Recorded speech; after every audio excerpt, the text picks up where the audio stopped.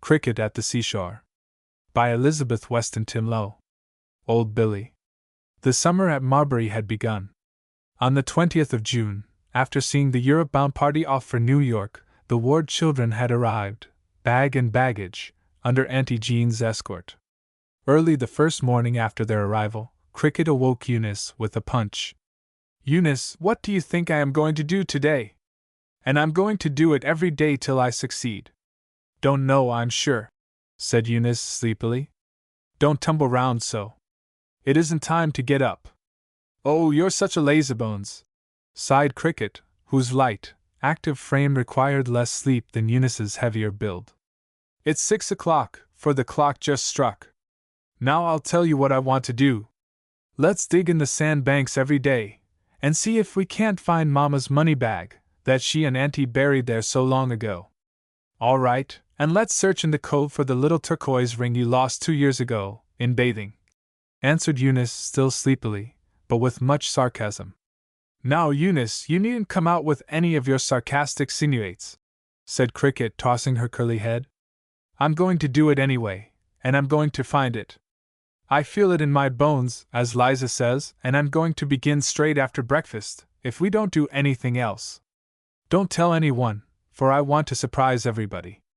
I think you're safe to do it if you want to. I won't tell. Wonder if they've sailed yet," with a thought of the travelers. "The steamer doesn't sail till 11, don't you remember? Probably they're just getting up. Come, Eunice, get up. I hear the boys now." Cricket scrambled out of bed and ran to the window to peep out. "There they go now for their swim. Boys! Boys! Wait for me!" And Cricket dropped into her bathing suit, which had been put out all ready the night before, and flew downstairs to join the boys in their morning plunge in the sea, her bare arms gleaming from the dark blue of her suit, and bathing shoes protecting her feet from the sharp stones in the rough lane that led to the cove. They had a glorious swim. At least, Will and Archie swam, and Cricket splashed under their directions. She had almost learned to swim the last time that she had been at Marbury in the summertime, 2 years before, and she could already float nicely and go dog paddle, but she had great difficulty in making any headway in swimming. "There!" she sputtered, in triumph, at last, clinging hold of the swimming raft. "I've almost got away from the place where I was, then." She turned over on her back to rest herself, and float for a moment, then prepared for another start. "I don't seem to wiggle my feet right. I get so distracted thinking of my hands that I always forget to kick. I can't keep my mind in 2 places at once." "Now try again," said Will, good-naturedly. "See here. Draw up your feet as you bring your hands together and kick hard when you throw them out. Go just like a frog. That's fine. Now again. Draw up, kick out, fine." And Cricket, sputtering and laughing, drew herself up on the swimming raft, having really swum 2 feet. And then it was time to go out. The cove was some little distance from the house, so, after scampering up the lane, their bathing suits were almost dry. There were bathing houses down there, but for this early morning dip they liked better to get into their bathing suits at the house, and dress there. When Cricket flew upstairs into her room, glowing and rosy, she found Eunice only partly dressed, with the sleep not half out of her drowsy eyes. "Oh, you lazy thing!" cried Cricket, retiring behind the screen. "You don't know how fine I feel. My skin is all little prickles. I shouldn't think that would be very comfortable," said Eunice, brushing out her long, dark hair and braiding it. "I like to sleep in the morning better than you do, anyway. Did you dive for Mama's money bag? You needn't laugh at me," said Cricket, emerging, half-dressed already. "I mean to find it. You'll see." But she inwardly registered a vow that she would pursue her search alone. The Ward children had never spent much time at Marbury, with Grandma, since they had their own summer home at Cana, in East Wellsboro.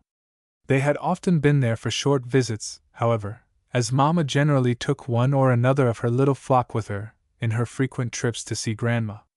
Marbury lies in Marbury Bay, which is very large, but so shallow that at low tide the mud flats are all exposed for a long distance out.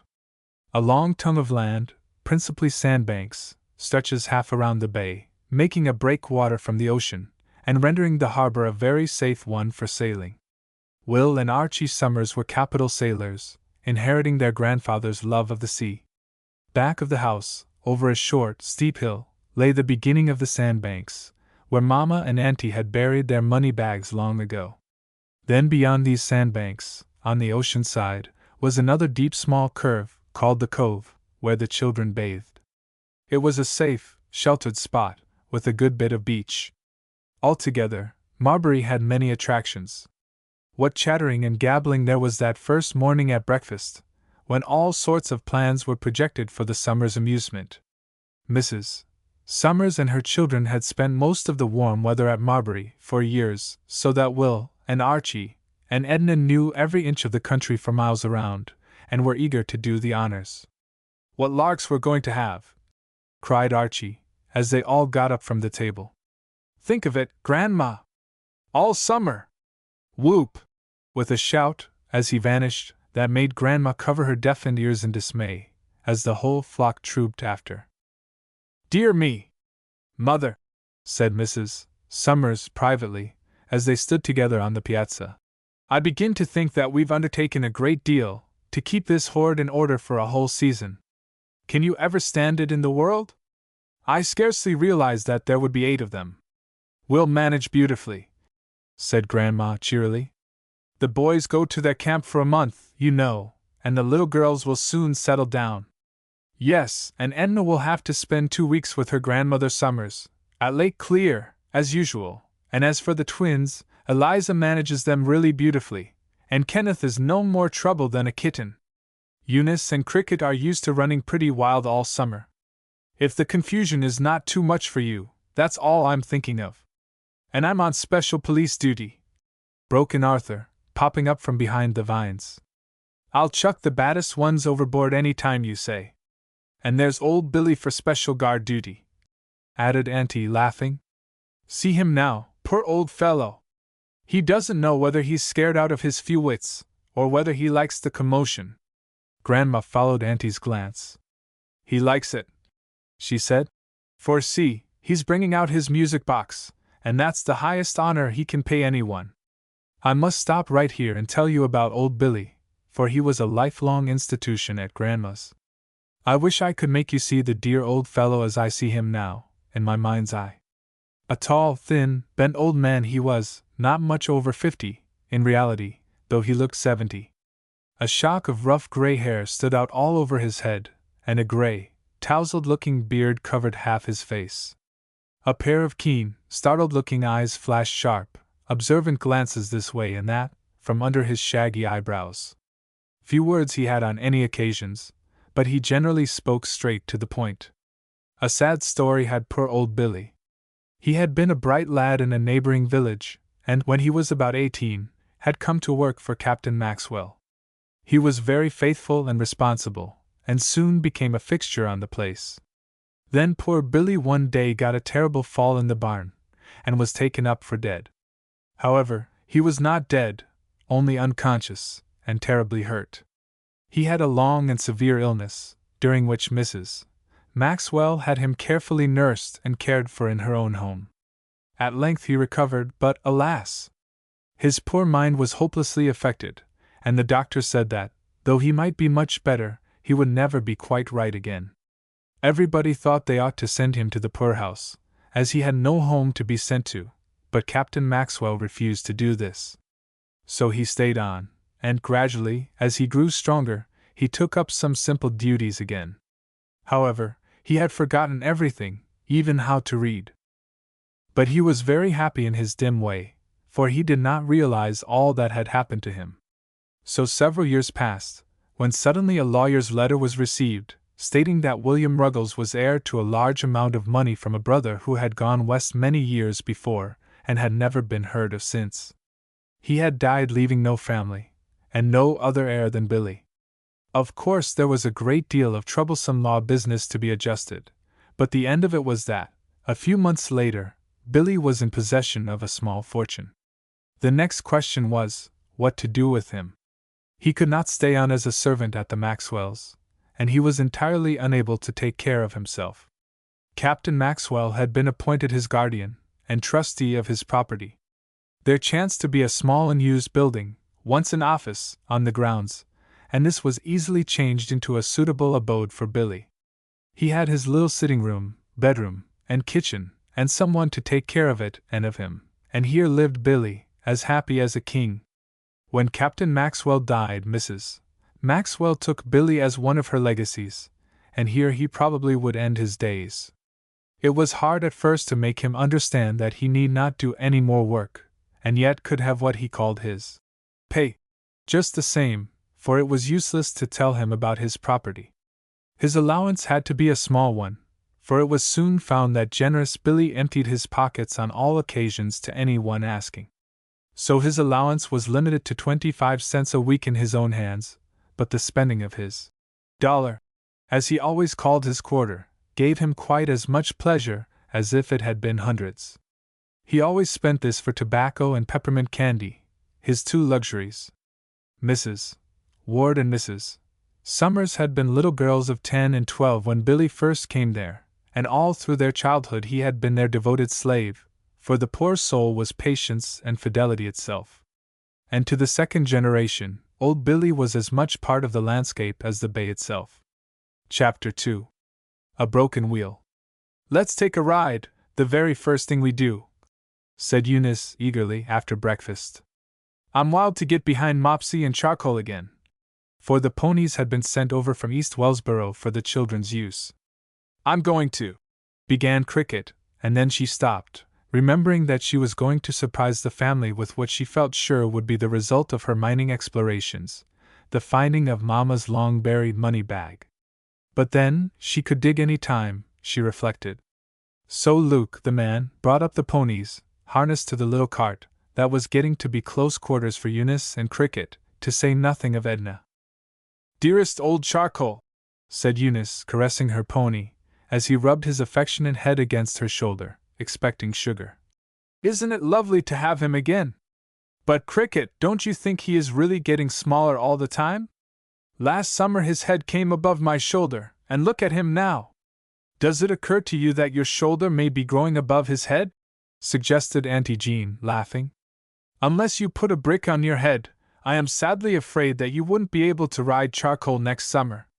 When Eunice and Cricket are big ladies, Helen and I are going to have the ponies." "Papa said so," piped up Zadie. "Dear me," said Cricket mournfully. "I wish I could take a tuck in my legs. I don't want them to get so long that I can't ride Mopsy. Get in, girls. Hello, Billy.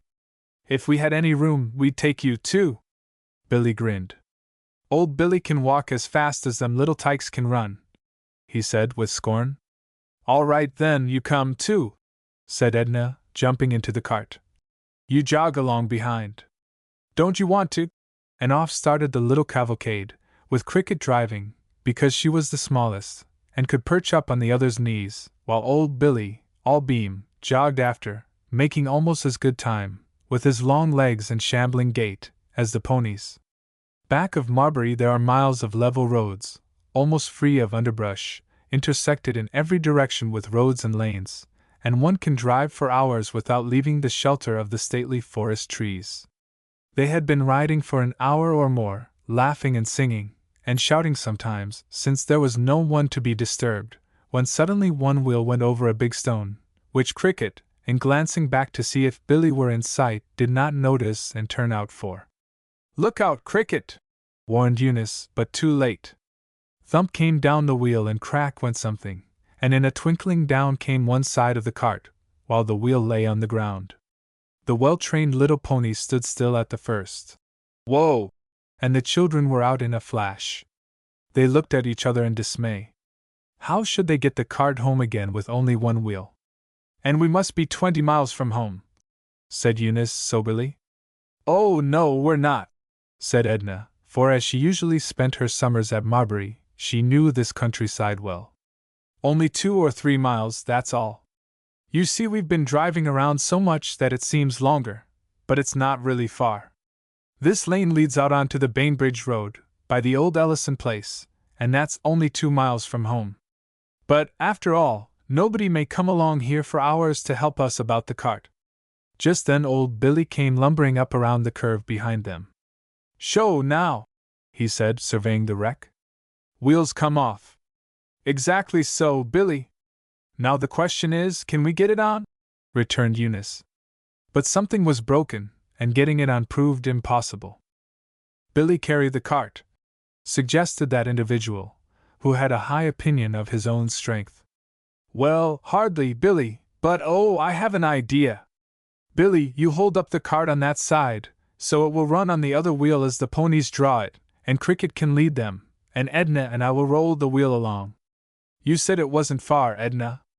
Billy lifted the side of the cart, obediently, while Cricket started the ponies forward. This worked very well. Then Edna and Eunice armed themselves with sticks and found that their new variety of wheel rolled in fine style, with a little persuasion. "What a come down!" laughed Eunice. "We start out in state, and we come back on foot." "Let's play we're a triumphant procession," instantly suggested Cricket, the fertile of resource. "I'll be the emperor, what was his name? The one that conquered Zenobia."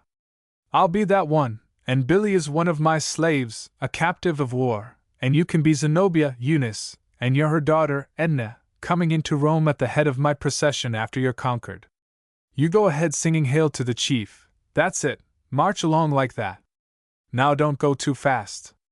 I really ought to be riding in the cart, but I'm afraid Billy couldn't hold me up, so I'll play I'm tired of riding in state. Play we haven't come into the city yet. I can't think how Hail to the Chief goes," said Eunice, after one or two attempts at the tune. "I keep getting into Hail Columbia Happy Land." "That won't do, for this is Rome and not Columbia we're coming to. This is the way that Hail to the Chief goes." And Cricket sang the first line. Now Cricket, alas, was, unfortunately, absolutely devoid of voice to sing. She loved music dearly, but she could not keep to a tune to save her life. Like a certain modern heroine, she could not even keep the shape of the tune. Consequently, unless the girls had known the words, they could not have told whether she was singing "Old Hundred" or "Tommy, make room for your uncle." Edna and Eunice almost doubled up with laughter. Edna sang like a little wood thrush, and Eunice also had a sweet and tuneful voice. "Oh, Cricket, you'll kill me!" gasped Edna. "Your voice goes up when it should go down, and down when you ought to go up, and the rest of the time you go straight along." Cricket looked injured, for, strange to say, she was sensitive on the subject. She loved music so dearly that she never could understand why she couldn't make the sounds she wished come out of her little round throat. "I never pretended that I thought I could be singeress to the president," she remarked with dignity.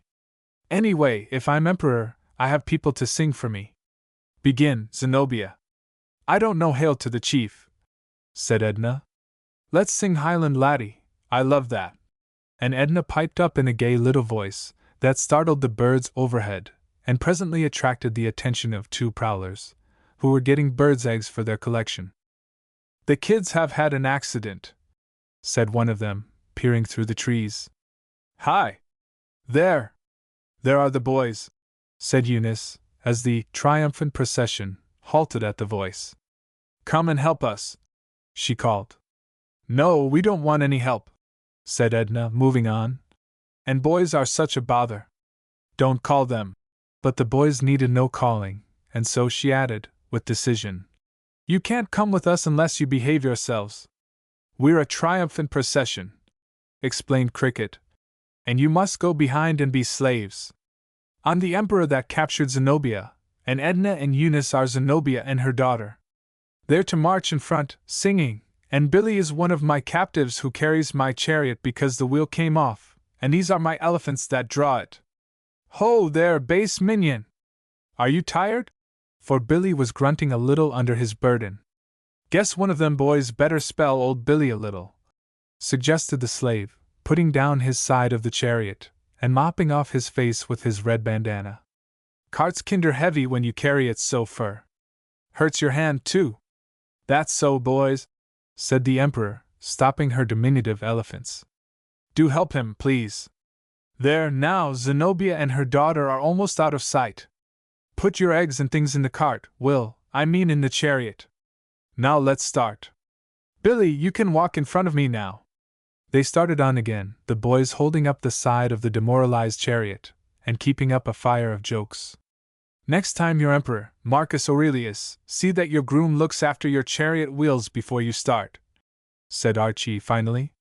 It would be inconvenient to have a wheel come off when you're making a charge, and it would give your majesty a nasty fall. Yes, my grooms are getting very careless. I think I'll make gladiolus of them, and get some new ones. I captured a couple of pretty fair-looking slaves, a little while ago, that I'm thinking will do. If they don't, she added severely, I'll cut off their heads and put them in a dungeon. Don't do that. I'd rather you'd make a gladiola of me, too. I don't mind so much about my head, but don't put me in a dungeon. See here, Emperor, next time you break down, please do it within easy reach of your ancestral halls. The side of this chariot hurts my hands, and I wouldn't demean myself so for any one but your majesty. That's too bad. Shall I carry it a little while? Asked the Emperor, sympathizingly, as they turned into the main road. My hands are pretty strong. No, your humble slaves can manage a little longer. It's a good mile home now, said Archie. See here. The blacksmith's shop is not far down the road. We'll leave the cart there, to be mended. Edna! Eunice! Stop at the blacksmith's. So the triumphant procession came to a halt, while the ponies were unharnessed, and the cart and wheel left for repairs. Cricket mounted Mopsy, with the boys walking beside her, while Billy stalked along, leading Charcoal, since Eunice and Edna were walking along together.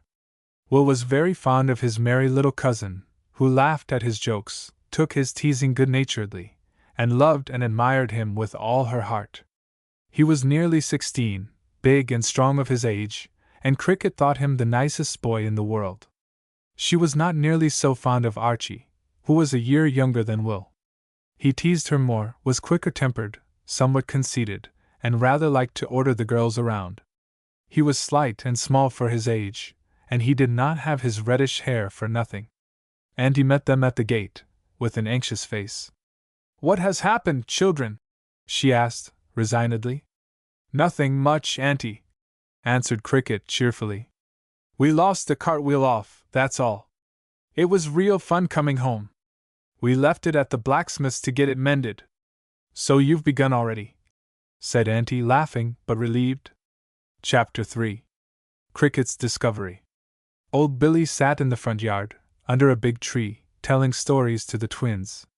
Perhaps I should say telling a story, for Billy's range was limited to a single tale, and when he had told this, if any child wanted more, he simply had to tell it over again.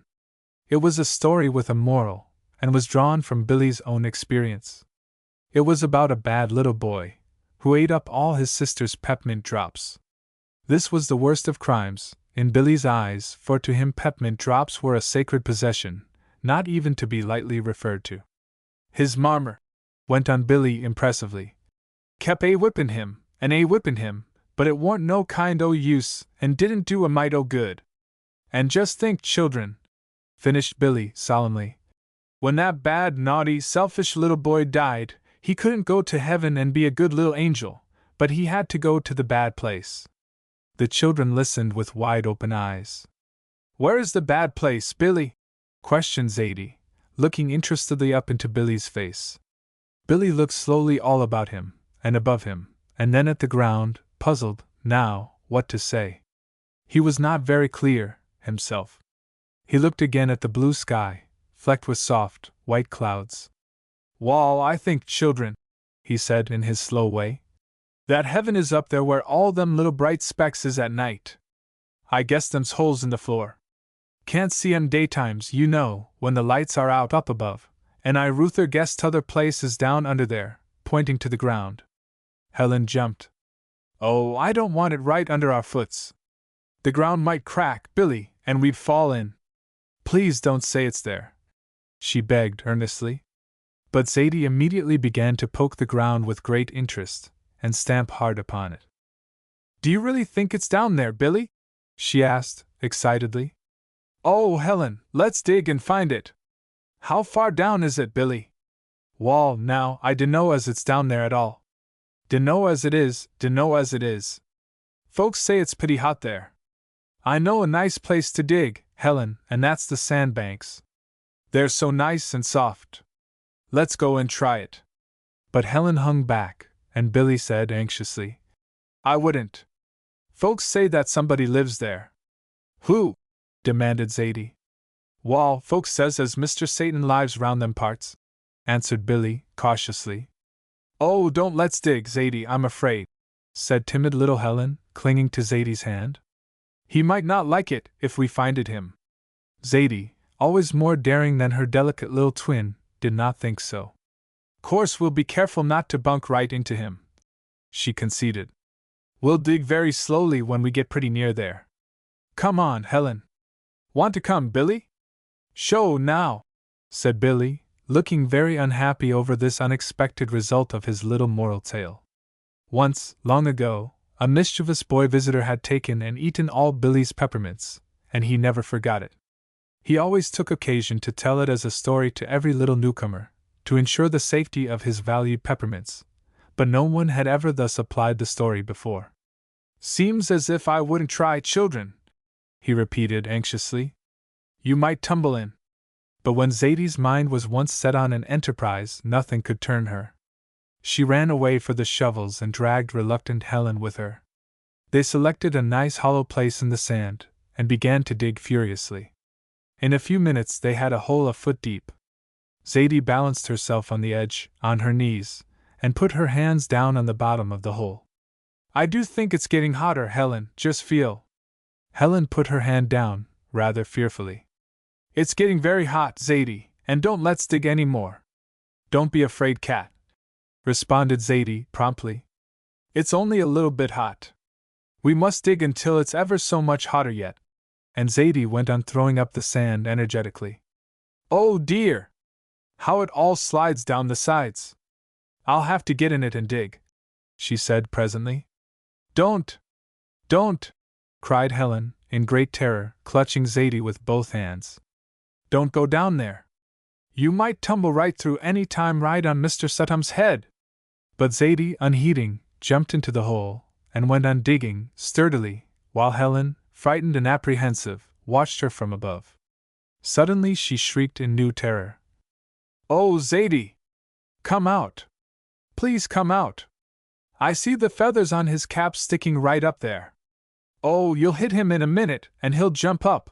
For Mr. Suttum and Indian chiefs, with waving plumes and tomahawks, formed a very confused picture in her mind.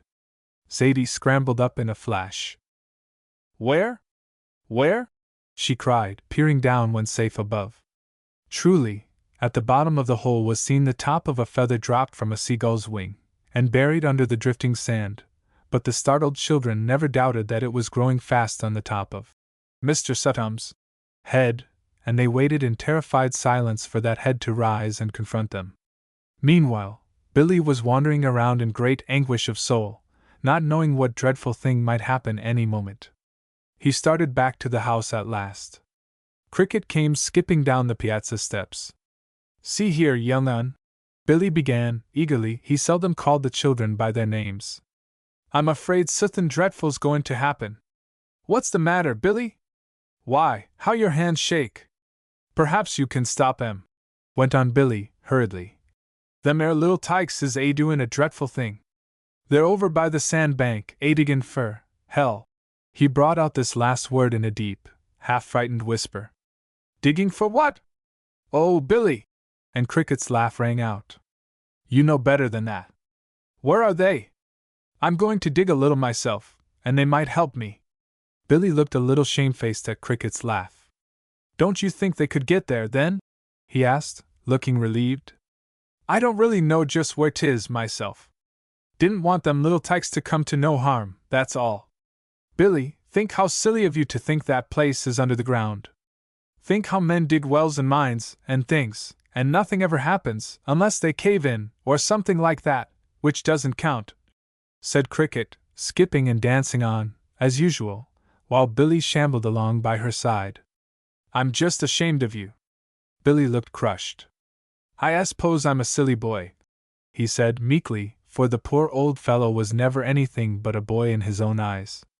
"See here, don't say nothing to Miss Maxwell, will you?" he added anxiously. Just then the children, who still stood, frightened yet curious, by the hole, caught sight of them coming. They both made a wild rush and caught Cricket's hands. "I'm so 'fraid, Cricket," half-sobbed Helen. "Zadie dig for the bad place and we've most found it, and there's a feather of Mr. Soddom's head, sticking right up, and I'm 'fraid he may bounce up and get us." Cricket doubled up with laughter. "Oh, you silly children! You're thinking of a Red Indian, I guess. That's nothing but some bird's feather. If you dug long enough, you'd come to China, that's all." "But it got so hot, Cricket," insisted Zadie. "And Billy says it's awfully hot there."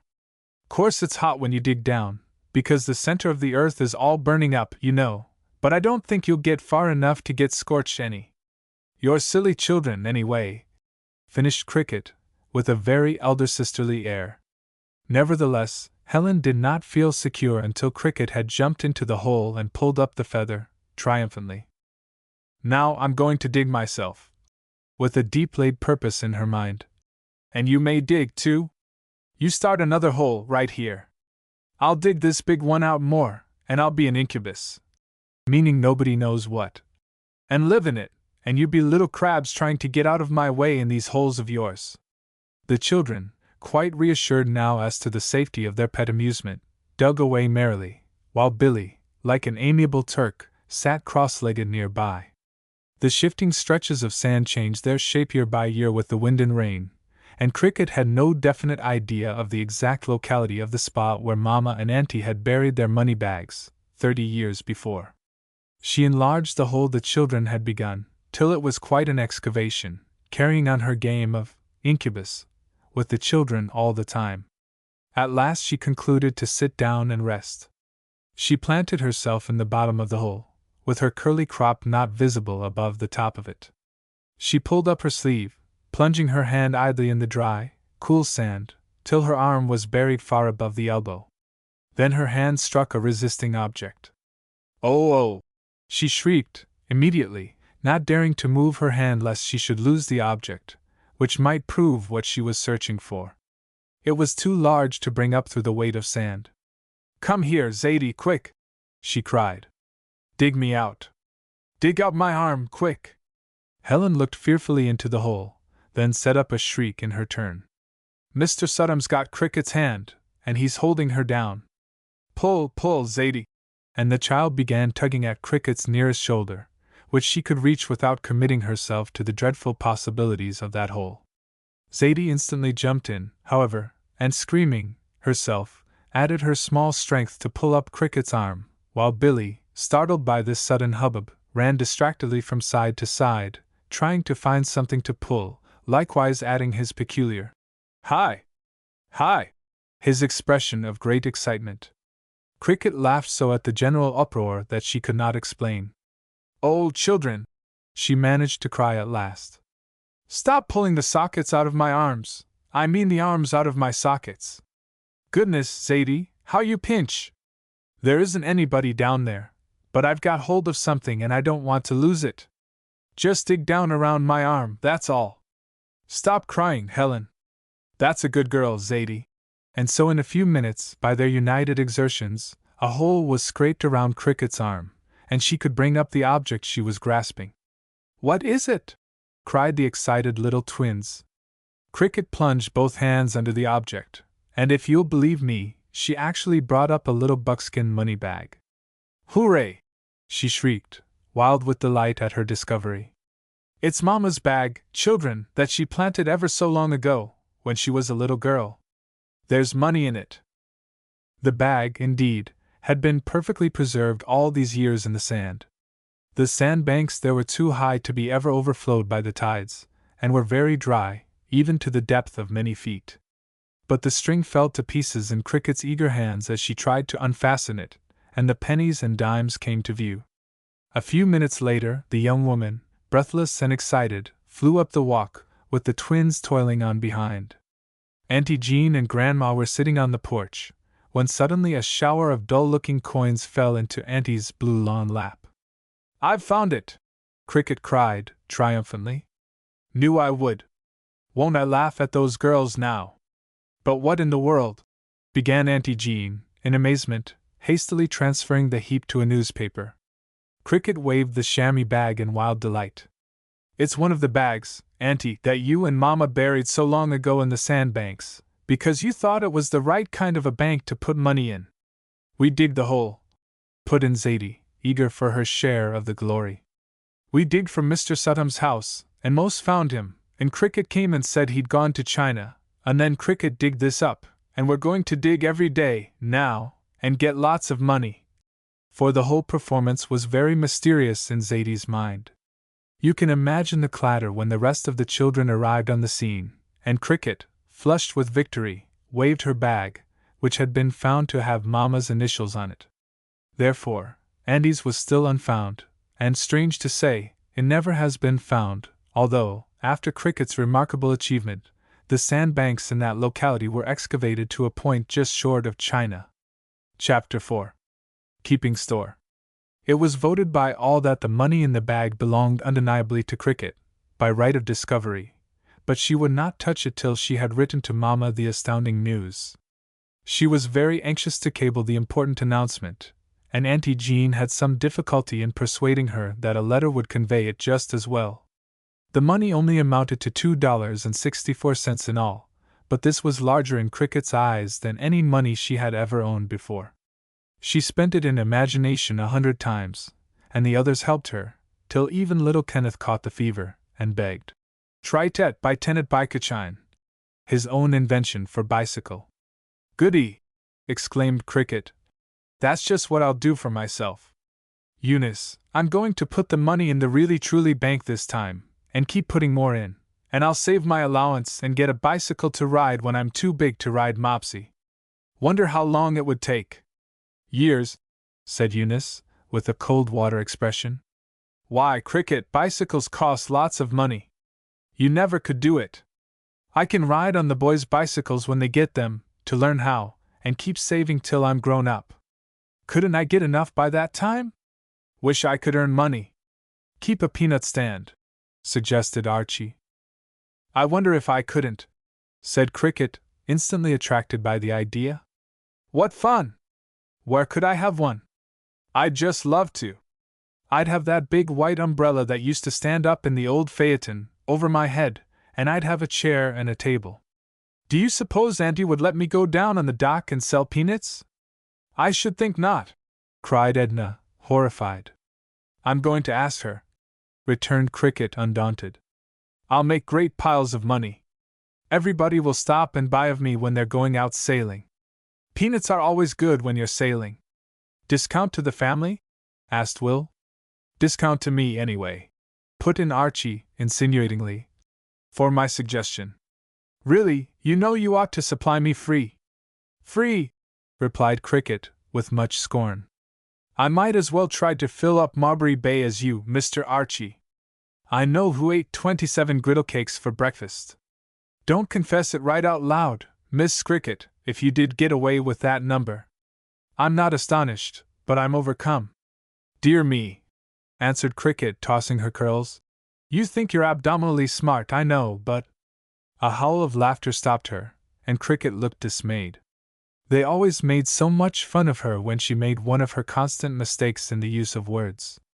She means abnormally, shouted Archie, rolling on the ground. Abdominally smart, oh my! Well, abnormally if you like it better, returned Cricket amiably. I don't see much difference, anyway. I am going to ask Auntie, right away, about the peanut stand, she continued, changing the subject quickly, as long experience had taught her to do. Off she ran, returning, jubilant, in a few moments. Auntie says to be sure I may. There now, Edna, she says I may sell all the peanuts I like, and on the dock, if I want to, and she'll give me a pint cup to measure them out with. And since you all make so much fun of it, I'll keep it all alone, without any partner. You might go shares with me, pleaded Archie, but Cricket was resolute. If you'd been more polite to me, perhaps I might have. Now I shan't. I don't know that I'll even sell you any. But I'll be partner, shan't I, Cricket? asked Eunice, accustomed to sharing everything with her younger sister. You all laughed at me, first about finding the bag, then about the peanuts, she said firmly. And I'm going to be my own partner. If I take anyone, it shall be Billy. He never teases. But if you put in the capital, urged Archie, you should have somebody else to supply the experience. All the experience that any of you would supply would be experience in eating them, Cricket replied, with severity. Then I'd lose my money and my peanuts too. Goodbye. I'm going to make my arrangements now. If you buy your peanuts of old Simon, at the corner, make him give them to you wholesale, called Archie after her, and then he departed on a little private expedition. Cricket was busy all the rest of the afternoon, getting her establishment together. First, a little, square table was unearthed in the garret, and was scrubbed and polished by Cricket's own hands. Then the old white phaeton umbrella was found and brushed, and a long slit in one side of the cover mended with stitches of heroic size. This was, with much painstaking, lashed firmly to the back of the stout, wooden chair, contributed by the kitchen. All these, old Billy, proud and happy at being selected as chief aide, took down to the little dock, where she was to set up business. She decided to invest a capital of 50 cents, not part of her newfound funds, but her private and personal possession, and expected to come out of her venture a millionaire. She made up her mind that she would not take even Billy into partnership, for it would be so much fun for him to buy peanuts of her, but she graciously allowed him to go to the village store with her the next morning, after breakfast, to help her carry home her stock in trade. She would have driven Mopsy, but the cart was not yet home from the blacksmith's. Acting on the boy's suggestion, she proposed to old Simon Hodges, who kept the village store, that he should give her the peanuts wholesale, and they struck a bargain that she should buy them at 9 cents a quart instead of 10, which Cricket regarded as a most generous reduction. She invested in 4 quarts to begin with. Say, little un, suddenly proposed old Billy, nudging her. Why don't you buy some o' those peppermint drops long o' the peanuts? I'd just as lives buy 'em o' you as o' Simon. Fact is, I'd liver. What a good idea, Billy, course I will. Billy grinned from ear to ear. How will you sell them, Mr. Simon? Simon, a weather-beaten old sailor, who had taken to keeping store in his old age, thought he could sell her as many as she could take aboard at the rate of 6 for 5 cents, instead of the regular rate of a penny apiece. These peppermint drops must have been peculiar to Marbury, I think, for I have never seen any just like them anywhere else. They were thick and round, and about 2 inches across, indented in the middle, like a rosette. They were not soft and creamy, but hard and crunchy, though how much of this latter property rose from the lack of absolute freshness, I am not prepared to say, for it was a standing joke with the boys that Simon had once been heard to remark that he hadn't gotten in his summer stock of candy yet. Some of the peppermints were pink, and some were striped red and white. Cricket supplied herself with 6 of each. That makes 46 cents, doesn't it? I ought to spend the whole of my money, she said, twirling her $half on the counter. Tobacco? Queried Billy, quickly, thinking of his other indulgence. I'd just as lives. Oh, no, Billy, I wouldn't have tobacco for anything, nasty stuff, said Cricket. Billy looked dejected. Didn't mean no harm, he said meekly. Never mind, Billy. Now what shall I get? Lemons, suggested Simon, deferentially. I'll let you have 'em for a cent apiece, and water's cheap. Lemonade would sell well these hot days, for Simon had been taken into Cricket's confidence. That's a good idea, beamed the small merchant. There's the sugar, and I guess Grandma would give me that, and I'd let her have a glass of lemonade free. Yes, I'll take 4 lemons, Mr. Simon, thank you. Now, Billy, you take the peanuts and put the lemons in your coat pocket, and I'll carry the peppermints. Thus laden the two went gaily homeward. For goodness sake! Look there, Billy! Cricket suddenly exclaimed, as they approached the little dock, where they had arranged the table, chair, and canopy, the night before. Archie had evidently been busy during their absence. He liked to tease Cricket, because, as he said, she was so gamey. Edna would grow peevish and fretful if he teased her, and his mother would never allow it. But Cricket never cared, and enjoyed a joke on herself as well as on anyone else. She went into shrieks of laughter at the new decorations adorning her place of business. From every rib of the umbrella hung a little, live, wriggling crab. 4 horseshoe shells, stuck up on the sharp points, decorated the 4 corners of the table, and a drapery of seaweed festooned its legs and the back of her chair. A flapping sign was suspended on one side, on which, in big letters, they read. Billy glanced from Cricket to the peanut stand, and back again, not knowing whether to join in her laughter or not. He didn't see anything funny himself in it, for he had a horror of creeping, crawling things. "Drat them boys," he said at length. "How be we going to get them things off?" "You go get me a basket and a pair of scissors, Billy," ordered Cricket of her willing slave, "and I'll take them away. Don't they look funny?" In a very little while the crabs were restored to their native element, the seaweed was thrown over the dock, the chair and table wiped clean and dry, and everything was again in order. The horseshoe shells were left sticking up for ornaments. Then she proceeded to lay out her stock, and dispose of it to the best advantage. Grandma contributed a big cracked dish for the peanuts, which stood in the middle of the table. The peppermints were arranged in a row, a red one and a striped one alternating. "Now, Billy, you stay here and watch things while I go to the house for a pitcher for the lemonade, and some tumblers. I mustn't forget the sugar, either, and a knife. Oh, and the lemon squeezer. I do hope everybody will keep out of the way till I get it all fixed." Fortunately, Auntie had sent Edna and Eunice on an errand, and had told Eliza to keep the children away till the little merchant was ready to begin her sales, so Cricket was left in peace, as Archie, after he had finished his adornments, had gone for a sail with Will. A little later, and the peanut vendor had everything in order. A pitcher of lemonade, not of the strongest, it must be confessed, was added to the table. At the first signal, the twins, who had been eagerly watching from a distance, darted forward, with pennies in hand, and trade began. Then the girls appeared, and each bought a glass of lemonade, and when Will and Archie landed, as they did, a few minutes later, the demand for peanuts increased. Cricket measured them out in a teacup, and poured them into the purchaser's outstretched hands. "Put in some more for good measure," somebody would say. "Some of mine spilled." "Pick them right up, then," said the little storekeeper, thriftily. "'Twon't hurt the nuts a bit." "No, Zadie, you can't have another thing till you bring me some more money." "A peppermint drop, Eunice?" "No, you can't have 2 for a cent. Don't they look good?" "Believe I'll just taste one," hastily putting her words into practice. "Yes, Billy, what do you want? A red one or a striped one?" "Say, little un," asked Billy uncertainly, "which would you take if you was me?" "I want 2 cents worth." "Would you get 2 reds or 2 striped?" "2 reds," advised Edna, as Eunice said. "2 striped." "I can't buy so many, can I?" he asked, holding out his hand, with 6 cents in it. "I want some peanuts, too, and some lemonade." "Will this buy 'em all?"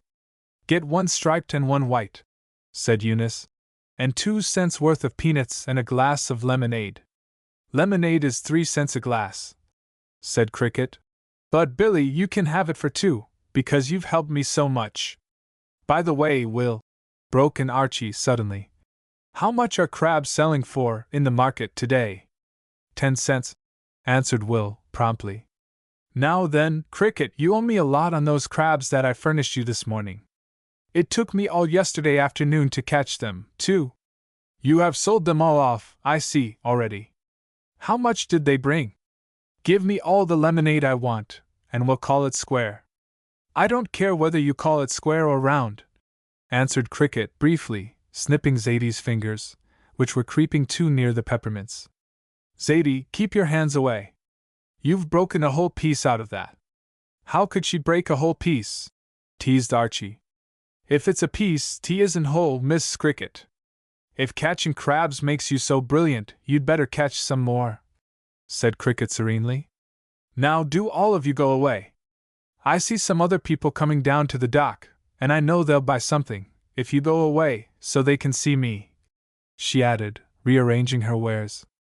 "Billy, drive them off."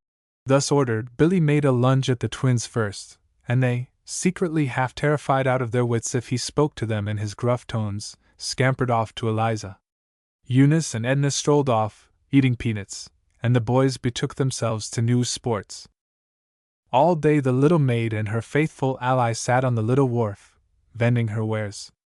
The dock had half a dozen sailboats moored there, and their various owners, in passing to and fro, stopped, laughed, and bought.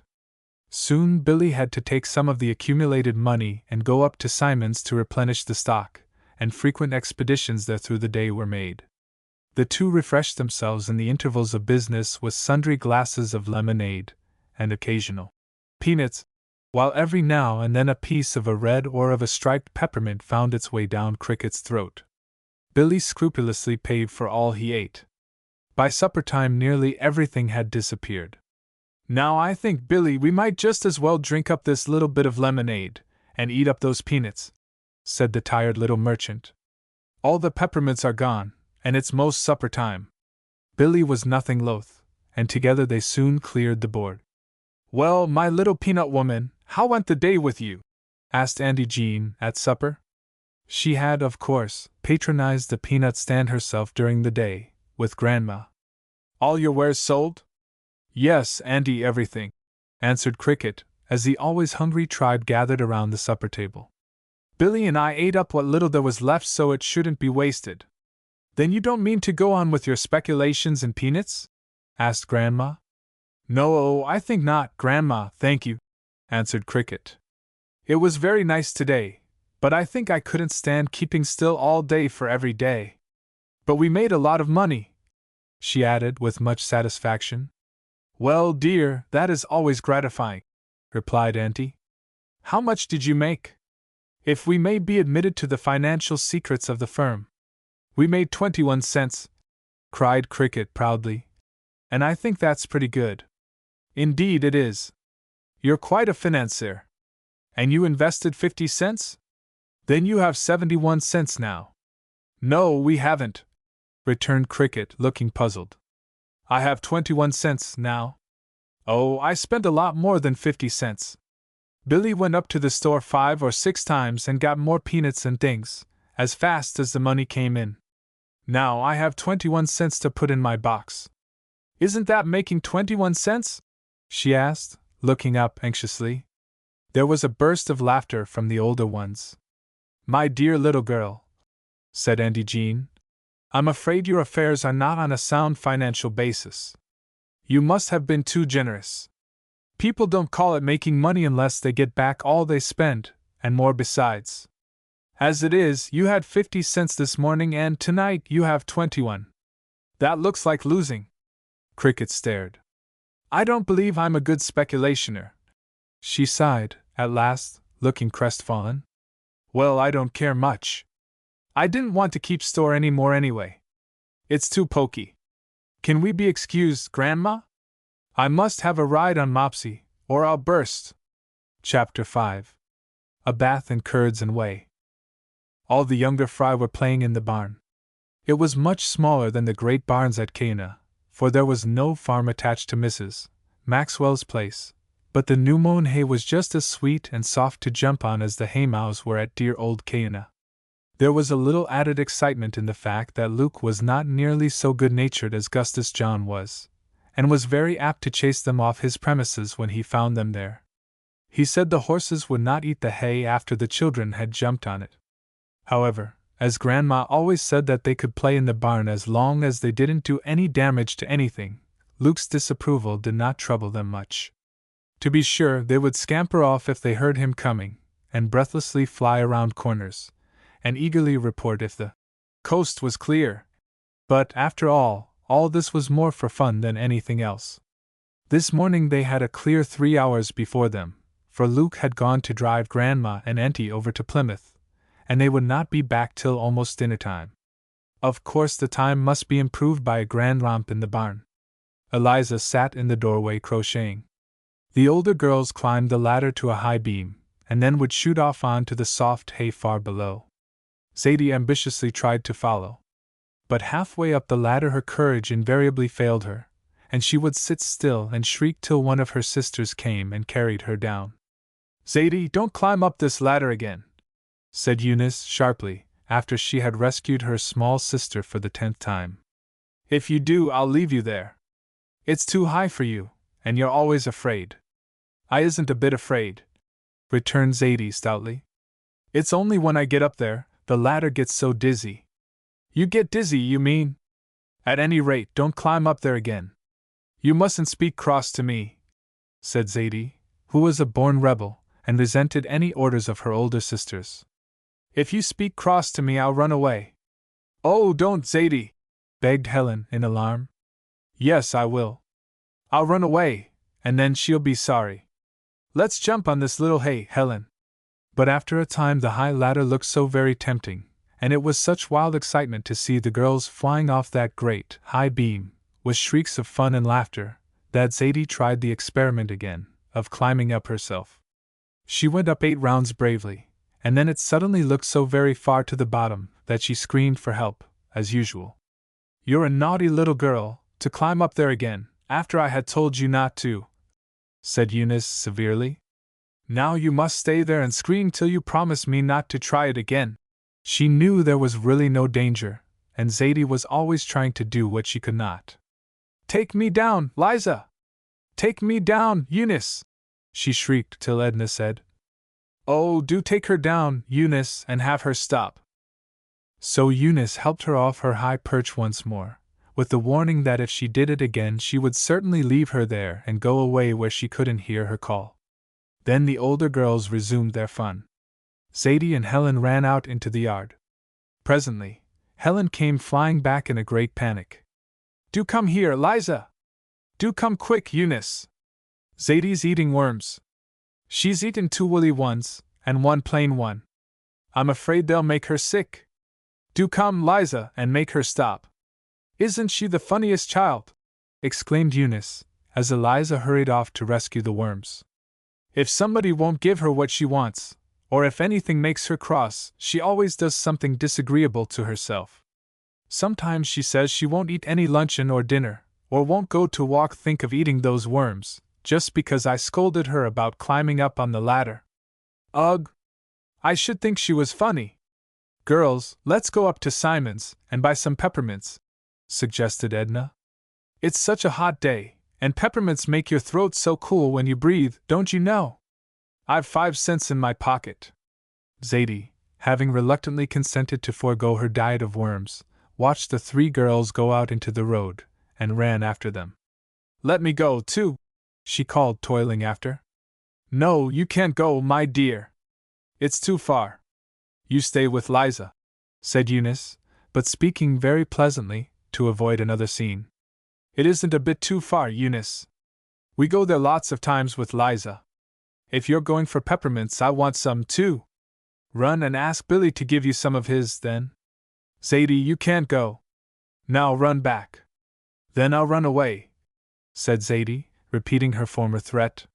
She had lately heard someone speaking of running away, and it seemed a very nice punishment to inflict on Eunice. Very well, said Eunice, turning away. Only don't eat any more worms. For the way to manage Zadie was not to take much notice of her. She was a headstrong little thing, and grew very obstinate if she was opposed. Run back to Liza, children, repeated Eunice, looking back. Come on, girls. It's awfully hot walking up this road, observed Edna, as they went up the slight incline to the village. The treeless road was made of white seashells, powdered fine, and reflected the glare of the sun powerfully. Don't your feet burn walking along here? Mine do awfully, said Cricket. I wish I had wooden legs like Maggie Sampson's father's. His feet can't burn. He can't feel the heat through the soles of his feet, 'cause he ain't built that way, chanted Eunice, instantly, for she shared the family failing for rhyme. We might have stilts, I suppose, said Cricket. I love stilts. Here we are. Let's rest and get cool before we go back.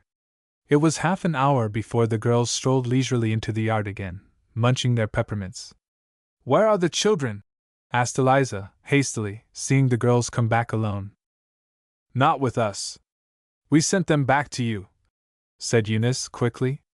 What have those tiresome children done now? They ought to be put in barrels and kept there. It's the only way to be sure of them. When did you miss them? Ever since you've been gone. Zadie ran past, saying she was going with you, so I let her. They must be somewhere around the house or barn, answered Eunice, beginning to call. Helen! Helen! She knew that Helen would answer if she were within earshot, but Zadie was quite equal to letting them call, if she were in a fit of temper. But they searched in vain. Kenneth insisted they went that way, pointing down the beach, but Billy thought he had seen them going up the beach. They searched the house and barn, and then, as it was near dinner time, Will and Archie appeared and joined the detective force. This is getting serious, said Will, presently. I think the little skivers have really run off. Could they have fallen off the dock? Asked Cricket anxiously. But fortunately it was low tide, and there was no water to fall into. They inquired of all passers-by, and of the immediate neighbors, with no better result. The children had not been seen. Faces began to grow grave, and feet began to fly faster in every direction. Archie saddled the ponies, and Cricket started off in one direction, Eunice in another, while he and Will went back into the woodland roads. Meanwhile, the twins, after being sent back by Eunice, had marched disconsolately down on the beach, without Eliza's seeing them. I'm going to run away now, said Zadie firmly. She must have gotten out of the wrong side of the bed that morning, for everything seemed to go wrong. She was usually a sunny little soul. Where shall we run to? Asked Helen, hanging back. Let's go this way, said Zadie, selecting. This way. For no particular reason. It led them back of the house, onto one of the woodland roads, out of sight of anybody. They trudged on for half a mile or more, and then suddenly came upon a small cheese factory, which stood upon one side of a little brook. There was a dam here, and a small pond, and on the other side of the brook a little sawmill stood. Zadie, of course, immediately wanted to go into this queer-looking house, as she called it. Finding the door open, and no one there, she entered boldly. As it was just noon, the few men employed were at dinner, and the place was deserted. What a queer house! Exclaimed Zadie. It was a long bare place, with a platform on one side, and on that were 3 or 4 vats or tanks, only, of course, the children did not know what they were. These vats were for the milk. There was also the most remarkable number of new brooms decorating the walls. The children ran here and there with the greatest interest and curiosity, and very soon discovered that there were spigots in the tanks. Of course, Zadie instantly proceeded to turn one, and out came a spurting deluge of whey, all over their feet. They jumped back hastily. Oh, what pretty white water! Cried Zadie eagerly, stooping down and spatting her hands in the trough, and then throwing it up in the air. It came down all over herself and Helen. I don't like it.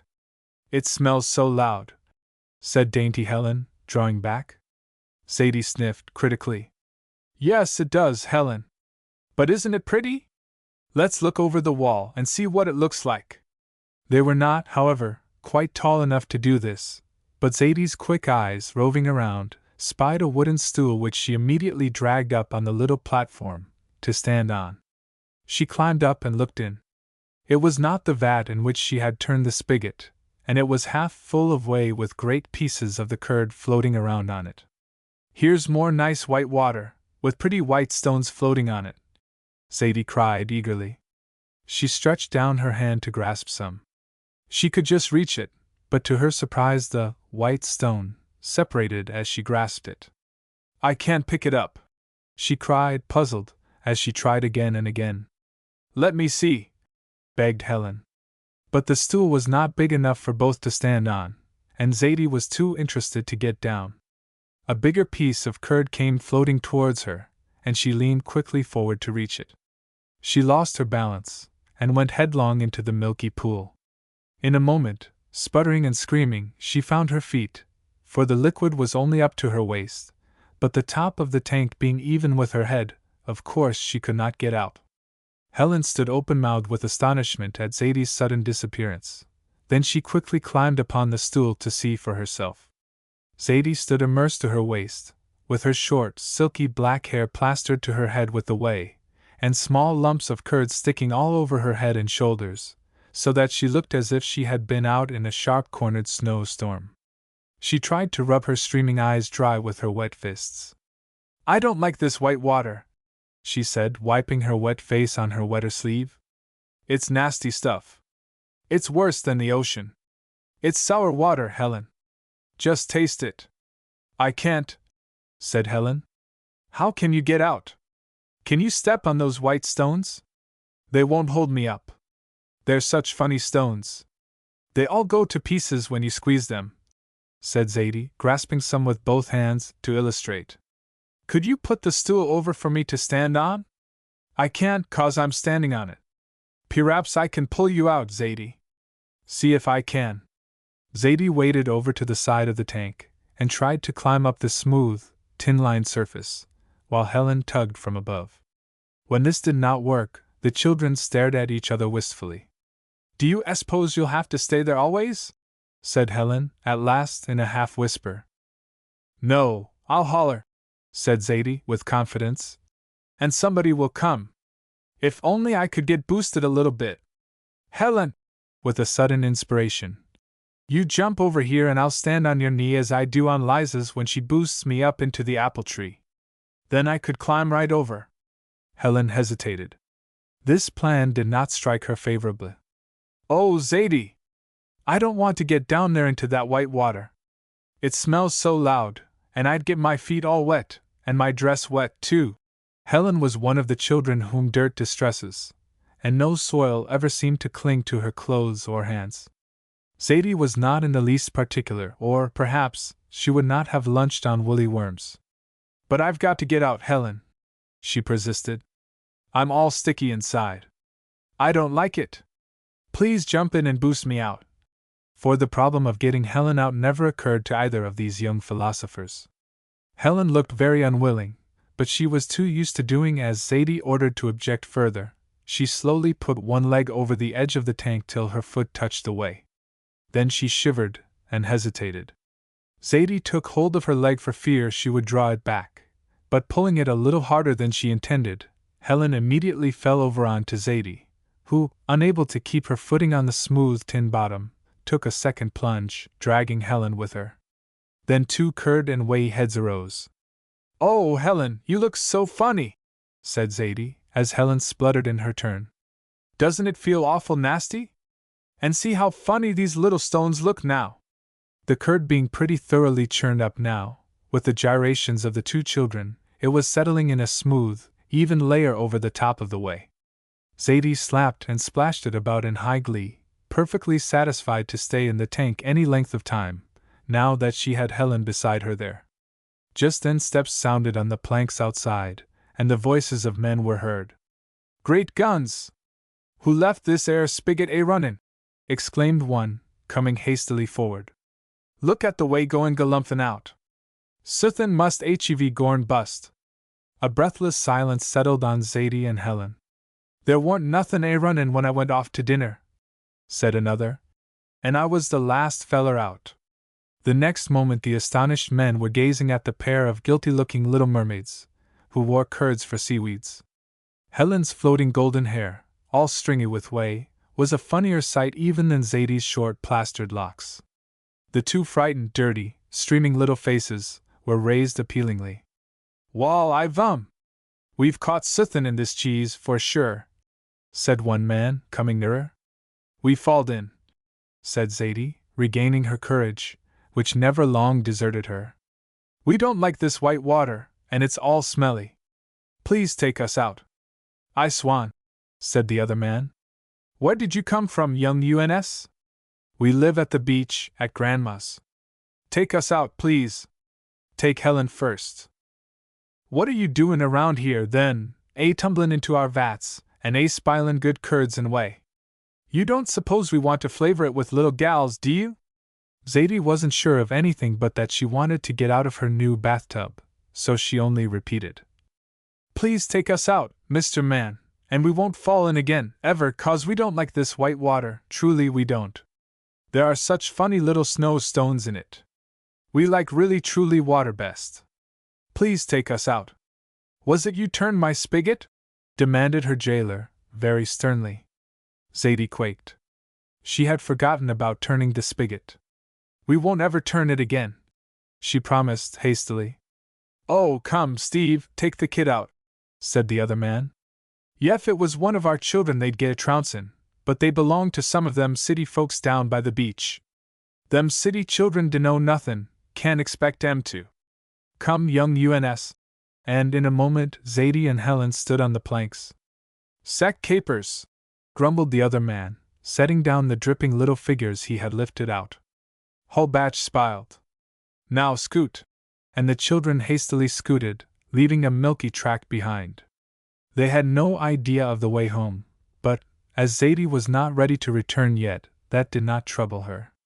Once outside of the cheese factory, they got leaves and wiped off each other's dripping faces and hair, as best they could. My shoes are all soppy, said Helen, tiptoeing along uncomfortably. Let's take 'em off, said Zadie, instantly, sitting down and tugging at the wet buttonholes, which would not yield to her small fingers. Helen's were loose, and unbuttoned easily. When she got her shoes off, however, she found she could not walk, for the sticks and prickles on the ground hurt her tender feet. I'll have to put my shoes on again, she said. The palms of my feet hurt so. Don't take yours off, Zadie. So Zadie got up out of the little pool of whey that had dripped from her dress while she had been sitting, and after Helen had, with some difficulty, crowded her feet into her wet shoes again, the children started off in search of a new adventure. The hot sun on their clothes was fast making them very unpleasant objects to a sensitive nose, but they were getting used to the odor of sour milk. A new adventure. There was a little footbridge above the dam, for on the other side of the stream stood a little sawmill. The children ran across the bridge gaily. Back of the sawmill were high heaps of delightful yellow sawdust. See those beautiful yellow hills, cried Zadie, rapturously, running forward and throwing herself full length into one, bringing a cloud of yellow powder about her. It's awfully nice, Helen, come on. Helen, nothing loath, came on, and in a moment the children were wallowing in the soft, light dust. In the somewhat damp state of their clothes, the immediate result can be imagined. You look just like a woolly worm, Helen, said Zadie, gleefully. You're all fuzzy with sawdust. Lie down and I'll bury you all up. Helen obediently sat down, and Zadie heaped a yellow mound over her. You're like a yellow Santa Claus, cried Zadie, as Helen emerged, presently somewhat smothered. Now bury me! I love to feel it all running down my back like ants, Zadie said, wriggling, but enjoying the sensation, as Helen let the dry dust drop through her fingers on her head. A little later, Will, running through the woods, came past the sawmill, and stopped to listen, at the sound of children's voices. Following this, he immediately discovered two strange-looking objects, rolling, with shrieks of laughter, down the sawdust heaps. You're a pretty pair of kids, he said, approaching them. Scaring people into fits for 2 hours! By Jove! Where have you been? He broke off, holding his nose, as he drew nearer. Let's go home, now, I'm hungry, was all the answer Zadie deigned. And so it happened that just as Auntie and Grandma drove up in front of the gate, the first thing they saw was two remarkable little figures coming slowly around the house, golden hair and black olive color, faces begrimed with dust and streaked with sour milk, draggled dresses, with plasters of sawdust here and there, and odorous, but the less said about that, the better. Chapter 6. Bear Island. Eunice and Edna were devoted little friends.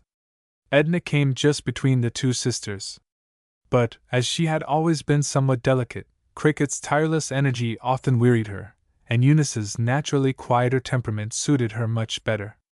Edna was more deliberate in everything than her little cousins were, more literal, less full of fun and frolic, and sometimes fretful under the mere burden of not feeling quite well and strong, as they always did. But she was neither selfish nor exacting, as delicate children often are. She was always gentle and polite, never reckless and forgetful of consequences, as Cricket so often was, and so she made an excellent balance for her little cousins. Cricket sometimes found herself rather in the cold, when Eunice and Edna were together, however, for Edna loved to get Eunice down in some cool, shady corner, or under the rocks on the beach, to chatter or do fancy work together.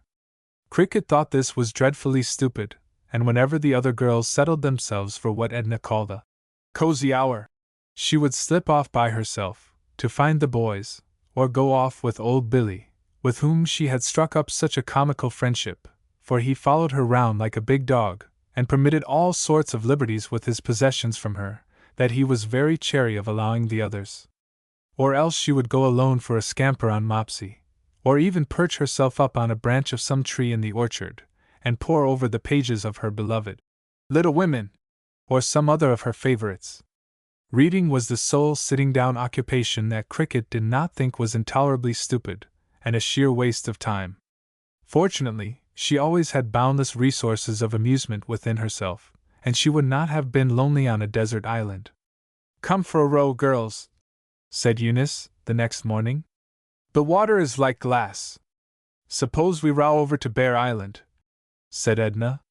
"I'll take my embroidery, and you can take a book and read to me, Eunice. If we take the boat off, the boys can't get to us and tease us." "All right," assented Eunice. "We'll take the Lighthouse Girl.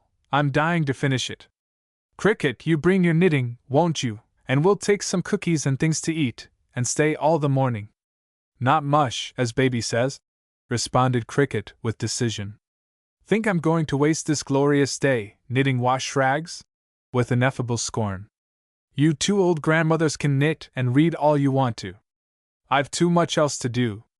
Cricket is afraid she'll get her wash rag done, if she works on it," laughed Eunice. "Well, what if I am?" returned Cricket defensively. "As long as I have that on hand, nobody can ask me to do anything else. If I'm careful how I work on it, I can make it last till I'm grown up." They all laughed at Cricket's scheme.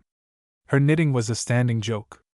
Mamma had insisted on her learning how to knit, when she was quite small, telling her that it would be a very useful accomplishment when she was grown up, and that it was very much easier to learn to knit quickly, if one learns very young. So Cricket had toiled her way through a pair of reins for Kenneth, and had also accomplished a red and white striped wash rag for Helen. Her present undertaking was a blue and white one for Zadie. It was now a year old. "If Zadie was in need of that wash rag, she'd be a blackamoor before she gets it," said Eunice. "She isn't starving for it," returned Cricket comfortably. "And I've dropped so many stitches, anyway, and couldn't find them, that it isn't much but holes. The knitting only just holds the holes together. Liza will have to darn it a lot, before she can use it for Zadie." "You're old enough to like to sew and embroider things," said Edna reprovingly. "No, I'm not," said Cricket quickly.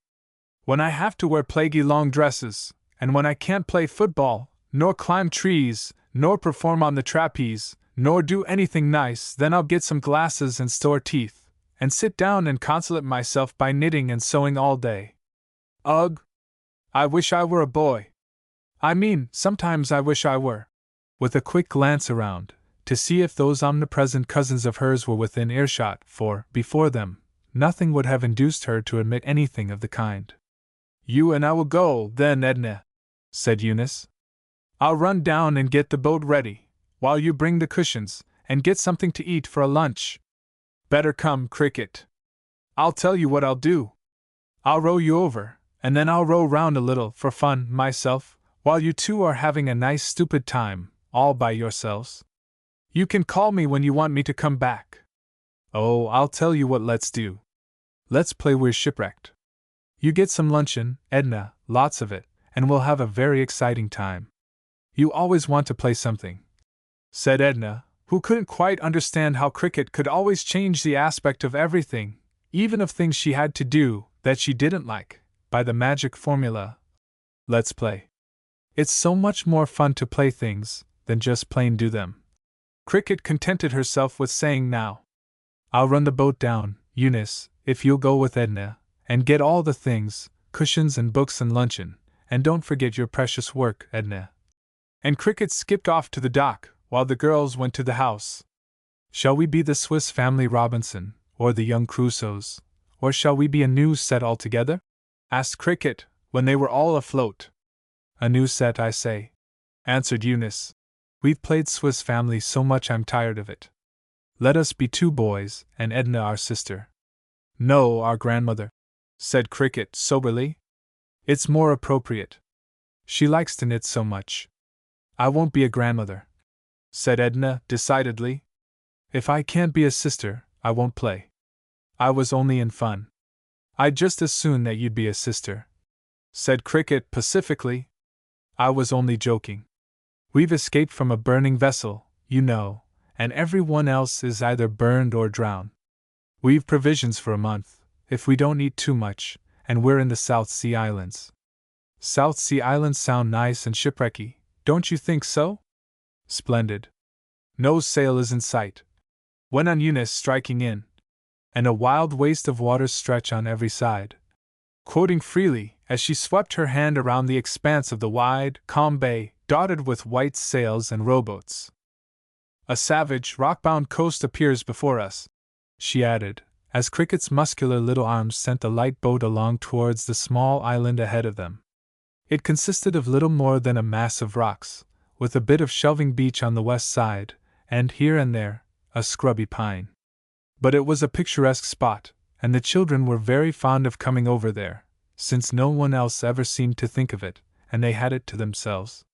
Methinks this coast looks bare, indeed, said Cricket in her character of shipwrecked mariner, as she rested on her oars. Shall we land here, brother? 'Tis the only land in sight, returned Eunice, shielding her eyes and looking forward. What say you, sister? Edna giggled. Suppose there are cannibals there? She asked. I don't want to be eaten up alive. We will defend you with our last breath, promised Eunice valiantly, as they shot up on the pebbly bit of beach. Shall we explore it, brother? You explore, and I'll row around the island, and see if there are any signs of cannibals or savages. Perhaps I'll find a settlement of white people, she said, as she pushed off with her oar, after the girls had disembarked with the baggage. Don't forget to come back if you do, called Edna, over her shoulder. I'll row off, said Cricket, conveniently deaf to this remark, and rencounter, aiming at reconnoiter. And if you are in any trouble, give the call, and wave a handkerchief on a stick. Perhaps I'll row back to the burning vessel, and see if I can pick up any one who is floating around. The call was a vigorous whoop that had been long ago adopted. It consisted in drawing a deep breath, and then crying, Wahoo-wah! Wahoo-wah! Crick-et! Crick-et! Wahoo-wah! Putting in the name of the person wanted. Eunice and Edna watched Cricket off, and then sauntered slowly across the island, to a dear little spot, their favorite nook. It was a smooth bit of sand, under the shadow of a pine, and well sheltered by rugged overhanging rocks. They had an uninterrupted view of the bay outward, with the long tongue of land that partly enclosed it, and the lighthouse standing on the rocky point. Marbury lay behind them, out of sight. They settled themselves comfortably, in the cushions, with the rocks at their backs. Edna took her work, a linen cover for her bureau, which she was embroidering exquisitely. Her deft little fingers accomplished really beautiful work, and she loved to do it. She had done outline work when her tiny fingers were hardly firm enough to grasp the needle, and her kindergarten sewing, when she was a small child, had been the delight of her teachers, and the envy of her little companions. Eunice was fond of her needle, too, though she was not equal to such deft workmanship as Edna was. You do such lovely things, she said now, taking up the strip of linen, on which graceful maidenhair fern was growing rapidly. I don't see where you get time to do so much. I do suppose it makes a difference that, when I'm at home, I haven't anyone to play with, as you have. Probably you and Cricket play games together, while I am doing my fancy work. What do you do in the winter evenings at home? Different things, answered Eunice, lifting up the soft, pale green silks, admiringly. Sometimes I study. Not often, though, for Papa doesn't like us to study in the evening much. You see, our school is out at 1, and lunch is at 4:30. Then, till 4:30, we can do anything we like out of doors. We skate, if there is any skating in the park, we coast downhill on Sawyer Street, or walk, or Papa takes us to drive. In spring and fall days, we often walk out to Manton Lake for wild flowers or chestnuts. But we must always be in the house at 4:30 in winter, and at 5 when the days get longer. Then we always study in the upper hall till 6:15, and then we get ready for dinner. How nice it is always to have somebody to do things with. I am sure I could study better if I had somebody to talk things over with. Then if you do your studying in the afternoon, what do you do in the evening? After dinner we are all in the back parlor for a while, Papa, and Donald, and Marjorie, and everybody, and we have fun then, I tell you, if there isn't any company. We play games, or Papa plays with us. Then if I haven't gotten through my lessons in the afternoon, Papa lets me study for half an hour. But we never can study after 8:30, no matter what. But suppose you didn't study hard in the afternoon, and can't get through by 8:30? Asked Edna. Oh, but we must study hard, said well-trained Eunice, surprised. Papa hates dawdling. Does your mother help you with your lessons? Not much. Sometimes she explains something we don't understand, but Papa says we should not need help. Well, then, generally we read for a little while, or Mama reads to us, and if she does, I embroider something. Sometimes we sew on Saturday mornings. What do you do? Nothing much, sighed Edna, dolefully. It's so stupid to be an only daughter. The boys are older, you see, and they have each other, and they do study very hard in the winter. You see, I've no one to go out with, after luncheon, unless I go with some of the girls. Of course Mama often takes me with her, but lots of times she can't. And if she's out when I come in, the house is so stupid. And evenings I just sit and do fancy work, all by myself, if Mama is invited out to dinner or anything, and she is invited out such a lot. I wish you were my sister, Eunice. Poor Edna. I wish you were my sister, and could live with me all the time. I don't think I could leave cricket and the rest to come and live with you. Wouldn't it be nice if one of your brothers was only a sister? I don't think boys mind nearly as much about being the only one. And sisters are such a comfort. Let's read now. I peeked ahead, and Jessica is an only child, too. In the interest of their story, the time slipped by. They munched some cookies, but decided to wait till Cricket's return before eating a regular luncheon.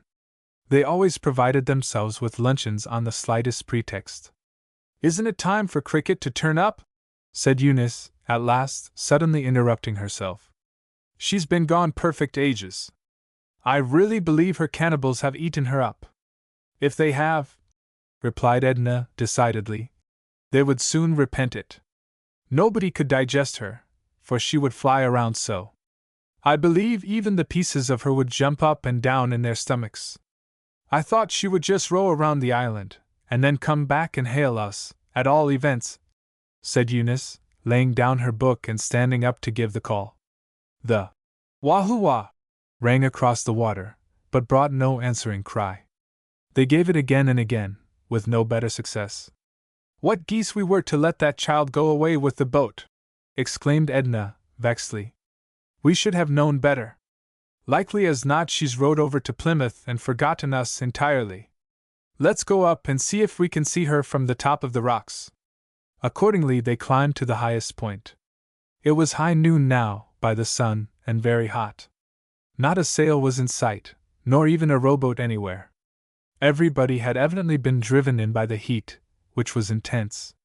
The tide was going out, and soon a mud flat would lie between them and the home shore. Gracious, isn't it sizzling hot? Cried Eunice, shading her eyes.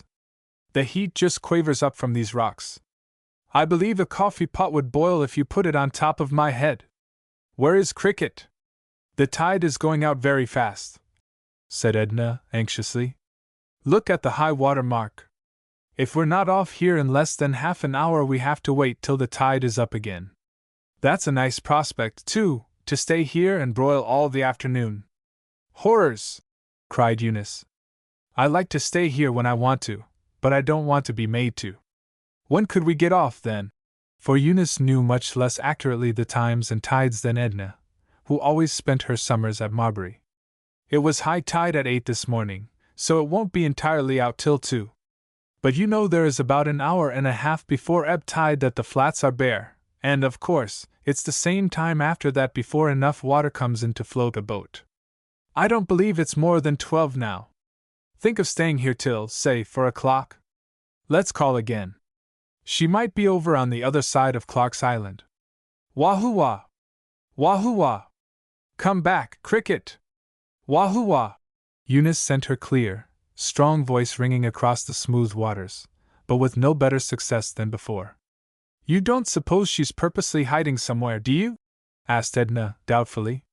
No, indeed, returned Eunice promptly. She's only forgotten, if anything, unless something has happened to her, she added somewhat anxiously. Nothing could happen in Marbury Bay, replied Edna positively. It's the safest old hole. And since we are not really in the South Sea Islands, there aren't any cannibals to eat her up. The island was only about 1.5 miles from shore, and they could plainly see Grandma's house on the neck. Not a soul was in sight, not even Eliza and the children. Let's wave a handkerchief, suggested Eunice, looking for hers, for the boys may see it and come out for us. It's not much use, said Edna, for I don't believe anyone would notice a little white handkerchief fluttering over here, and besides, I'm getting dreadfully afraid that there isn't time for anyone to pull out here and get us in before the tide would be so far out that we would stick in the mud. You see, the bottom is so flat that the water goes out very quickly. But let's try a handkerchief. I haven't any with me, said Eunice. Take yours. Bother! I haven't either. Oh, there's a boat coming past. If that man would take us in, we might just get to the shore. Wave something. Call! Call! The girls shouted vigorously, but the little rowboat aggravatingly kept on its way, the oarsman having his back towards them. Then he turned his course a little, keeping in the channel where the water was deeper. What can we wave? Take your work, Edna. Tie it to a stick. Tie my work to a stick? Why, it would ruin it. No, it wouldn't. What if it did? We don't want to stay here all day. And Eunice caught the linen scarf from Edna's half-unwilling hand, and tying it to a stick, waved it furiously. Oh dear, I wonder if it will ruin it. Wave harder, Eunice. Wahoo-wah! Why don't you turn, whoever you are? I wonder if I can iron it out, went on poor Edna, distracted between the fear of injury to her beloved work and her desire to get off the island. But the little boat pulled swiftly down the channel, its owner evidently not desirous of being caught himself on the mud flats, and was soon a speck on the water. Where can Cricket be? Wondered Eunice for the 100th time. Edna, I am afraid she's drowned or something, for she began to be much more worried over Cricket's non-appearance than at the prospect of spending a few more hours than they had intended on the island. I'm sure nothing has happened to her. Cricket will never be drowned, don't be afraid. I think she's just plain gone off and forgotten us, that bad girl. Won't I make the boys tease her for this? There! Perhaps I can iron that out smooth. Chapter 7. The Exiles. Eunice made a telescope of her hands and studied the shore intently. Isn't that our boat, now, drawn up by those rocks?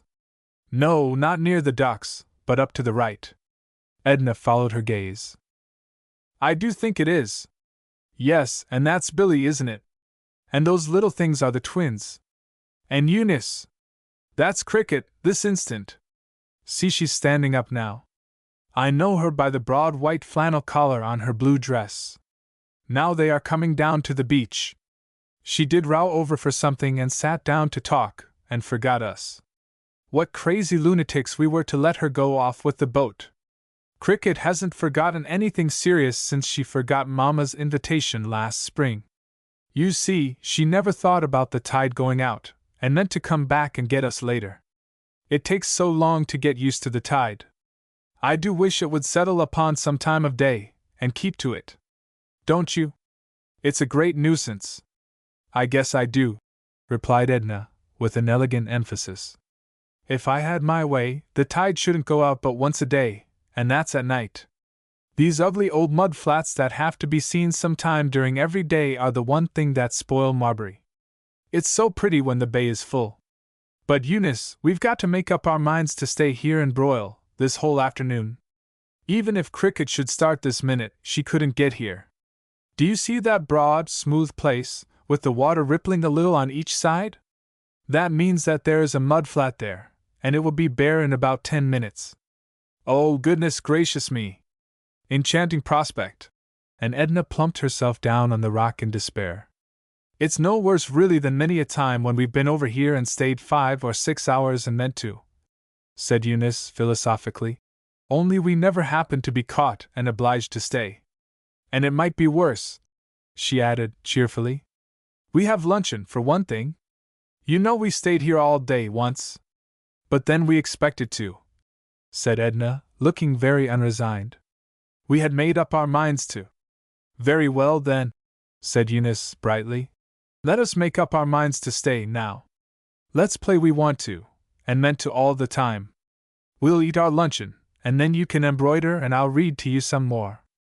Or let's go on playing that we're shipwrecked, and that Cricket has gone back with a raft to the ship, to bring some things back. Of course, that would take all day. If the ship was burned, objected Edna, there wouldn't be any wreck to bring things from. We'll play it rained and put out the fire, returned Eunice imperturbably. Plenty of ways to fix it. Wasn't it fortunate we rescued your work and my book from the wreck? She went on, changing her tone. And don't let's stay here and bake in the sun any longer. I'm just drizzling away. Come back to the rocks and eat our luncheon. There's evidently no use waiting any longer for Cricket, she added, with a laugh. We'll have a lovely afternoon, and we'll pretend we meant to stay all the time. Oh, pretend! I believe you girls would pretend if you were going to be hung. You'd play you liked it, said Edna, laughing herself. Why not? Answered Eunice sturdily. It makes things lots easier. Besides, it's more fun. Do you suppose Auntie and Grandma will worry when we're not back to dinner? No, because I told Mama where we were going, and Cricket will have to tell them we're safe, and that she's forgotten us. We can't be run away with very well, and nothing can happen to us here. And why, Eunice?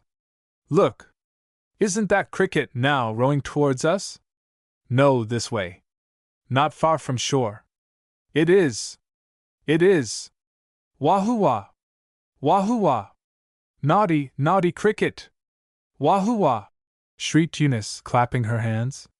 But Edna instantly put her hands to her mouth to form a trumpet, and called with all her might. Go back, Cricket! Go back! You'll get aground! Wahoo-wah! Came back faintly over the water, and they could see the little figure bend to the oar. Go back! Screamed Edna, fairly dancing up and down in her excitement, for she knew what would happen better than Eunice did.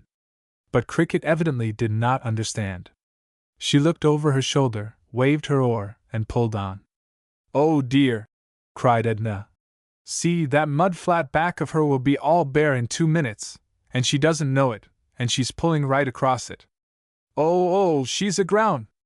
And indeed, the last stroke of the oars had landed the boat on the treacherous bank, where it stuck fast. The girls watched her, eagerly, as the oars came up, dripping with mud, in her frantic efforts to push over it. Why doesn't she sit still? Exclaimed Edna, anxiously. She'll get the boat wedged fast. But by some good luck, one final shove of the oars sent the light boat through the yielding mud, and into a little depression beyond, where the water still flowed. Cricket pulled with all her strength, realizing now the inconvenience of being stuck fast. There was still another flat, which was fast uncovering itself, between her and the island, but if she could only get through that, there was water enough beyond to float her to the island. That had a rock foundation, and the water was unexpectedly deep around it. But unfortunately, the next mud flat was too wide to get over it before the swiftly ebbing tide left it entirely bare, and so there, within 500 feet of the island, she finally stuck, immovably. The girls ran down to the edge of the island, waving their hands and shouting. I guess I'm stuck, called Cricket, standing up, carefully, and turning around. Fortunately, her voice could just be heard. Eunice and Edna laughed at the obvious truth of her remark. I should think she was stuck, What a little goose to try to get out here when the tide was so low. She isn't used to it, said Eunice, defensively. See now. 5 minutes ago there seemed to be water enough in the bay, and now look at it. It was a sight to look at, for the broad mud flats were now visible in every direction, while streams of water still lay in the deeper depressions. I never noticed before, in all my life, how quickly the tide goes out, added Eunice. We never happened to be caught on a desert island before, said Edna, when you have to notice it. I suppose we get so in the habit of calculating upon it, and knowing by the looks of the water how long it will take, that we forget you don't know so well. But what will Cricket do? Think of her staying out there for about 4 hours, in that broiling sun, and nothing to eat. Gracious, she has the worst of it. Couldn't she take off her shoes and stockings, and wade in through the mud? Suddenly asked Eunice, brightening. No, indeed. She'd sink down to China, I guess. There's just about no bottom at all to this mud, if you step in it. Keep perfectly still, Cricket, she hallooed suddenly through her hands as Cricket shows signs of restlessness. What will she do? Groaned Eunice. It seems perfectly heartless to sit down and eat our luncheon, when she can't get a mouthful. But our not eating won't do her any good, objected Edna, very sensibly. Anyway, I'm not going to eat anything, with my Cricket out there starving, cried Eunice, determinedly. But Eunice! How silly! It won't help Cricket any. She wouldn't like to have you not eat. I shan't eat a mouthful, replied Eunice, obstinately shaking her head. Well then, I'll tell you what we'll do. We'll eat just one tiny sandwich apiece, so we won't just die with hunger. Then we'll call to Cricket that we won't eat the rest till she can get in here. Then we'll eat it before we go back. Yes, I'll do that, answered Eunice, after considering a moment. And then they called to Cricket. We won't eat any luncheon till you get here. Can you wait? Have to, called back Cricket cheerfully. Will it be long? 3 or 4 hours, answered Edna. Keep as still as you can so the boat won't sink. Can she keep still? Added Edna to Eunice. I think so, answered Eunice, somewhat doubtfully it must be confessed. Then they sat down, and opening their luncheon, selected a small sandwich each. It really took considerable self-control not to satisfy 2 hearty appetites, then and there, for the luncheon looked very tempting. But Eunice resolutely put the basket away. What will Auntie think? Asked Eunice, anxiously, glancing toward the shore. It's dinner time, I guess. There are the boys now, cried Edna. Yes, it's dinner time, and they've come down to see where we are. She stood up and waved her bureau cover. The boys, catching sight of the signal, waved frantically in return. Presently, all the others, Grandma, Auntie, old Billy, and the children, were seen to gather there. The boys ran up and down the beach, then all the figures clustered together, evidently holding a council of war. There's just nothing to be done, sighed Edna, except to wait for the water. Wait for the water, and we'll all take a ride, sang Eunice. It's really much harder for them to be anxious about us, and about Cricket, than for us to be here. And hardest of all for Cricket. For pity's sake! What is the child doing? In watching the shore people, they had forgotten for a moment the stranded boat and its small occupant. As they looked again, they saw she had stuck the oars in the mud, blade down, and was now evidently lashing them to the oarlocks. This done, she stood up and slipped off the blue flannel skirt of her little sailor suit, standing up in her short white petticoat. She hung the skirt by the hem over the oars, and immediately she had a very fair substitute for a tent, to shield her from the blazing sun. Then, apparently quite contented, she sat down in the bottom of the boat, adjusting the cushion from the stern seat for a back. She had her face towards the island, and when she was comfortably settled, she waved her hand, crying out, "Isn't this exciting? I'm Marco Bazzari's in his shrouded tent." After their consultation, the shore people had evidently decided there was nothing to be done for the shipwrecked mariner and her exiled companions, as presently every one went into the house. "Think of the soup and roast beef they're devouring!" sighed Eunice, with a thrill of envy, but she stood fast to her resolution not to eat luncheon till Cricket could have some, too. Fortunately, there was no special danger for Cricket, unless she actually tumbled out of the boat into the deep, soft mud, which she could scarcely do, unless she deliberately jumped out, so securely was the boat held. So the time went on, and Eunice and Edna, after a while, submitted to the inevitable, and resumed work and reading, stopping now and then to look towards Cricket, and call out sympathizing messages.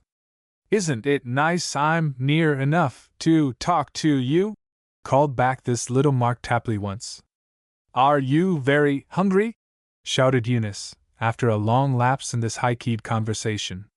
But there was no answer, and looking again, they saw that Cricket's head was down on her arm, which was stretched out over the seat.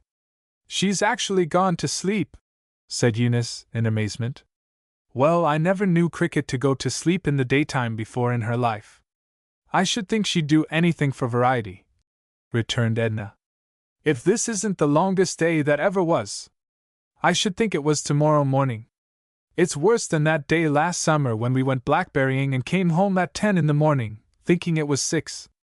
Do you remember?" "I should think I did. I never had a chance to forget it," answered Eunice. "Between Papa and Donald, I suppose it was funny to them, but I never could see how the time seemed so long to us." "Oh, look, look!" cried Edna, suddenly. "Do you see that little ripple where the water lies in the channel? The tide is turning at last. In an hour or so, now, the water will be high enough for Cricket to get over here at least, though we can't get home for a long time yet." If the time had dragged before, this last hour fairly crawled. Eagerly the girls watched the strengthening ripples and the eddying current in the channel, as the water slowly crept higher in the outer bay. Slowly the brown ooze became a smooth, even, brown paste, and then, a few minutes later, the usual transformation scene took place. The bay was so protected by the long arm of land that half surrounded it that there was not only no surf, but no large waves even. The first you knew, the deepening water hid the ugly mud flats, which were so level that only 2 or 3 inches of water were needed to transform the bay into a thing of beauty. "Cricket! Cricket!" shrieked both girls, in eager chorus. "Wake up! Wake up! The tide's coming in! Crick-et!" Cricket, evidently bewildered, sat up, and looked around her, then grasped the situation. Quickly she pulled down her tent, and restored her skirt to its original use. She unlashed her oars, and adjusted them in the oarlocks. "Push off as soon as you can," called Edna. "Rock the boat to loosen it." Cricket obeyed instructions. She kept up a steady swaying movement, dipping her oars lightly in the deepening water.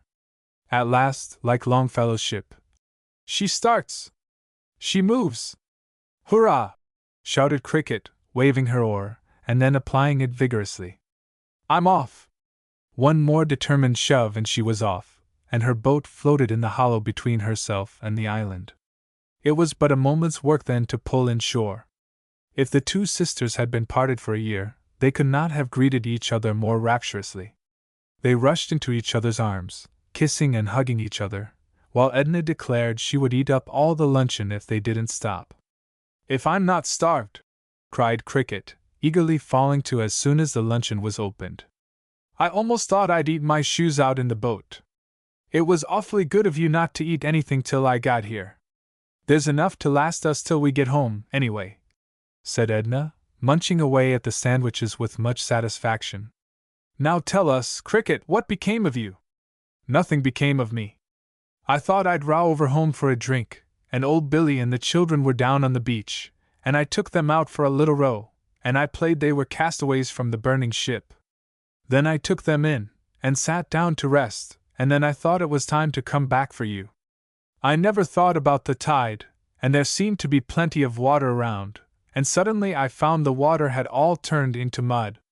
"Cricket, your stockings are all coming down," interrupted Eunice. "Yes, I know," said Cricket coolly, stopping long enough to produce her side elastics from her pocket. "I took off my stocking cotties to tie the oars up with, to make my tent. Why, I had lots of fun, girls. I couldn't think of any shipwrecked hero who was ever stuck in the mud, so I played the mud was a desert, and that I was Marco what's his name in his shrouded tent, and it was the Turk, who was at midnight in his shrouded tent, interrupted Eunice again. Was it? Well, I played it anyway. Then I put my head down on my arm to look like him, and I must have gone to sleep, for the sun was pretty hot, even under my tent, and it made me dreadfully sleepy. Then I heard you call me, and there was the water all around me. Can't we start now, Edna? We can't get over that last bar nearest the shore yet awhile, answered Edna. But we can start as soon as there is the least bit of water over it, for by the time we get there the water will be deep enough to float us. I don't care how long we stay now, said Eunice, contentedly, since Cricket is here, and not out there all alone. I'll row in, Cricket. See, there are the boys running along the shore and beckoning. Probably they mean it is safe to start now. Let's get ready. My goody, doesn't it seem as if we had been here a week? Don't let's come again till it's high tide in the middle of the day, said Eunice. Here, now we have the things all in. Isn't this boat a spectacle? Said Eunice, surveying its mud-splashed sides. Won't the boys give you a blessing, Miss Cricket? A blessing is a good thing to have, answered Cricket, quite undisturbed, as she yielded the oars to Eunice, and sat in the stern with Edna. Chapter 8. A New Plaster.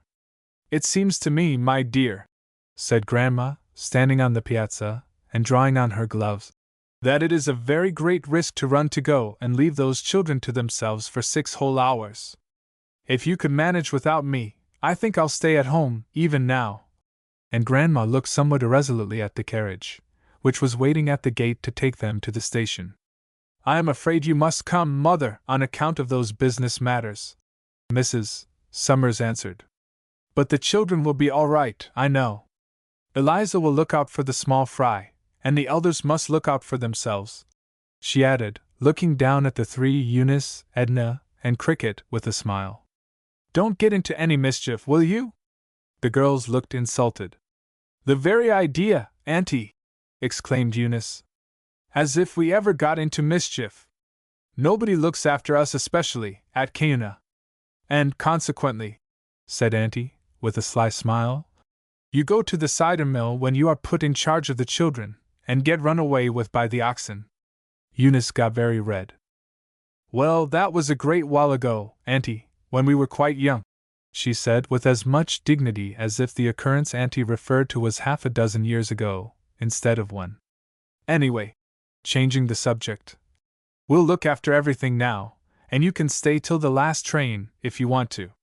No, dear, thank you. We'll come on the 5.10, I think, at any rate. Perhaps earlier, if we accomplish all our business. There! I didn't put on my watch. Edna, will you run upstairs and get it, from my bureau or table? I think I laid it on the table. No, wait. Have you yours, Mother? Never mind then, Edna. But will you please put it back in my drawer, when you go upstairs, dear? Don't forget. Well, goodbye. Be good children. And with a kiss all round, Auntie and Grandma got into the carriage. Goodbye. Be sure and bring me some chocolate caramels, called Edna. Auntie smiled, nodded, and waved her hand, and then Luke turned the corner, and they rolled away. The boys said that the tide would be right for bathing, about 11. Cricket said, after they had watched them out of sight. Come on, it's most time. And off they trooped for their plunge. The children were already over at the cove, with Eliza, running about in their little blue bathing suits, though they generally went in only ankle-deep. Edna could swim well, and Cricket had made good progress in the last week. Eunice took to the water as naturally as a duck, and, strange to say, had learned to swim well before Cricket did. After their bath they came back to the house, where Eunice and Cricket settled themselves on the piazza, to write letters to the travelers. Cricket kept a journal letter and scribbled industriously every day. Both Eunice and Cricket had sometimes very homesick moments, when Papa and Mama seemed very far away, and Cricket, in particular, occasionally conjured up very gloomy possibilities of her pining away, and dying of homesickness, before they returned, so that when they should come home, they would find only her grave, covered with flowers. She even went so far, in one desperate moment, as to compose a fitting epitaph for her tombstone, which was to be of white marble, of course, with an angel on top. This was the epitaph: "O stranger, pause! Beneath this mossy stone lies a poor child, who died, forsaken and alone. Her mother far in distant lands did roam, leaving her daughter, Jean, to die at home. She pined away in sad and lonely grief, not any pleasures brought to her relief. And when at last her family returned, with sorrow great about her death they learned. So pause, O stranger! Drop a single tear. Pity the grief of her who least here." This effusion was the greatest consolation to Cricket. She never showed it to anybody, not even to Eunice, but she often took it out, and read it with much satisfaction, and was almost inclined to begin pining away directly. But on the whole they were very contented, and it was much easier for them than if they had been left at Cana. Dinner was a 1 o'clock feast, in the summer, came when they had finished their letters, and had them ready for the mail. "We'll have the European letters tonight," said Eunice joyfully, as they sat down to the table. "Does it seem as if we'd been here 2 weeks? Mamma won't seem so far away, when we get the first letters." "There was the cablegram," said Edna. "That doesn't count," said Eunice. "It wasn't Mamma's own dear handwriting. Papa righted it," chirped in Helen. "No, he didn't, Gussie," said Cricket. "The man here wrote it. Papa only sent it." "I know!" exclaimed Zadie. "Papa talked it into the box, and the man righted it down when he talked," confusing the telephone at home with the cablegram, which, directed to Miss Eunice Ward, as the eldest representative, had been the occasion of much excitement on its arrival. After dinner the 3 girls started down on the beach, to sit down under the rocks till it should be cool enough, later, to go for a ride with the ponies. "There comes the baby, all alone," said Cricket presently, as that young man slipped out of the yard all by himself, and ran across the road and down towards the beach where the girls were. "Doesn't he look cunning? The darling!"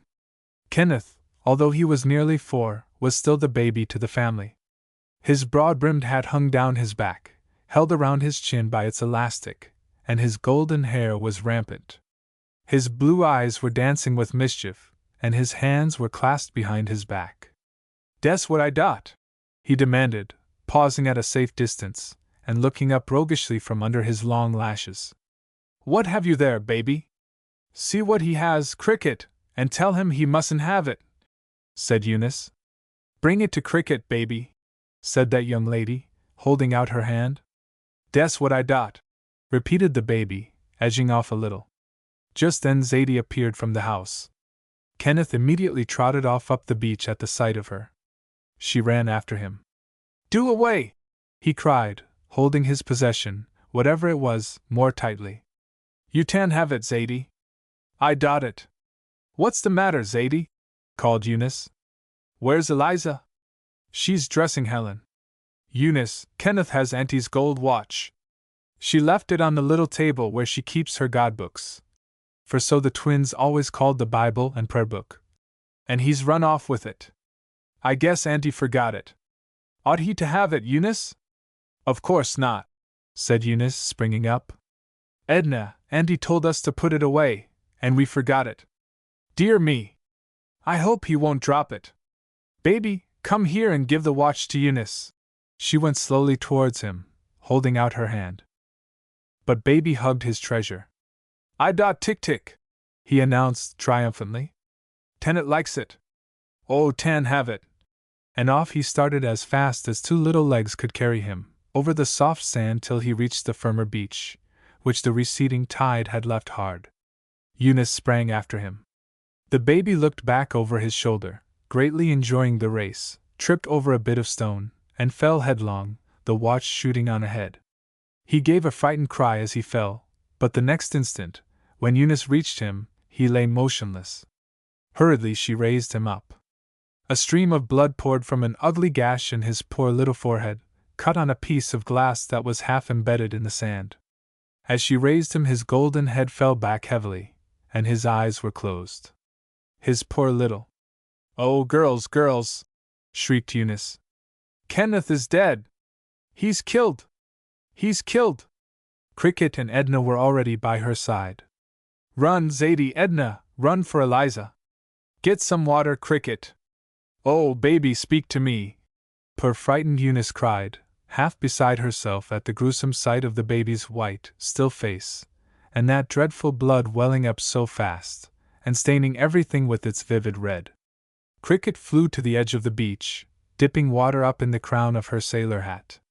She tore off her soft Windsor tie to use for a handkerchief, which, of course, she didn't have, to wipe off the streaming blood. The little face looked ghastly white, in contrast to the blood-soaked hair about it.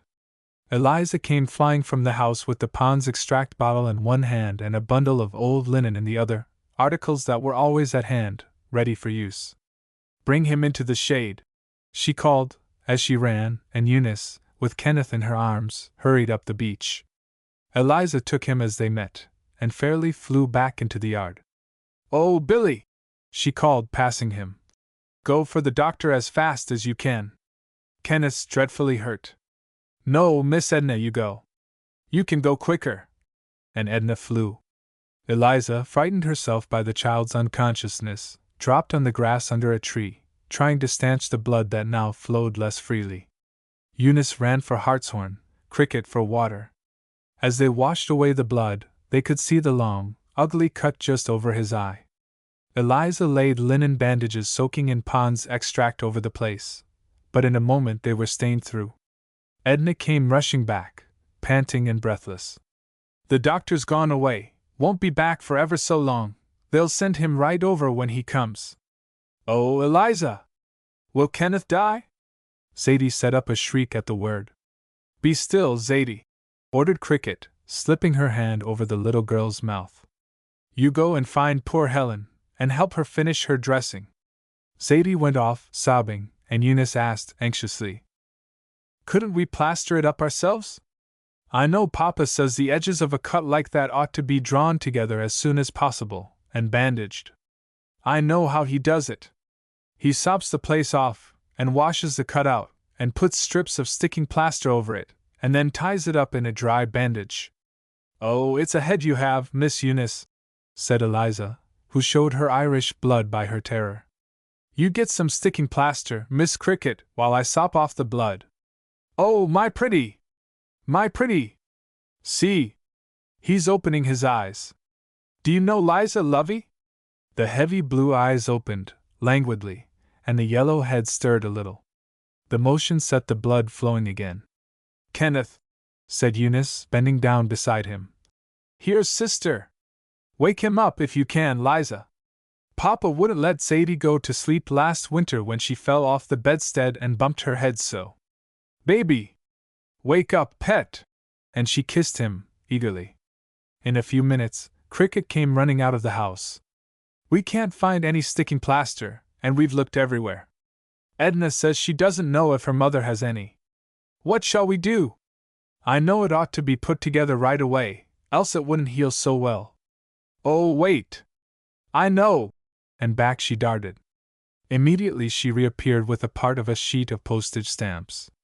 "These will do, Liza," she said excitedly. "Now, is the cut all washed out? Here, I can do it. I've watched Papa lots of times."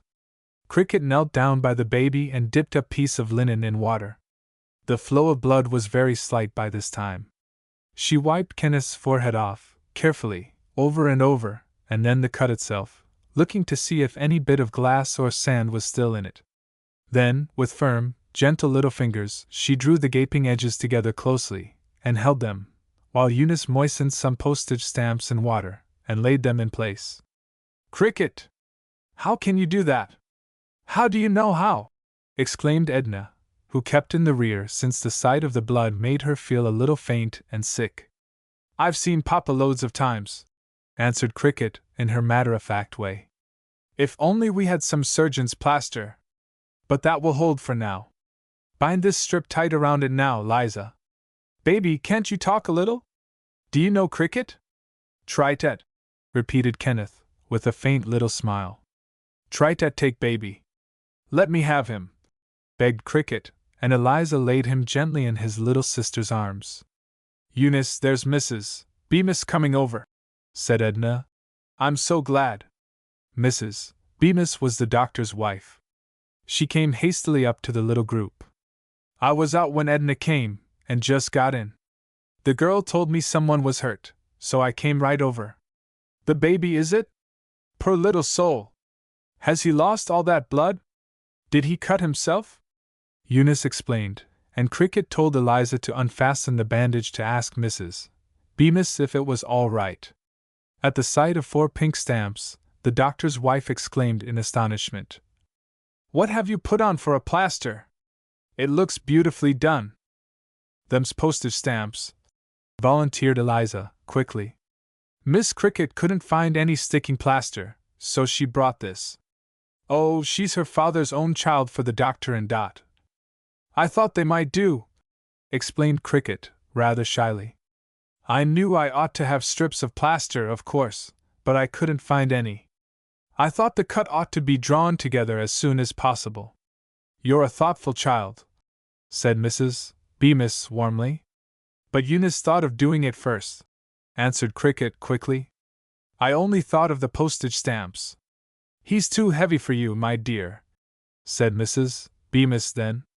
Carry him gently into the house, Eliza. He's faint with the loss of so much blood. Let him go, dear, as Cricket demurred. Eliza can carry him better than you. Let me give him a few drops of this first, and she moistened the baby's lips with a few drops from a flask she had brought in her hand. When the little procession reached the hall door, Mrs.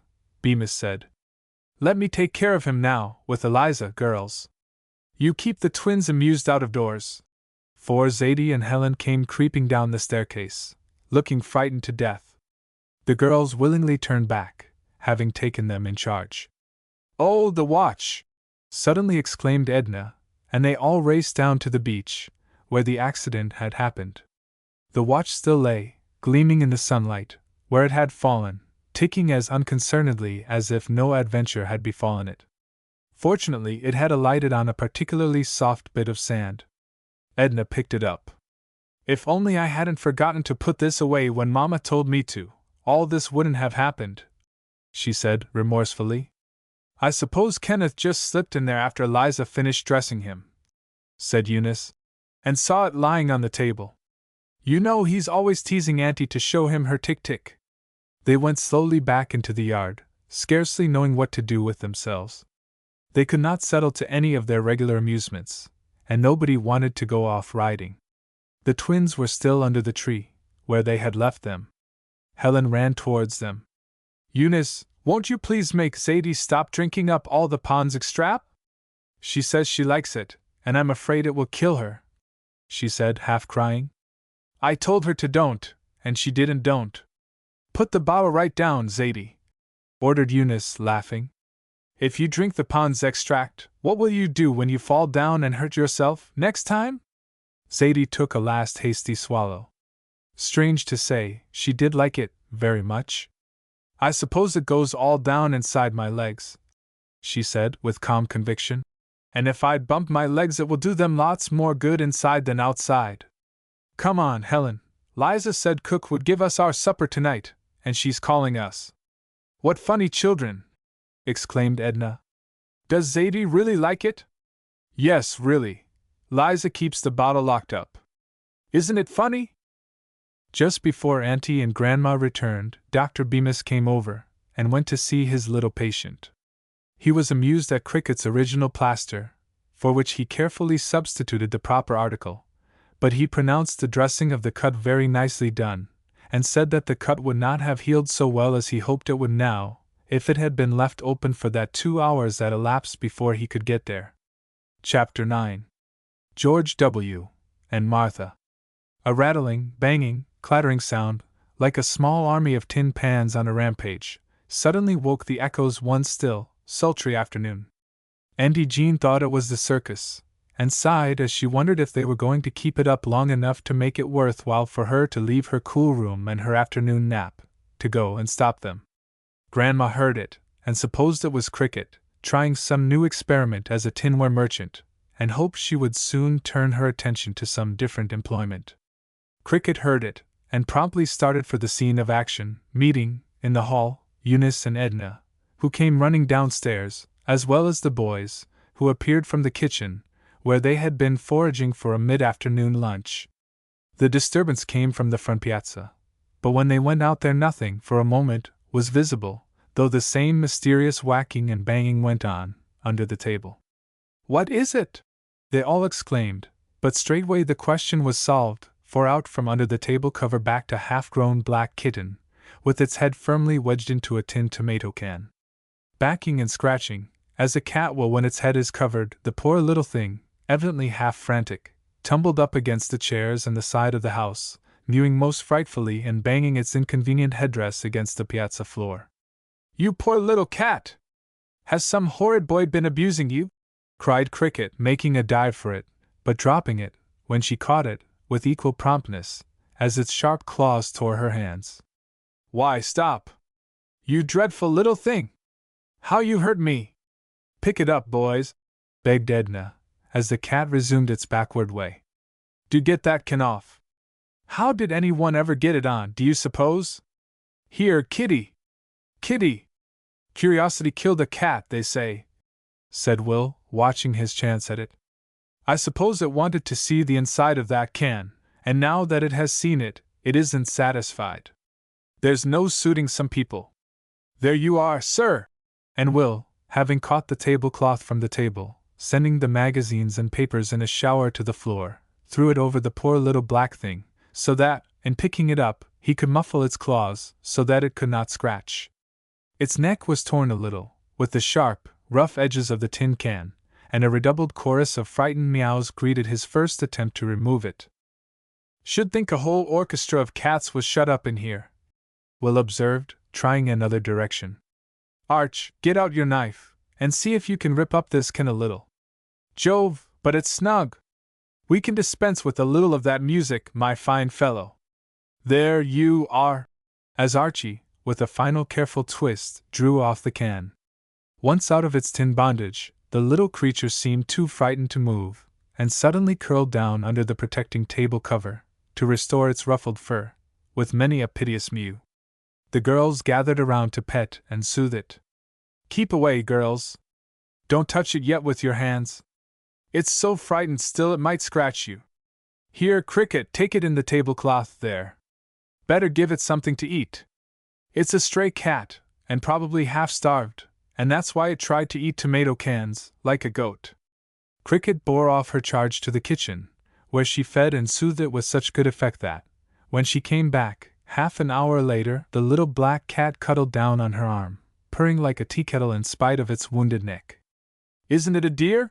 she said admiringly. "I think Grandma will let me keep it.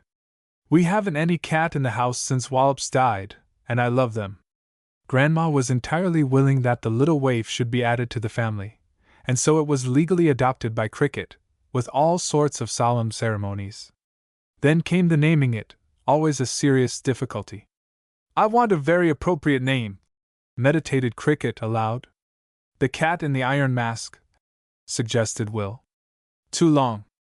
Think of calling all that out when I want him in a hurry." "Cantankerous," said Archie. "No, I want a regular name." "Canon Farrar, then." "That's a regular name, and it's a very appropriate one." "I don't like that either. I want just a plain, common, everyday sort of name, like George Washington." "Very well, take George Washington, then. That is very appropriate indeed. He couldn't tell a lie, and probably your cat can't either." "Do you think he's dignified enough to be called George Washington?" asked Cricket doubtfully, watching the nameless jump around after his tail. She had had him for 2 days now, and he had quite recovered from his tinny imprisonment. He proved to be a most well-bred and entertaining little cat, for he came when he was called and went when he was bid, in orthodox fashion, and made himself entirely at home. "Probably George was frisky in his youth," said Will. "Especially when he was courting Martha. Then I'll do this, I'll call him George Washington as far as his tail, and I'll call that Martha, because he runs after it. Come here, George W., You've run after Martha long enough now. Come here, and be christened. And so George Washington he remained to the end of the chapter. He soon learned his name, and would come flying at the first sound of it. He proved to be a pet that required considerable attention. He was of an especially sociable nature, and if left alone in any room, he would howl in mournful and prolonged meows, that speedily brought someone to the rescue. He tagged the girls like a little dog, and would stand on the shore crying like a child if they went off in the boat and would not take him. He slept in Cricket's bed at night, and if by any chance he was shut out when the family went to bed, and the house was locked up, he would make night hideous with lamentations, to an extent that would soon bring someone down to let him in. One day the familiar meow sounded, and Cricket, who was curled up in the hammock, reading, instantly sprang up. "There's George W., for so his name was generally abbreviated. And he's shut up somewhere, and I let him out myself only a few minutes ago. I believe he gets into places through the keyholes, and I don't see why he doesn't get out through 'em." But George was not to be found in any of his usual haunts, and his meows ceasing, Cricket went back to her book. Presently, a prolonged cry was heard again, and again Cricket started in quest of him. She looked and called everywhere, but George W. was nowhere to be found, though his meow, with a quality peculiar to himself, seemed to come from no particular place, but to pervade the air generally. "Come and help me find George W.," she called to Eunice and Edna, who were also on the piazza. "He's mewing dreadfully, and I can't find him." "He's worse than a baby," said Eunice, unwinding herself from the comfortable, twisted-up position in the steamer chair, which she loved. "Couldn't you let him cry a little while and give him a lesson?" "I wouldn't mind giving him a lesson, but I'm afraid he'd give me one in patience," returned Cricket, laughing. "I'm sure I don't want to listen to that music long. There, he's stopped again now." But 5 minutes later, George W. renewed his complaints. "Now I'm going to let him cry," said Cricket, returning in despair from another search. So down she sat, shutting her ears to outside sounds in her comfortable fashion. Presently Grandma appeared at the hall door. "Cricket, my dear, George Washington seems to want something. Don't you think you'd better try and find him?" "Grandma, he's been crying and weeping for an hour at least, and I just can't find him. But I'll look again." But wherever George W. was, he was certainly securely hidden. He cried now and then at intervals, but it was impossible to locate the sound, since it came first from one side, then from another. "He's between the floors somewhere," said Will, who had joined the search. "The question is, where?" "We'll have to decide that question at once," said Auntie, "because we can scarcely have all the floors in the house taken up. How could he have gotten in?" "Perhaps through some small hole in the garret floor. He's probably forgotten the way back. Or perhaps there's some hole down cellar where he got inside, and ran up after the mice. Perhaps the mice have gotten the best of him, and are tearing him limb from limb," suggested Archie, making such a horrible face that Helen retreated behind Aunt Jean in terror. All the afternoon they followed the sounds at intervals, listening at the floor, and calling over and over. George W. seemed to be exploring the entire interior of the house. Late in the afternoon, the cries came more constantly from the floor of the trunk room, a small apartment off the garret, and directly over Eunice's room. There was a small knot-hole in the floor, and the light from a window fell directly on it, probably attracting George W. there. Saws and hatchets were brought, and the boys soon had a piece of the floor up, making a hole large enough for several cats the size of George to come up. "George evidently likes this sort of thing," said Archie, hacking away. "First the tin can, then the floor. Come out here, old fellow." But he was evidently frightened away by the noise, and could not be induced to come up. "Bring a saucer of milk, Edna," said Mrs. Summers. "Stand it at one side, and then we will all go away and he will soon come up." So the milk was brought, and as it was supper time, they all went down and left George W. to his own devices. Cricket was much disposed to stay and make sure that he came up, but she was finally persuaded to come down with the rest. "Isn't it funny how his voice came from all over?" she said, at the supper table. Probably he was right there under the trunk room floor all the time. He was a regular philanthropist. A regular what? Asked Grandma and Auntie Jean, together. A philanthropist. Don't you know? A man who talks where he isn't. A ventriloquist, said Will. That's what you mean. Do I? Auntie, what is a philanthropist then? A philanthropist is one who loves man, dear, and who? Then when a girl's engaged, is she a philanthropist? Broke in Cricket, with her glass of milk half raised. The others all laughed. She is, very often, said Grandma. I know the man she is engaged to is called her finance, but I never knew she was called a philanthropist, went on Cricket thoughtfully. There was another shout. Fiancé, dear, said Auntie as soon as she could speak. And the girl isn't often called a philanthropist, though she often is one. Fiancé. Dear me, sighed Cricket. Words are very puzzling. They seem to be made to say what you don't think. Oftentimes, my little Talleyrand, said Grandma. After supper, Cricket ran up to see if George W. had made his appearance yet. A few moments later, the household, assembled on the front piazza, was startled by a crash and a scream in Cricket's voice. With one accord, everybody rushed upstairs. The sound seemed to come from Eunice's room. As they opened the door, a cloud of dust poured out from a mass of plaster that lay on the floor, while from a hole in the ceiling a length of black-stockinged leg kicked wildly. Above, a pair of fists beat a tattoo on the floor, while Cricket called loudly, "For goodness sake, somebody come and pull me up, I'm breaking my other leg off." Will sprang for the garret stairs, stumbling headlong, at the top, over George W., who took the opportunity to spring over his head, alighting right in the midst of the group of eager children, each of whom was trying to get upstairs first, and in a moment everybody lay on top of everybody else, at the foot of the staircase. Will, meantime, found his feet, and went to Cricket's rescue. It was dark in the trunk room, under the eaves, but there was light enough to see Cricket, with one leg stretched out straight, and the other one so firmly wedged into the hole in the floor that she could not move. "My leg feels as George W.'s head must have when he was caught in the tomato can," said Cricket, as Will drew up. "It's a pretty tight squeeze. I don't believe there's any skin left on it. I just came up quickly, and I couldn't see very well, and the first thing I knew my foot slipped into a hole, and there was not any floor there, and I slumped through. Are you hurt? Is Cricket hurt?" cried everybody, scrambling in hot haste. "Not much," said Cricket ruefully, feeling her bark knee.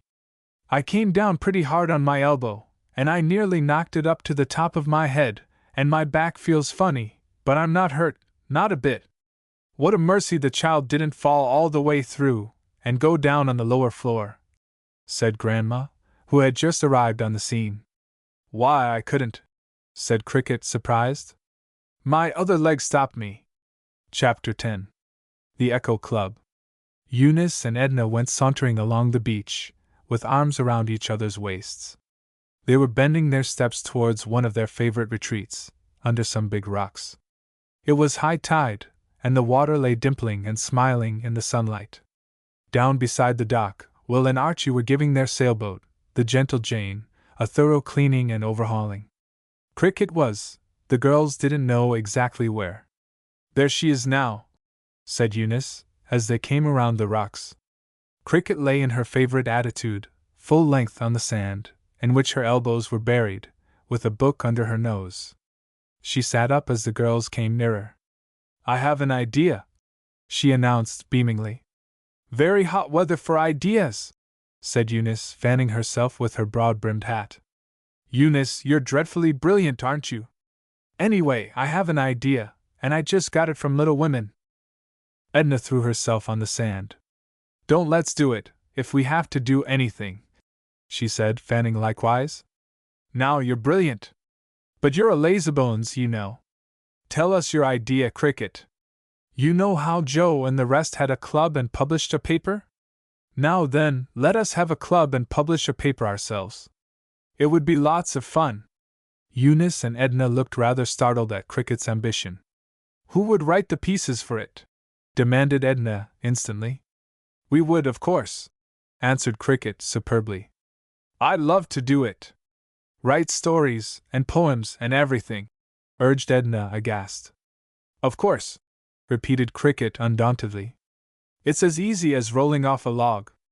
That isn't slang, Eunice, and you needn't look at me.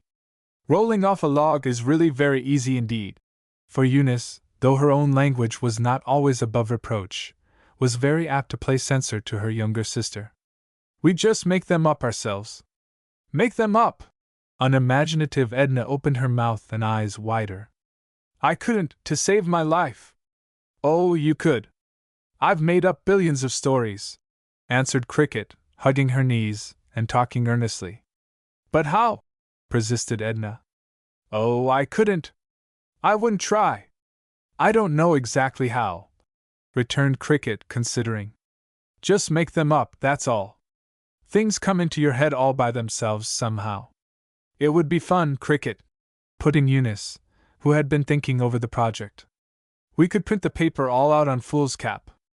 Would we each write our own story out? We could if we wanted to. I thought we might take turns being editor, and printing everything out like a Rio paper. We might have one every week, and get subscribers, added Cricket ambitiously. Subscribers, groaned Edna. And print a copy out for each one? Not if I know myself. It's too warm weather. Well, then, we might hand the one around to the subscribers, and each one could pass it to the next, like a magazine club, said Edna. No, said Eunice. Don't let us have subscribers, or anything like that. We'll just do it for fun. We'll write one number out for ourselves. I do think it will be fun. Shall we let the boys know? No, said Edna instantly. They would tease and spoil things, just as they always do. They don't tease much, said Cricket defensively.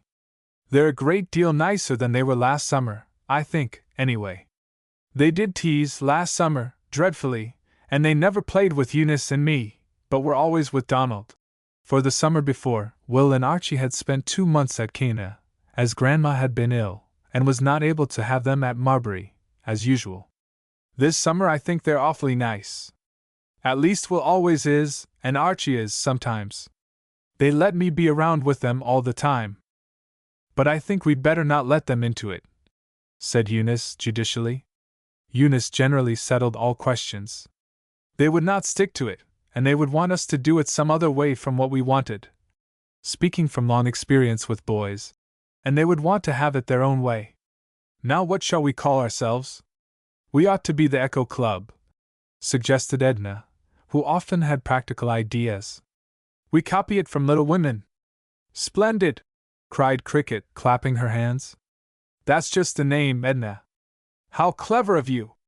We'll be the Echo Club, and the paper shall be the Echo, and we'll have badges with E.C. on them, and we'll choose a certain color ribbon to wear them on, always, and we'll have meetings, and oh, we'll have some bylaws. Her imagination instantly running away with her. I always wanted to have a club, and have bylaws, and rules all written out. Do let's begin, right away! We can't very well begin a paper, till we have some stories written to print in it, said Eunice, laughing. We'll have to get some ideas first. You don't want ideas, answered Cricket, scornfully. We want to write some stories and things. I never can, sighed Edna, despairingly. But you can try, insisted Cricket. It's so easy. And at last Edna, with a groan, promised she would at least try. For the next few days the 3 girls were never seen without the accompaniment of blank books and pencils. The blank books were Cricket's idea. She said that they could carry around blank books with them, and write whenever they thought of anything to say. So they tied pencils around their necks, by long ribbons, and scribbled industriously in corners. Edna groaned, and protested, and chewed up her pencil, but Cricket was inexorable, and gave her no peace, till she made a beginning. Suddenly Cricket discovered that they were not properly organized yet. Let's have a meeting at 2 o'clock this afternoon, and choose a president, and secretary, and treasurer, and an editor, to print the paper when it is done. We must make up our rules and bylaws, too. Oh, we must have a regular business meeting, with an air of much importance. Let's have it now, for we're all here, proposed Edna. No, indeed, that would not do at all, said Cricket, decidedly, quite disgusted with this suggestion.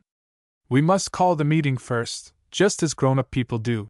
For Cricket, with all her harum-scarum ways, had a strong liking for organization. You're a fuss, said Edna, laughing, but yielding the point. So at 2 o'clock, the three girls duly and solemnly convened behind the rocks, where they were completely screened from observation, both from the house and from any one passing along the beach. All felt the importance of the occasion, and had preternaturally grave faces. What do we do first? Asked Edna, uncertainly. I know, said Cricket quickly. We nominate someone for president, and somebody seconds the motive. Papa has often told us about it, and once I went with Mama to a club of hers. I'll nominate Eunice for president, and you must second the motive, Edna, and then we'll vote. There'll be nobody to vote but me then, objected Eunice. Shall I vote for myself? Might as well. You'll have to be president anyway, because you're the oldest, and it's more appropriate. Or let's do this, you say, all in favor say aye. Contrary-minded, no, and then we'll all vote. That's the way they did in Mama's meeting, only, of course, there were more to vote. Now I nominate Eunice Ward as president of the Echo Club. I second the motive, said Edna, promptly, trying not to laugh. All in favor of my being president, say aye, said Eunice in her turn. A very vigorous aye from the two others followed. Contrary-minded, say no. There being nobody to say no, it was considered a unanimous election, and Cricket so declared it, with a slight variation. Eunice is a unanimous president, she announced. What is a unanimous president? Asked Edna. I don't know. It's something they always say. Now we must choose a secretary and treasurer. What do they do? Why, the secretary writes things, said Cricket vaguely. All the stories? Said Edna, brightening. I nominate Cricket for secretary. Of course not. We each write our own stories. I mean letters and things. Don't you know, Eunice, that Marjorie was secretary to her club last winter, and what a lot of writing she had to do? Who to? Persisted Edna. What do they have to write letters for? We've nobody to write letters to but Aunt Margaret and the rest. Not to them, of course, returned Cricket, somewhat impatiently, as she did not at all know the duties of a secretary. And the treasurer takes care of the money, of course, she went on, quickly shifting the subject to something she was sure of. How are we going to get any money, will you kindly tell me? Pursued Edna. Keeping a peanut stand, suggested Eunice slyly. No, don't let's, answered Cricket seriously. It isn't really much fun, and you don't make very much, anyway. First, let's take up a collection to buy the paper with, for we've got to have that. And well, if we should have any money in any way, the treasurer would be all ready to take care of it. Don't you see? Yes. I nominate Cricket for secretary and treasurer then. I'll second the motive, Cricket, that doesn't sound right. It is, said Cricket positively. When I went to that meeting with Mama, they kept saying that. I'll second the motive. All right, then, I'll second the motive, but then Edna will have to be the editor. No, no, cried Edna, looking alarmed. I'll nominate myself for secretary and treasurer, and we'll have Cricket for editor. There won't be any letters to write, and I'm sure there won't be much money to take care of. It will be lots of work to be editor, meditated Eunice. Wouldn't this be better, girls? Let each be editor in turn. Yes, that will be best, said Cricket. I'd just as lief be first editor, though, if Edna doesn't want to. And I'd liev so you would, said Edna. Shall I be secretary and treasurer then? All in favor say aye. And Eunice and Cricket said aye loudly. What do we do now the officers are all chosen? Asked Edna. Make rules and bylaws, answered Cricket promptly. What are bylaws? Asked Edna again. Why, they are bylaws. I don't know just exactly what they are, broke off Cricket honestly. But I think they sound very interesting and grown up. Why? Do you know what they are, Eunice? And oh, not exactly. Do you suppose they are the laws about buying things? Or who must buy them, or anything like that? Why, of course! Exclaimed Cricket, with an air of conviction. You see then, we'll have to have bylaws to see about buying the paper, won't we? And what sort of rules do we have? Went on Edna, in the pursuit of information. Oh, everything. Let's begin to make them now. You write them down, Edna, for your handwriting is so nice and neat. Take the last leaf of your blank book. Edna obediently opened her book, and took up her pencil. Write rules for the Echo Club at the top of the page, directed Cricket. Now, Rule 1. When this was down in Edna's careful handwriting. How would this do for Rule 1? We make ourselves into a club called the Echo Club. That's good. Now for Rule 2. Every 2 weeks we will print a paper called the Echo, said Cricket. Edna, you make up Rule 3. The secretary shall be excused from writing stories. Laughed Edna. You lazy, lazy thing. That shan't be a rule at all, answered Eunice, laughing also. How would this do, then, for Rule 3? The Echo Club will not do anything in very hot weather, but sit under the trees and embroider and read, and none of the members shall be allowed to make the others go on long walks and things when it's so roasting hot that nobody wants to stir. That's a beautiful rule, said Edna mischievously. Whereupon Cricket flew at her, and rolled her over on the sand, till she cried for mercy. Will the meeting please come to order? Announced the president. Let's have the third rule about our ribbons. We'll choose one color. I vote for pale green. Blue, said Edna, and pink, said Cricket in one breath. The children looked at each other and laughed.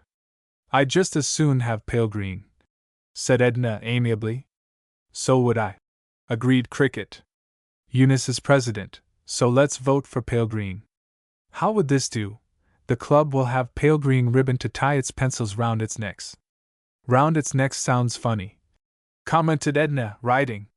Round its neck, then. But that sounds as if we had only one neck. Say, the club will have pale green ribbon to tie their pencils round their necks, amended Eunice. That will do. Now Rule 4, said Edna, waiting, with pencil raised. Shouldn't we have a bylaw now? Asked Cricket.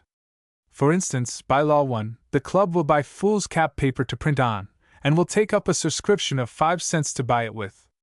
Subscription, corrected Eunice. I should think that would do. So Edna wrote neatly. Bylaw I, the club will take up a subscription of 5 cents each, and buy foolscap paper, as much as it needs. That's good. Do we need any more bylaws? What else have we to buy? Ain't those enough rules? Asked Eunice. I can't seem to think of any more rules we want to make. When will we have the paper? Asked Edna. Depends on when you send in your stories. This is Wednesday. Have you your stories nearly done, girls? I guess it will take some time to print them all out carefully. I can finish mine tomorrow, said Eunice. Mine's a horrid little thing, but I wasn't born bright, sighed Edna. I'll get it done by Friday. I can't think up more than 5 lines a day. Mine's all done, said Cricket. But oh, girls! A newspaper ought to have ever so many more things than stories in it. We ought to have jokes, and advertisements, and deaths, and marriages, and all that. And puzzles, too. O.H., groaned Edna. Then you'll have to make them up, that's all. I think it's the editor's business, anyway. We'll each do a few. That won't be hard, suggested Eunice. Suppose nobody dies or gets married that we know of? Asked literal Edna. Make them up, child, answered Cricket, with a funny air of superiority. In a paper you can make up anything. It doesn't have to be true. Don't you know how often Papa says that's only a newspaper story? Making them up is just the trouble, persisted Edna. If anybody really died, or married, or anything, it would be easy enough to write of it, of course. How silly people are who make real newspapers. Why do they ever make up anything, when real things are happening all the time? It's more fun to make things up, answered Cricket, from the depths of her experience. But we can write about that old red hen, and about poor little Wallops, referring to a little black cat, lately deceased. Then each of you must send me in some things besides your stories, and I'll make some up myself. Let's appoint next Tuesday for a meeting, if I can get the paper done. If I don't, we'll have it as soon as I can get it ready. Shall that be a rule? Laughed Eunice. No, miss. But suppose we make this a rule. How many rules have we now? 3, said Edna, referring to the Constitution. Then Rule 4, the paper shall be read on Wednesday afternoons, at 3 o'clock, in Rocky Nook. Why, girls! I made up that name just then, interrupting herself, in her surprise. It's a splendid name, the girls said. We might call it Exile's Bower, laughed Edna, teasingly, for the boys had given that name to Bear Island since the girls' imprisonment there. If you like, said Cricket, the unteasable, serenely. Don't you think that the next rule ought to be that we won't tell the boys? Asked Edna. I just know they will tease us out of our senses. So Rule 5 was duly registered, to the effect that strict secrecy was to be observed, and that they would tell no one but Grandma and Auntie Jean. There must be another bylaw, put in Cricket reflectively here, for we must have some badges, like Marjorie's society. What are they? Asked Edna. Marjorie took a dime and had the jeweler rub it off smooth and put some letters on it. We could have E.C. put on ours. Then he put a little pin on it, and she wears it all the time. Don't you suppose Auntie would see about them for us? I'm sure she would. She would lend us the money, I guess, and let us make it up from our allowances. So the next regulation read: Bylaw 2. We will have badges, made of dimes, with E.C. on them, and we'll ask Mama to let us have the money for them. Doesn't that look club by? Exclaimed Cricket, enthusiastically, surveying the neatly written page, with its rules and bylaws. You ought to be the first editor, Edna, for you do write beautifully. You write my stories, and I'll print the paper any time, said Edna, brightening. No, I won't. I won't let you wiggle out of writing your stories, Edna, if I print all the papers. Come, girls, I'm nearly dead with sitting still so long, added Cricket, springing up. Let's go to ride. No, I thank you. This is all I want to do this hot day, answered Edna, stretching herself out on the sand, with her head in Eunice's lap. Oh, lazybones! I'm going to find old Billy, and take him to ride. Goodbye. Chapter 11. The Echo. Girls, we forgot one very important thing, said Cricket, suddenly pausing in her work of copying out carefully, in print, on legal cap, the much interlined and very untidy-looking manuscripts that had been handed in. The 3 girls were sitting cozily in one end of the broad piazza, Edna lying back in a bamboo steamer chair, reading, Eunice in the hammock, while Cricket, at the table, with both feet curled up on the round of her chair, worked industriously. We're sitting cozily. What did we forget? Asked Edna, languidly. We forgot to choose names for ourselves, as Joe and the rest did. I don't want to sign just plain Edna Summers to your piece. I'm sure I don't want you to, said Edna, with sudden energy. I just hate my name. I wish Mama hadn't named me till I could choose for myself. What a good idea, said Eunice, admiringly. I never thought of that. What name would you choose? Hildegard Genevieve, answered Edna, promptly. Those are my favorite names. And I wish my last name was Montague. Hildegard Genevieve Montague. That's a beautiful name, exclaimed Cricket. Have that for your club name, Edna. Now you choose, Eunice. Let me see, considered Eunice. I think Esmeralda is just splendid, and I love Muriel. Esmeralda Muriel would do. And have Legrand for your last name, begged Cricket. I think anything with a L in it is so stately. But Muriel is one of my favorite names too, Eunice. What shall I choose? Do you like Saretta? Lou. That isn't a real name, is it? Asked Edna. I made it up the other night, and I think it's sweet. I'll be Saretta Carlilian. I made that up too. So that's settled, said Cricket, resuming her work and signing. Hildegard Genevieve Montague. Very carefully. The rest of the family had, of course, noticed the sudden literary bent of these young women, and were all curiosity to know the reason of it. The boys gave them no peace, and though the girls stuck to their secret valiantly, Will and Archie managed to worm it from them at last. To the relief of the girls, however, they did not tease, but, on the contrary, quite approved, and even offered to contribute, an offer which the small editor would not accept unconditionally. "You may write things," she said, rather dubiously, "and if I like them I'll print them. But I'm not going to put in any nonsense. This is a really truly paper, and the girls have written beautiful stories." She was sole judge of the production, however, for the other girls had agreed that it would be more fun if nobody but the editor knew the contents of the paper till it was read. It proved to be a great deal of work to copy all the paper neatly in printing letters, but Cricket stuck to it faithfully. Auntie advised that she should work regularly, 1 hour in the morning, and 1 hour in the afternoon, till she got it done, and Cricket, who at first felt obliged to work at it all the morning, very willingly followed her suggestion. Auntie had also undertaken to advance the money for the badges, which a little local watchmaker had promised to have done before Wednesday. He kept his promise, and 3 prouder little girls never walked than these 3, when they fastened on these round, shining pins, with E.C. embroidered on them, as Cricket said. Would my little readers like a glimpse of this really truly paper of really truly little girls? Well, then, the club meeting was held, by common consent, on the piazza, instead of in Rocky Nook, for the boys insisted on being present, and Auntie Jean hinted that an invitation to herself and Grandma would be much appreciated. "You mustn't anybody laugh," said Eunice, finally, in some trepidation.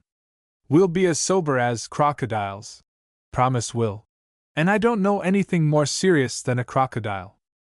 So, when the audience was duly assembled on the piazza, the Echo Club marched out of the house, headed by President Eunice, the secretary and treasurer following, while the editor, all in a flutter, carrying the precious paper laid flat in an atlas, brought up the rear. The president sat down, gravely, in a big chair reserved for her, while the secretary took a seat by her side, though she cast a longing look at the hammock, which was regarded as undignified. The editor, vainly trying to control her smiles and restrain her dimples, stood behind the table, and began. "I copied the top part of it from a real newspaper, Auntie," she said, opening the sheet. "Now, boys, remember, if you laugh the least bit I'll stop. And oh, Auntie, I forgot to say that the boys wrote some of the Adams." "Adams?" repeated Auntie Jean, puzzled. "Adams. Miss Cricket, oh ho!" called Archie. Then, recollecting himself just in time, he clapped his hands over his mouth. "That's what you said they were, I thought," said Cricket anxiously. "Don't you know, Auntie, those little things that come between the stories, and all that? General Adams. I have written it down." "Items, dear," said Auntie, soberly. Adams," repeated Cricket thoughtfully, comparing the sounds. "Yes, of course. How silly of me. I'll change it right away. Well, the boys wrote most of them, anyway. Now I'm all ready." And Cricket cleared her throat and began. Sorella Carlilian. Number 1. Marbury, Wednesday, July 15, 18. Volume 1. Number 1. Volume 1. "Oh dear!" sighed Del Ripley. "Next Friday is Composition Day, and I've got to write a composition. What subject shall I take, Mama?" "Are there not any subjects in your school composition book?" asked Mrs. Ripley, a pleasant-looking lady of apparently 35. "Yes'm, but not any I want." "Oh, it seems to me that I saw a book upstairs in the garret with something about compositions in it." And, shaking back her floating curls, the little girl bounded from the room. She ran up the garret stairs, and then began to look for the book. At last she found it, and eagerly opened it, and, as she opened it, a paper fluttered to the floor. She picked it up, and saw the name, Amy Willard, on it. "Why," she thought, "it's something of Aunt Amy's." And she read it. It was a composition. "Joan of Arc!" cried Dell. "Splendid subject, and splendid composition. I wish I could write one as nice." "Why not take this one?" asked the tempter. Then there was a very long struggle in Dell's heart, but the tempter conquered, and Dell carried the composition down to her own room to copy it. When she had finished it, she read it over, trying to think that it sounded just like any of her own, and that no one would ever know it. "It sounds just like mine," she said, trying to get rid of that uneasy feeling. "I guess I'll just change this sentence and that one." "Have you written your composition, dear?" asked Mrs. Ripley, pleasantly, as Dell came slowly downstairs and out on the piazza. "Yes'm," answered Dell very low. "You look tired, dear." "I am. What shall I do if I am found out?" thought Dell. When she went to bed that night she was very unhappy. Her conscience troubled her very much. She wished she had never found the composition, and almost made up her mind to confess, but alas, only almost. She turned and tossed till nearly 10 o'clock, and then fell asleep, and dreamed that, just as she was reading the composition before the school, her Aunt Amy appeared, and claimed it as her own, thus showing her niece's wickedness. She awoke with a scream that brought her mother to her bedside. Dell's first thought was to tell her mother all, and without waiting a moment she confessed her sin. After that, Dell's compositions were her own. Esmeralda Muriel Legrand. "Oh, Mama!" exclaimed little Polly Moore. "Tomorrow is my birthday, and what are you going to give me for a present?" "What do you want?" asked Mrs. Moore. "I should like a necklace of some sort." "Oh, Papa!" bounding toward her father. "Are you going to give me something? What would you like me to give you?" "Oh, anything," said Polly. So the next morning, Polly found by her bedside, when she woke up, a pretty little coral necklace, and a red purse with 75 cents in it, and a penknife. 3 or 4 weeks after, Polly went to visit her uncle, who lived in the country. He was a farmer, and it was haying time, and he was getting in the new hay, and Polly liked to play in the hay with her cousin May. One day, as they were playing there, her coral necklace came unclasped and fell into the hay. She hunted a long time, but could not find it. Polly went home the next week sorrowing, but the next spring, when the cows had eaten up all the hay, the news came that May had found the necklace, and Polly was happy again. Hildegard Genevieve Montague. Poetry. To my mother. A lament. "Oh, mother dear, why hast thou gone, and left thy cricket all alone? The tears flow often from my eye, and oft, indeed, I almost cry, should danger chance to come to thee, while thou art sailing on the sea. With sorrow would our hearts be torn, and we would be here all forlorn. Perhaps thou may fall from the deck, before Papa thy fall could check. Perhaps they could not rescue thee. And then, alas! What grief to me! Of course Papa might pull thee out, or else some burly sailor stout. Oh, dear Mamma! I pray thee strive to keep thyself, for us alive. And dear Papa, we miss him, too, almost as much as we do you. We long to see his dear old face, and fold him in our close embrace. And Marjorie and Donald, too. We miss you all, but mostly you. Oh, hurry and grow very strong, that we may have you back ere long. Saretta Carlilian. Miss Zadie and Miss Helen Ward have decided that they will patronize the ocean hereafter for their daily bath, rather than the tanks in the cheese factory. The other day our editor, and one of the valuable contributors to this paper, were seated on 2 posts, playing the manly game of bean-bag. The bag was coming to the editor, but somehow, when he grabbed for it, it fell on the ground. Our editor immediately sprang after it, but, in doing so, his dress caught on the post, and he hung up there. He was rescued by Miss Legee. He is now doing well. Little Patty looked very poor indeed. She sat on a rough stone that was used as a doorstep, with her head resting on her hand. Her beautiful golden curls fell way below her waist, over her white neck and shoulders, which her ragged dress did not hide. Patty had been stolen by gypsies 3 years before, when she was 7 years old. She was very pretty, and because of that the gypsies had stolen her to sell. One night she ran away from the gypsies, and during the day she wandered on till she came to a large town. When it was night again, she was tired and hungry, and she sat down on a doorstep and fell fast asleep, and here she was found by Mrs. Bruce, who took her home, thinking she could make her useful in running errands.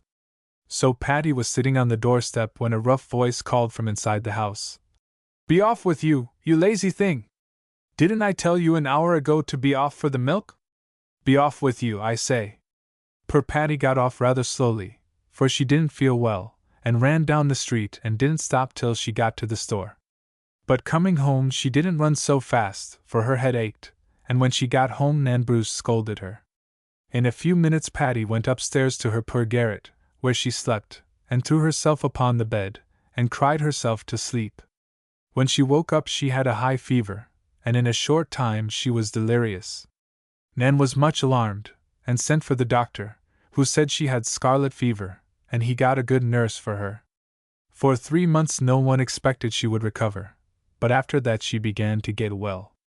One morning, when she was nearly well, she said suddenly to the doctor, "Doctor, it seems to me as if I had seen you before."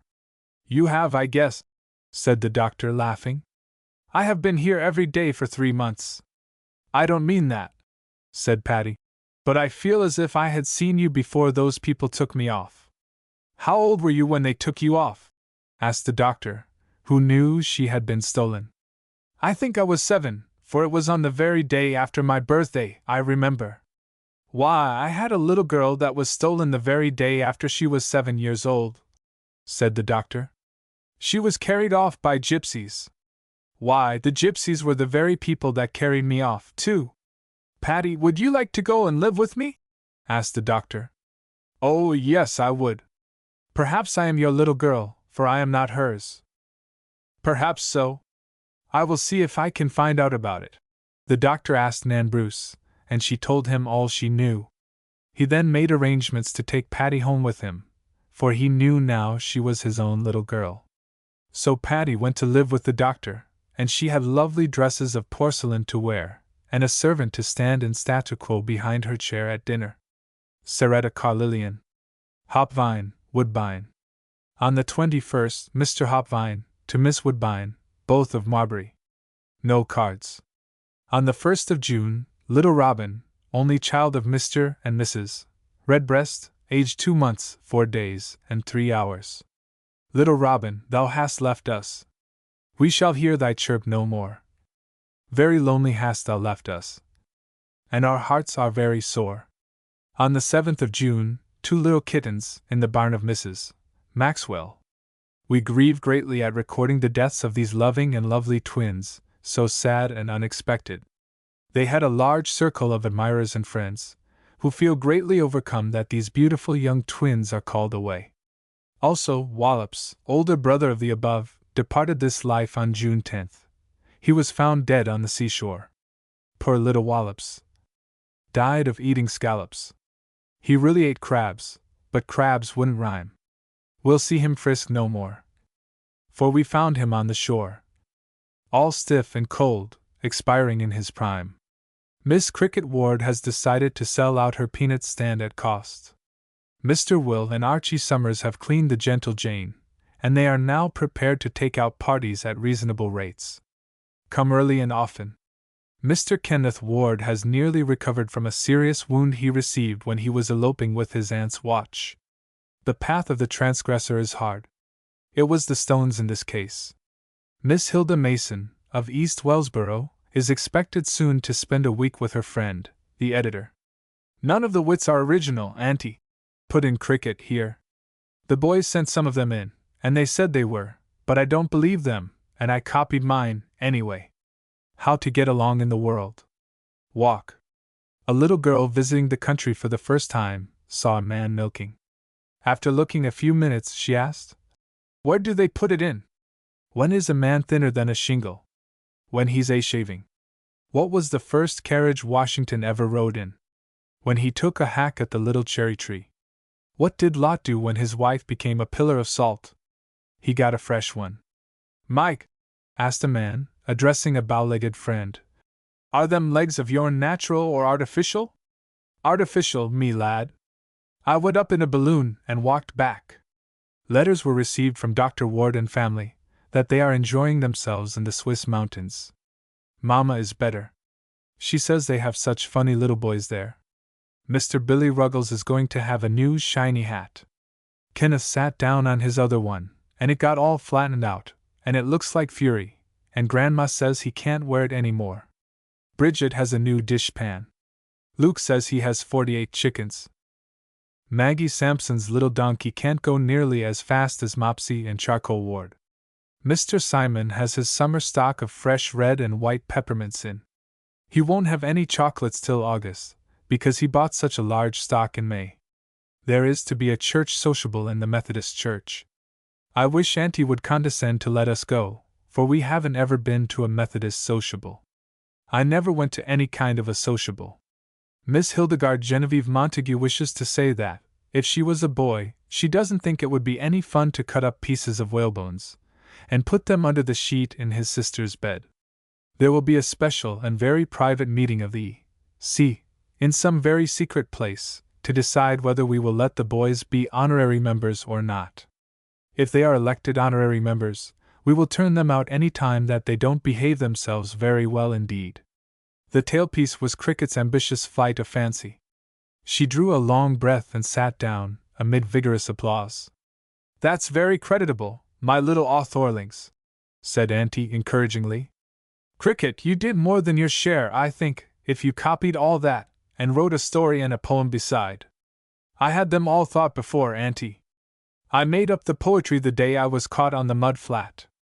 I love to think out stories." "Oh," groaned Edna. "How anyone can think out stories just for fun, I don't see. I'd almost rather fight skeeters. Mine's the stupidest story that ever was, but I don't believe I slept a wink for 3 nights, while I was making it up. You don't catch me writing any stories, girls, when I am editor." "I am afraid you weren't intended for an author, my dear," said her mother, laughing. "Somebody must read the stories," said Edna, defensively. Chapter 12. The Hairs of His Head. The Maxwell family were coming home from church along the sandy, sunny road. Eunice and Edna, arm in arm, were ahead, laughing and talking over some profound secret. Will and Archie mimicked them behind, while Grandmama and Auntie Jean, under a generous black sun umbrella, strolled slowly along some distance in the rear. Cricket, in the misery of a dainty orchidee, which she must keep clean for another Sunday, and with the unhappy consciousness of her Sunday hat of wide, white leghorn, which, with its weight of pink roses, flopped uncomfortably about her ears, walked along by herself, in an unusually meditative frame of mind. She refused, with dignity, the boys' proposal to walk with them, and told the girls it was too hot to go 3 abreast. Presently, down a cross street, she spied a familiar figure, tall and bent, with a head of bristling hair, and a high silk hat. It was Billy, and she instantly ran to meet him. Billy could never be induced to attend the little Episcopal chapel where Mrs. Maxwell went, but favored his own meat in us, he said, which was the little white Unitarian church by the post office. Folks didn't set easy in Mrs. Maxwell's church, he often said, and he didn't like to see a minister in a white petticoat, with a black ribband around his neck. It didn't seem respectful to him to have so much to do with the service. But Billy was very devout in his own way, and never missed service nor Wednesday evening prayer meeting in his own church. "Hello, Billy!" cried Cricket, beaming.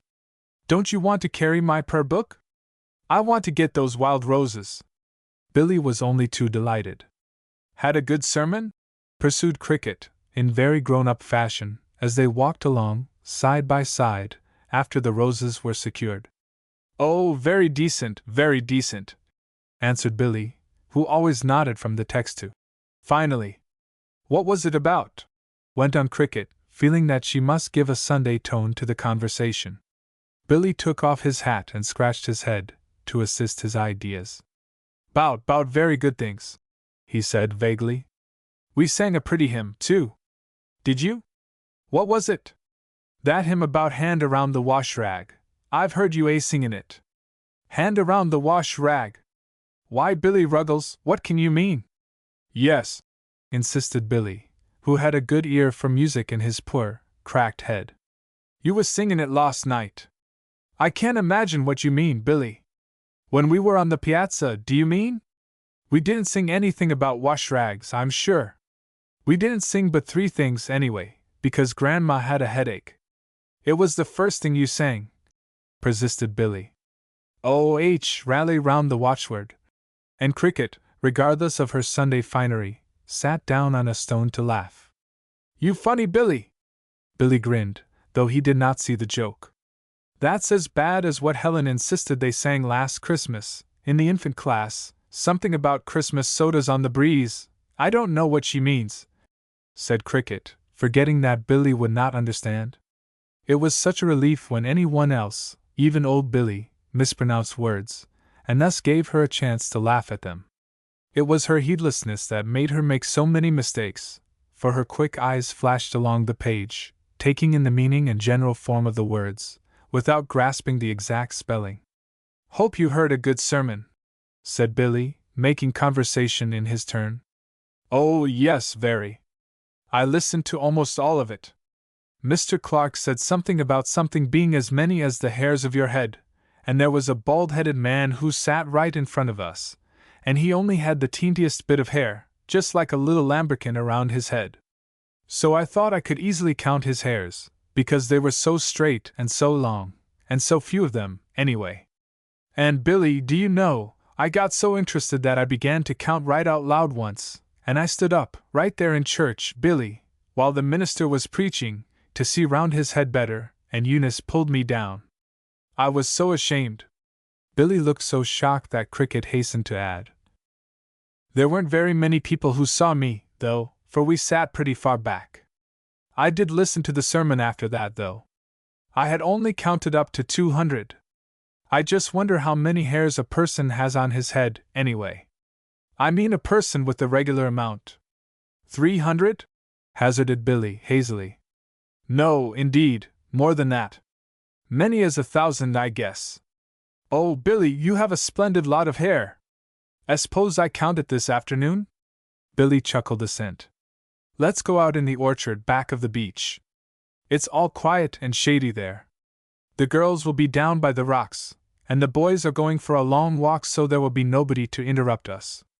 It will take most all the afternoon, I guess, but I've always wanted to know how many hairs grow on a person's head. I'll come for you after dinner, Billy, don't forget. And having arrived at the house, Cricket skipped up the porch steps, and went upstairs to relieve herself of the bondage of her pink organ eye as soon as possible. After dinner, Cricket found her willing slave waiting for her on the piazza. Let's go right off before the others come out, for we don't want a whole raft of children after us, she said, and so they went around the house, through the side gate, into the orchard. Here's a lovely shady spot.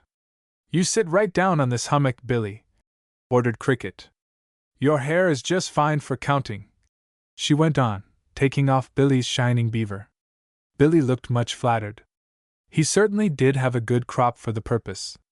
His hair was rather coarse, very wiry and bristling, about 2 inches long, and as clean as a daily scrubbing in soap and water could make it. Now, where shall I begin? You see you haven't any part, Billy, and there's no place to start from.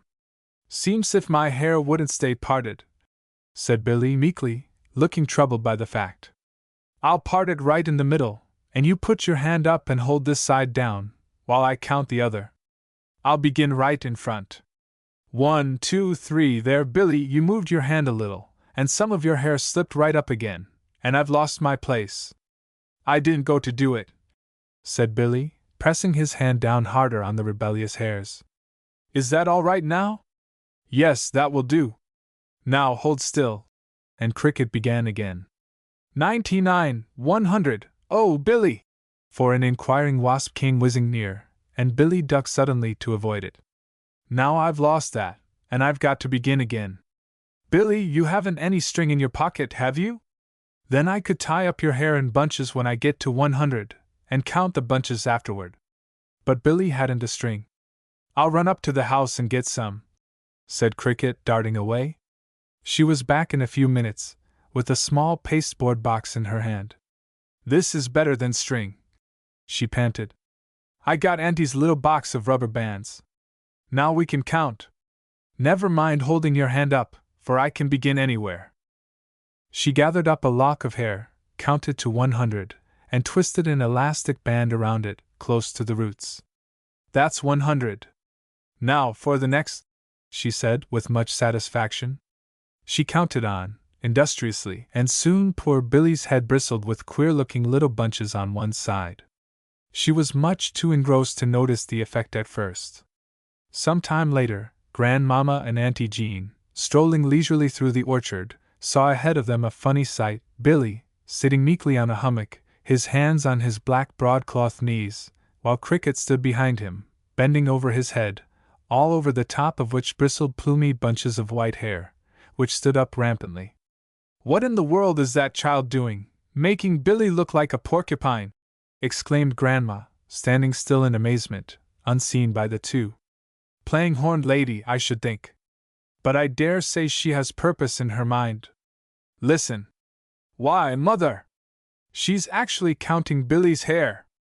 At this moment, Cricket, pausing to snap another elastic band around the last bunch, for the first time noticed the effect of her hair dressing. "Oh, Billy! If you don't look just as if you had a lot of little feather dusters growing on your head!" she cried, holding on to her sides as she laughed. Billy looked disturbed. He decidedly objected to being laughed at. He put up his hand to feel. "Don't take them down," said Cricket, pushing his hand away. "I'm going on. My! What a lot of hair people have! Let's see how many bunches I have. 22, 23. That makes 2,300, and there's lots more to do yet. I don't wonder people mean so much when they say, as many as the hairs of your head, do you?" "How many, Cricket?" asked Auntie, laughing, as she and Grandma drew nearer. "Who's that?" "Oh, Auntie!" Cricket looked a little abashed. "I'm only counting Billy's hair," she explained. "Mr. Clark said this morning that, if we counted our mercies, we should find them as many as the hairs of our heads." "It might be easier to count the mercies," said Auntie, still laughing.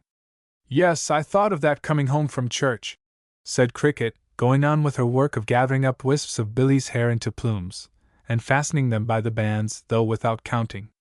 "Then I didn't know exactly what my mercies are, excepting that Liza says it is a mercy I'm not twins." "What had you been doing when she said that, Jean?" immediately asked Grandma, who never used her nickname. "Nothing much," said Cricket. "Only Liza gets cranky sometimes, you know."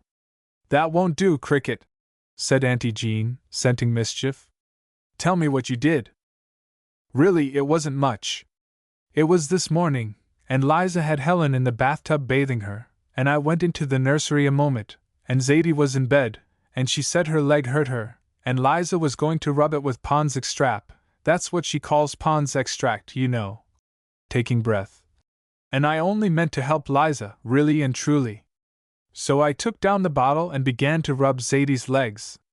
I thought the Pond's extract seemed to have gotten dreadfully sticky, and it was all thick and dark like molasses, and I could hardly rub at all with it, and Zadie said she didn't like it, and she cried. But I thought it was the best thing to do for her, so I told her a story to keep her quiet, till I got both her legs all rubbed.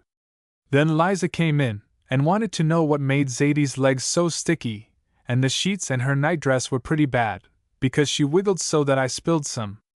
Liza just snatched the bottle away, very unpolitely, when I only told her that I had been helping her because she was so busy, and Zadie wanted her legs rubbed.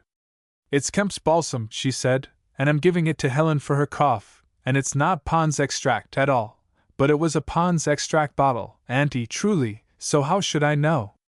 And then she said, it was a mercy I wasn't twins," finished Cricket, looking much aggrieved. Auntie laughed till the tears came into her eyes. "Kemp's balsam, of all sticky things," she said. "Poor Zadie!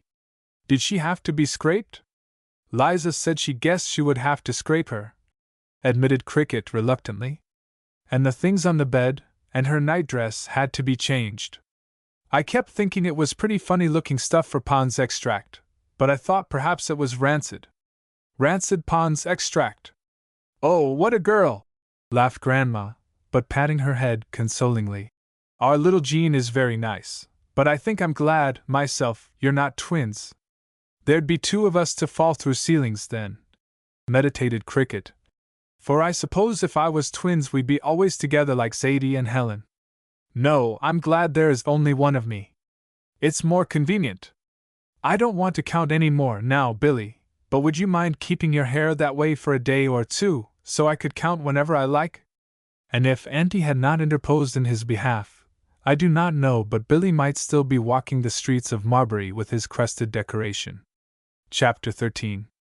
A Wrestling Match. That's it. Prime! Now again! Shouted Will, encouragingly, and Cricket, in her blue gymnasium suit, panting and laughing, put her shoulder to Archie's again, and stood in position.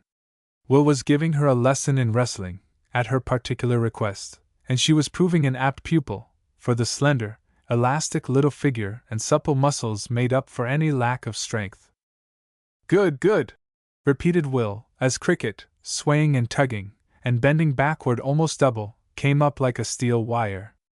Bravo! We'll soon have you champion lady wrestler in a dime museum. At him again! Good enough! Hooray!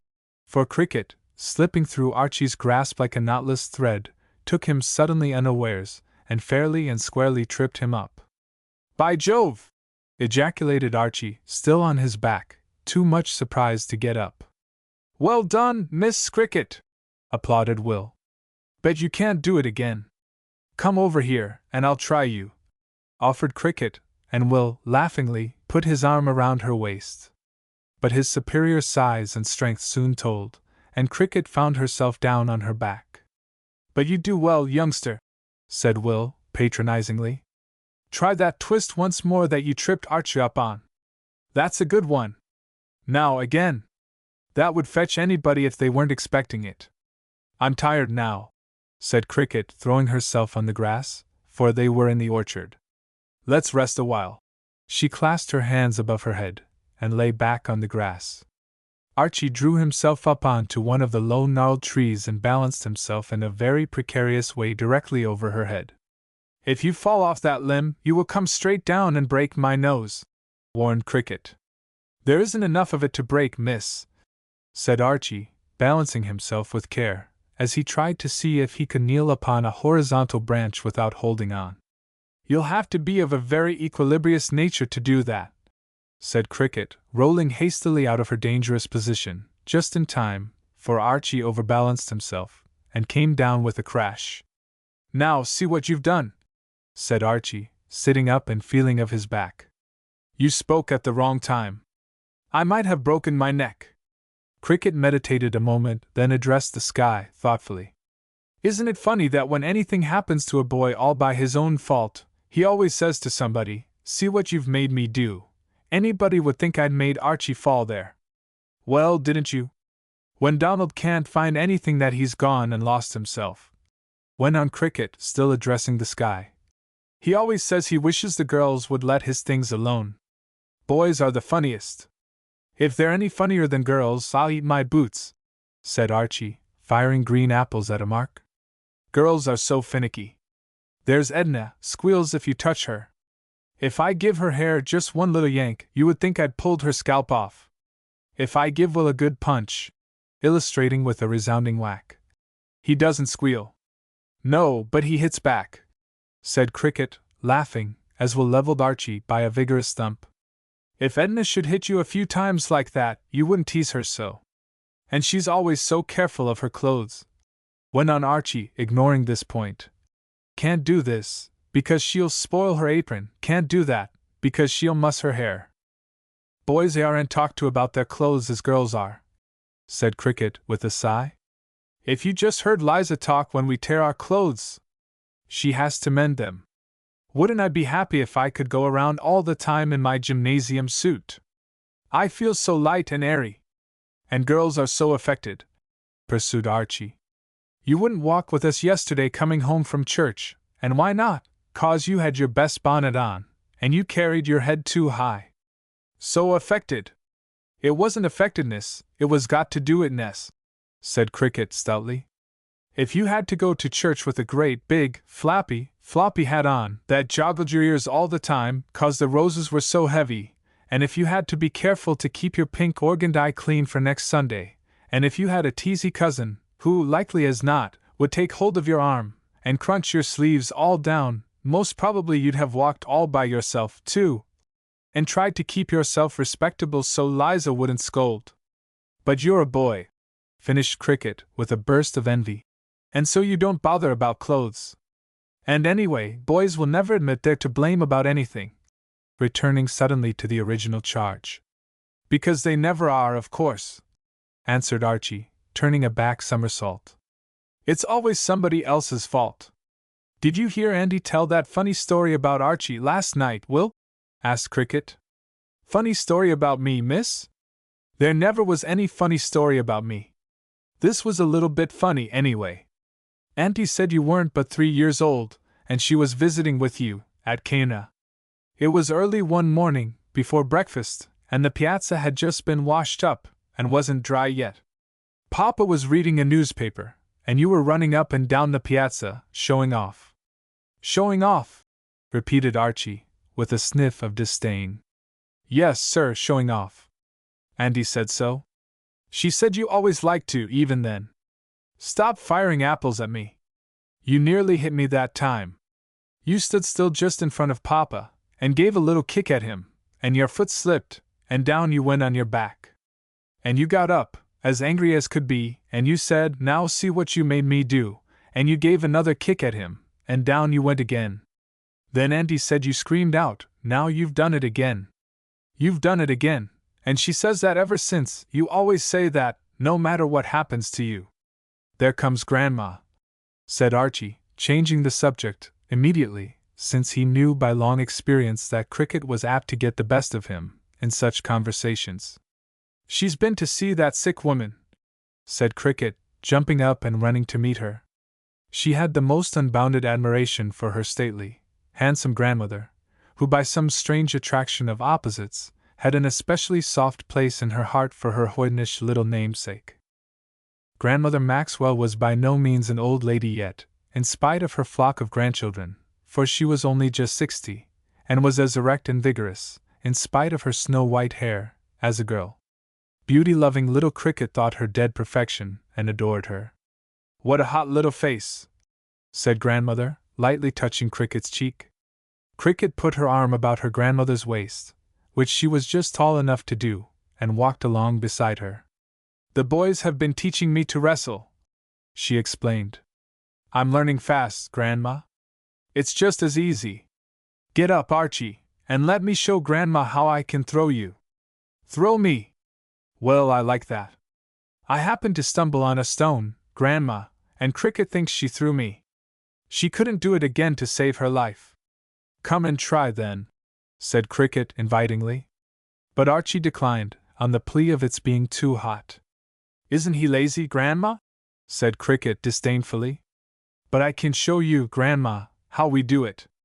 Put your arm around me this way, and take hold of my hand. Now then, see? I tried to get my foot around your ankle, quickly, and give a little jerk, and pull this way.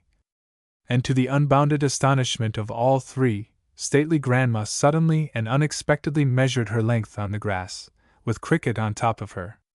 Cricket's illustration had been altogether too graphic. Jean!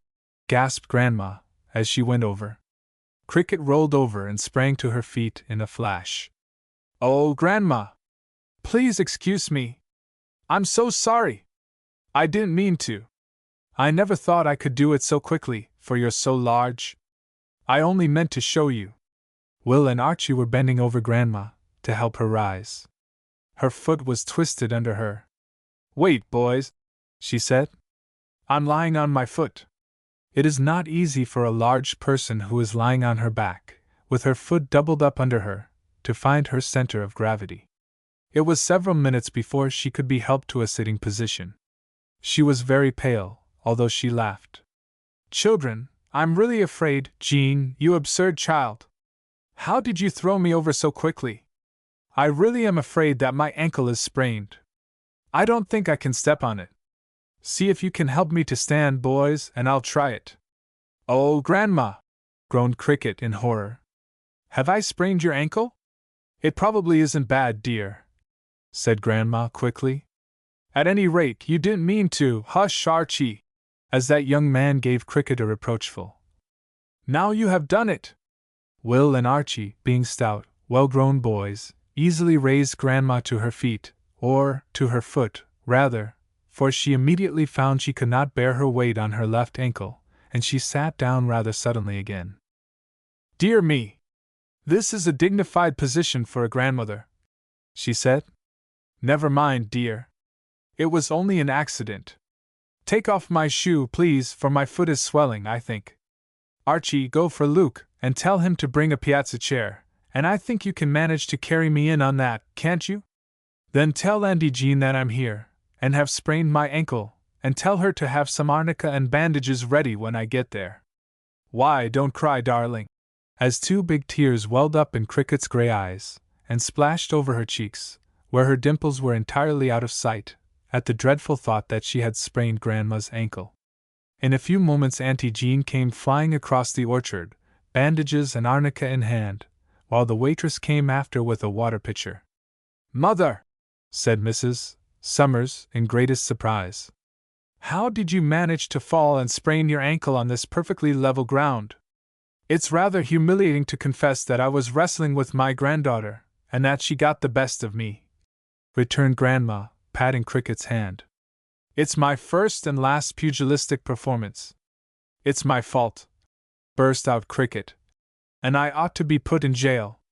Will had been showing me how to wrestle, and he had taught me such a good twist that I caught Archie on, and I thought I'd just show Grandma, just barely show her, Auntie, and I put my foot around her ankle, and somehow she went right over like ninepins and doubled up her foot. Oh, Grandma! Can you ever walk again? Grandma's lips were getting rather white with pain from her foot, but she laughed again, and said brightly, Yes, indeed, little maid, I will be all right in a week or two. A week? Groaned Cricket. I thought you were going to say tomorrow. Auntie Jean had slipped off Grandma's stocking, and was bathing her rapidly swelling foot with arnica. In a few minutes, Will, and Archie, and Luke appeared, bringing a piazza chair, and two stout poles. Auntie Jean bandaged the foot temporarily, and then Luke and Will helped Grandma up in the chair. They slipped the poles lengthwise under the chair, and Luke stood ready to lift the front ends as Will and Archie took the rear ones. Wait a moment, said Aunt Jean, as the procession was ready to start. Can't I fix a support for your foot, Mother? It will hurt it dreadfully to hang it down. Put a stick across the poles and the cushion on it, suggested Cricket quickly, and lay her foot on that. She picked up a stout stick and laid it in place, while Archie put the cushion on it and adjusted Grandma's foot on it. That's a capital suggestion, said Grandma, approvingly. That feels very comfortable. Are you sure you can lift me, boys? Could carry a ton this way, Mrs. Maxwell, said Luke. All ready, boys? Hist all together now. And as they all histed, the procession moved. Auntie Jean and Cricket walked on either side, keeping the cushion and stick in place. So Grandma finally arrived, was helped up the piazza steps, and into her own room, which was, fortunately, on the first floor. Chapter 14. Playing Nurse. Poor Cricket went around with a face as long as her arm, all the rest of the day, dreadfully cast down by this unfortunate result of her wrestling lessons. For a while, she was almost ready to vow that she would never do anything again that the boys did, but when she thought of all the lovely things this would cut her off from, she couldn't make up her mind to go that length. Auntie Jean soon assured her that the sprain was not at all serious, and that the inflammation seemed to be going down already, but her heart was very heavy. She would not go sailing with the boys, nor sit under the rocks with the girls, and at last she buried herself in her next story for the Echo. A very tragic and mournful tale it was, of a naughty little girl, who was left in charge of her small brother, but who ran away, all by herself, up garret, to play, and when she went back she found her poor little baby brother had fallen into the bathtub, which was left half full of water, and was drowned. Picturing the remorse of her heroine, and how they finally brought the baby back to life, although he had been in the water all the afternoon, of course Cricket did not mind a little thing like that, somewhat relieved her mind. By supper time she had sufficiently recovered so that she could allow herself to smile. Will came in from the post office, waving a letter that finished the work. It was from Hilda Mason, saying that she could come on Friday next, as Cricket, with Auntie's permission, had written, asking her to spend a week. "Goody! Goody!" cried Cricket, dancing around, with her dimples quite in evidence again. "Won't we have fun? And she can write a story for the Echo, too?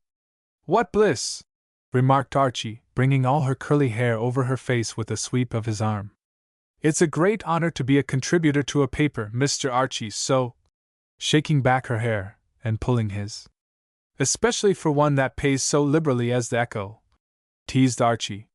"You're a model of sarcasticity, I suppose you think," said Cricket, tossing her head. "Auntie, will you take us to Plymouth some day? I know Hilda will want to see Plymouth Rock. Watch her that she doesn't carry it off in her pocket," advised Archie. "And all the other interesting things in Plymouth," went on Cricket, turning her back on him.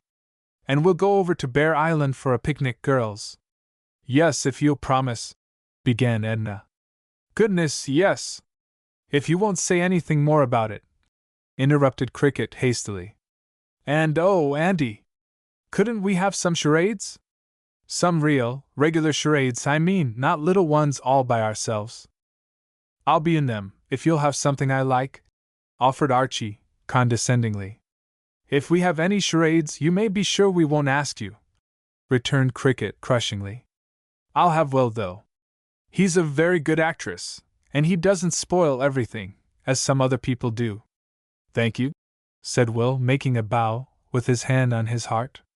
"I'm out of it then," said Archie, "for I know I'm not a good actress. Of course I meant actor.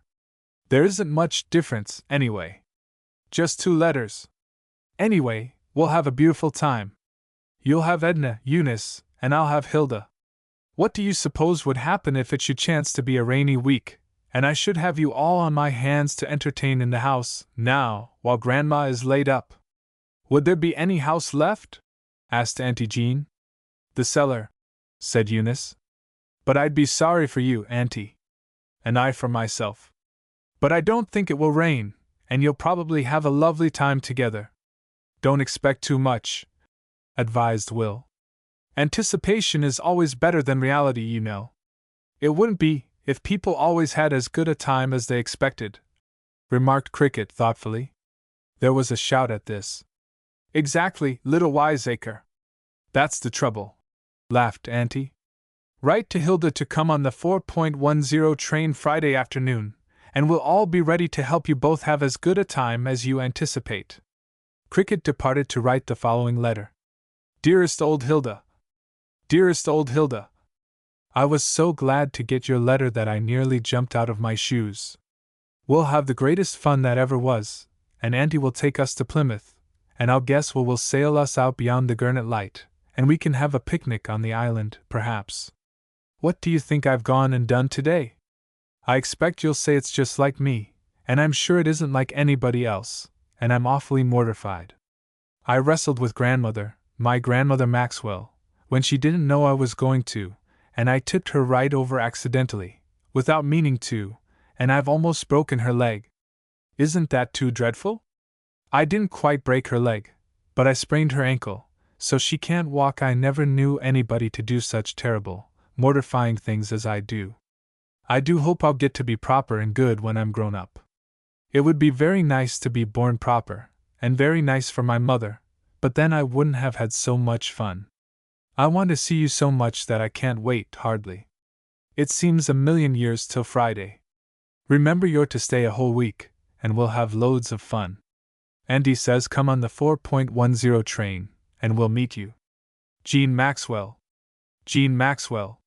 The next morning, after breakfast, when Grandma was up and dressed, with her sprained foot resting on a cushioned chair in front of her, Cricket presented herself at the door. "I've come to be your legger, Grandma," she announced, "and I'll read to you, or amuse you, or play dominoes or halma with you, or anything you like. Or we might play go-bang. That's very interesting." "Thank you, little granddaughter," said Grandmother, much amused, but touched as well. I'll be very glad to have a legger, but, after all, it wasn't my eyes that were sprained, so I can read very well for myself. I couldn't think of keeping you in all this beautiful day. But Cricket begged to be allowed to stay with her, and stay she did. A deft little nurse she proved. She initiated grandmother into the mysteries of go bang, and the checkered game of life. She read in the morning papers the articles that grandmother pointed out, and let herself be taught checkers and backgammon, showing surprising quickness in learning.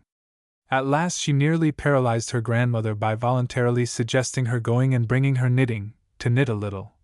"While we just plain talk for a change," she said. So the little maid ensconced herself in a chair near Grandma's large one, with her wash rag. Grandma took up her knitting, also, and the needles clicked, socially. "Why couldn't you tell me a story? I always forget to talk while I'm knitting, so I can't be very entertaining," said Cricket, laboriously pushing her needle through her very tight stitches, and twisting her face into a very hard knot. The boys said Cricket knit as much with her face as with her fingers. Chapter 15. A Knitting Bee. "What shall the story be about?" asked Grandma, her needles flashing as they flew. "When you were a little girl," answered Cricket, promptly, in the usual formula. "Oh, Grandma! I have an idea! Haven't you a box of old things that I could look over, and select something for you to tell me a story about, like that dear old Grandma in Old-Fashioned Girl?" "Yes, Jean, I have the very thing, and it's a good idea. Bring me that little table that stands in the corner. That's right. Put it close beside me. Now open these drawers, yes, pull them way out. Now lift that dividing piece. You see the bottom is inlaid. Touch the second one of the little black inlaid circles." "A secret drawer!" cried Cricket excitedly. "Oh, Grandma! How book why?" "Yes. Grandpa brought this table from China years ago. It is full of secret places." Cricket touched the spring, and the supposed bottom flew up, showing a box below. The little stand was really more of a cabinet than a table, though it had a flat top and rolled easily on its casters. In the box thus opened were all sorts of things.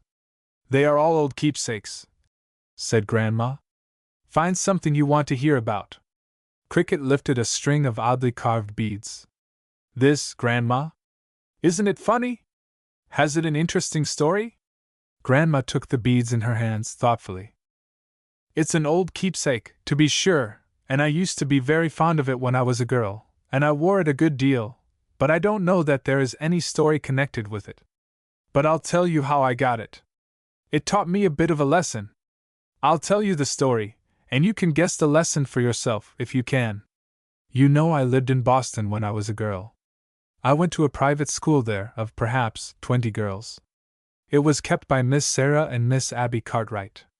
We all loved Miss Sarah, but none of us liked Miss Abby, and I don't wonder at it when I think how little she understood girls. We used to recite seated in a semicircle around the teacher, and all whispering was strictly forbidden during the recitation. One day, but I must stop here, and tell you that we all wore white stockings and low shoes then. We never had any high shoes at all. Our white stockings must always be fresh and clean, of course, and I always put on a clean pair every day. A soiled stocking would have made us feel simply disgraced. Colored stockings were perfectly unknown as far as I remember, and I should have felt dreadfully mortified to wear anything but white." "Oh, I know! Like Ellen in the Wide, Wide World," broke in Cricket. "Don't you remember her horrid aunt, who dyed all her white stockings gray, and she felt so badly? I never knew why. Wouldn't I feel silly in white stockings now? Yes, but if everybody wore them, it would be different. There was one girl, Phoebe Dawson, in my class, who was a very untidy girl. She always had hooks off her dress, or a hook and I put together that did not mate, or her dress was broken from its gathers. Her stockings were always grimy around the ankles. Ours were always smoothly gartered up, but hers wrinkled down over her shoes." "Yes," nodded Cricket. "Sort of mousquetaire stockings." Grandma laughed. "That exactly describes it. I know now there was some excuse for her getting her stockings so dirty, for she had a much longer walk to school than any of us did, as she came from Charlestown, over a long, dusty road. So, one day, as I was saying, the recitation was just over, and Miss Abby was talking about something just to fill up the time till the class bell should ring. Phoebe Dawson sat just opposite me in the half-circle. I can see her now. The part in her hair was as uneven as possible, what we used to call a rail fence parting, and her braids straggled unevenly down behind her ears. She had forgotten the brooch that should have fastened her collar. The facing of her dress was ripped and was hanging down, and her pantalettes were actually dirty. Pantalettes, Grandma? Yes, we all wore pantalettes, beautifully starched and ironed, that came nearly to the tops of our village ties, as we called them. We had very fancy ones for Sundays, and plainer ones for every day, but we were very particular about them. Phoebe sat with her feet crossed and actually sticking out in front of her, which was considered very bad manners, and her stockings were very grimy. I forgot about the rule of no whispering, and I said suddenly, to Dolly Chipman, who sat on the other side of me, pearl gray stockings are the latest thing from Paris. You can always depend on Phoebe Dawson to set the style, pig-style. Instantly Miss Abby's cold, gray eyes were on me. Did you speak, Miss Winthrop? For we were all called, very formally, by our last names. Yes'm, I answered very meekly. Very well, then, we will hear the remark you made, and judge if it was necessary enough to excuse you for breaking the rule. I fairly gasped, for nothing would have made me repeat the remark, and hurt Phoebe's feelings. In spite of her untidiness, we all liked her, for she was always good company. Besides, we really respected her, for she was one of the best scholars in the class. Please excuse me, Miss Abby, I said, getting furiously red. It was a silly little remark I made, and I had no business to make it.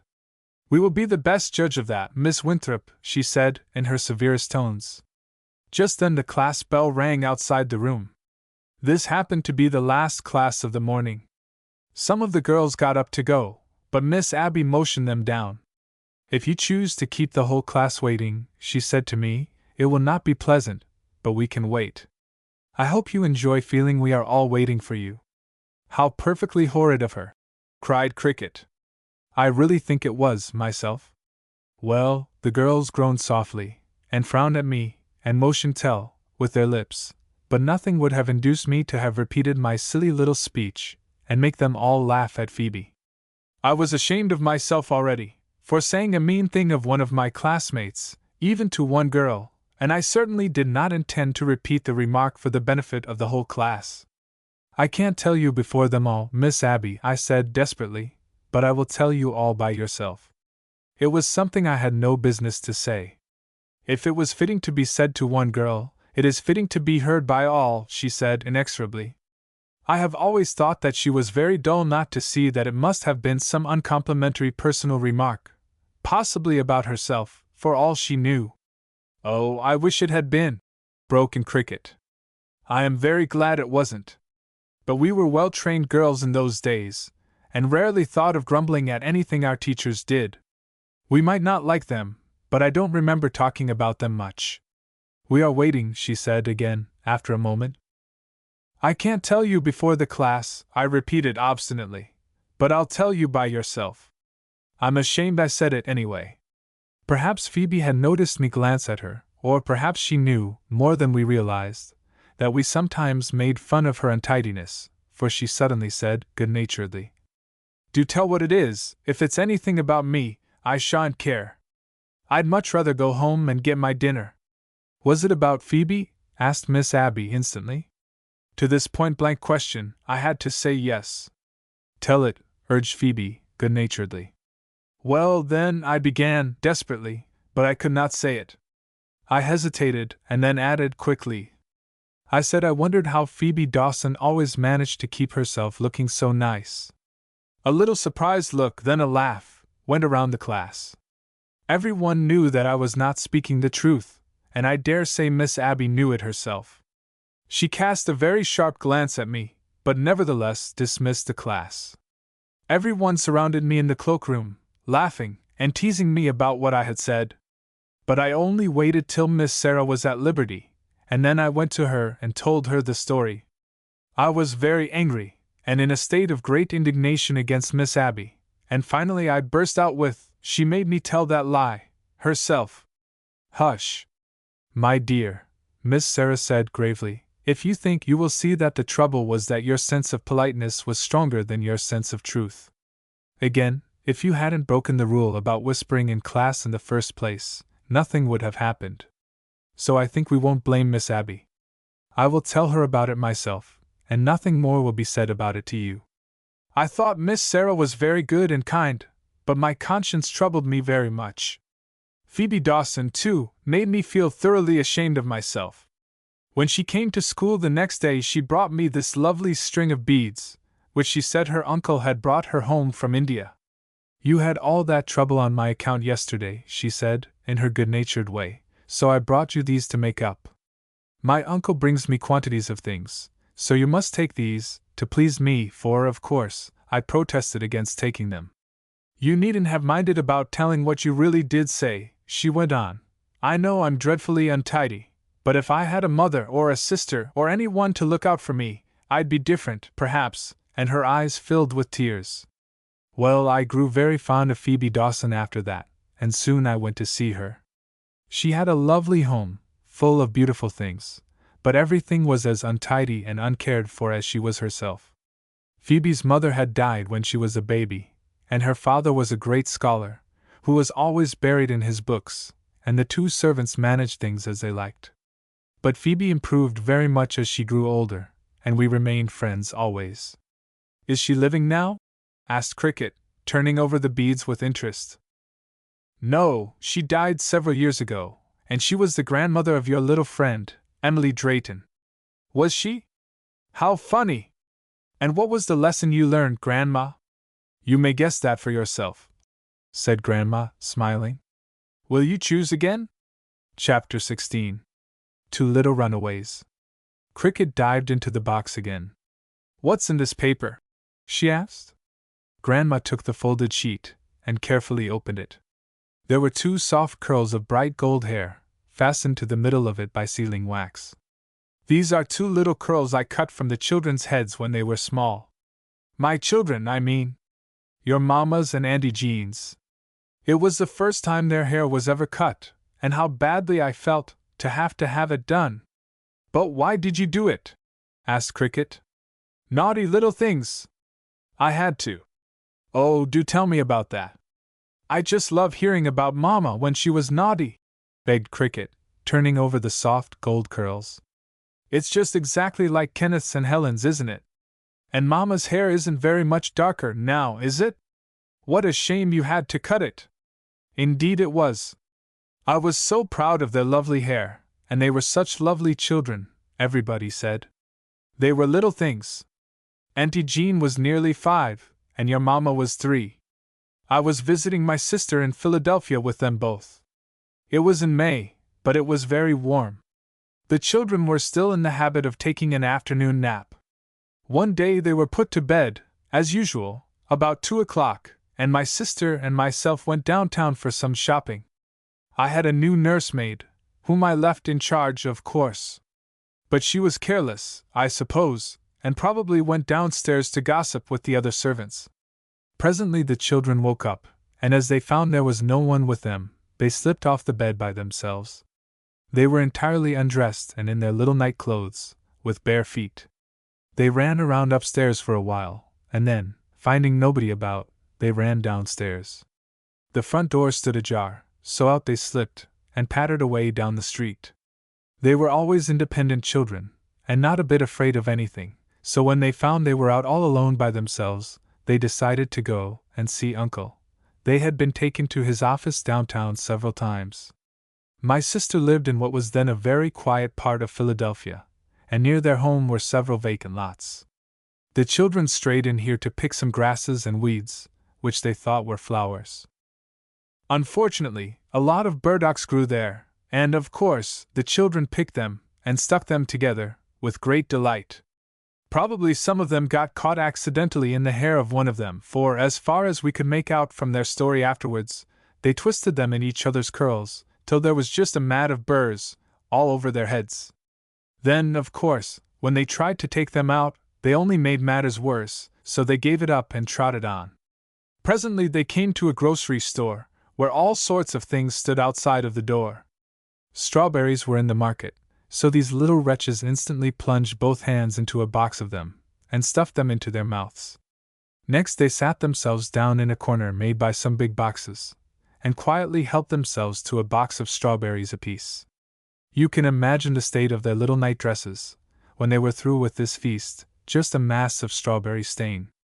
They were so small and so quiet, that no one in the store noticed them for some time, and no one chanced to pass. At last a lady came by, and spied them. Of course she instantly saw they were runaways, and spoke to them. "We isn't running away," Jean insisted, "we is only going to see Uncle." "But where is your mamma?" persisted the lady. "Her's gone to see Uncle too," said Jean. The lady knew they had probably run away from some neighboring house, so she went into the store to ask a clerk to come and see if he knew them.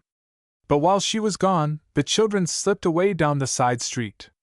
The clerk told us all about this afterwards, for it was a store where my sister often went.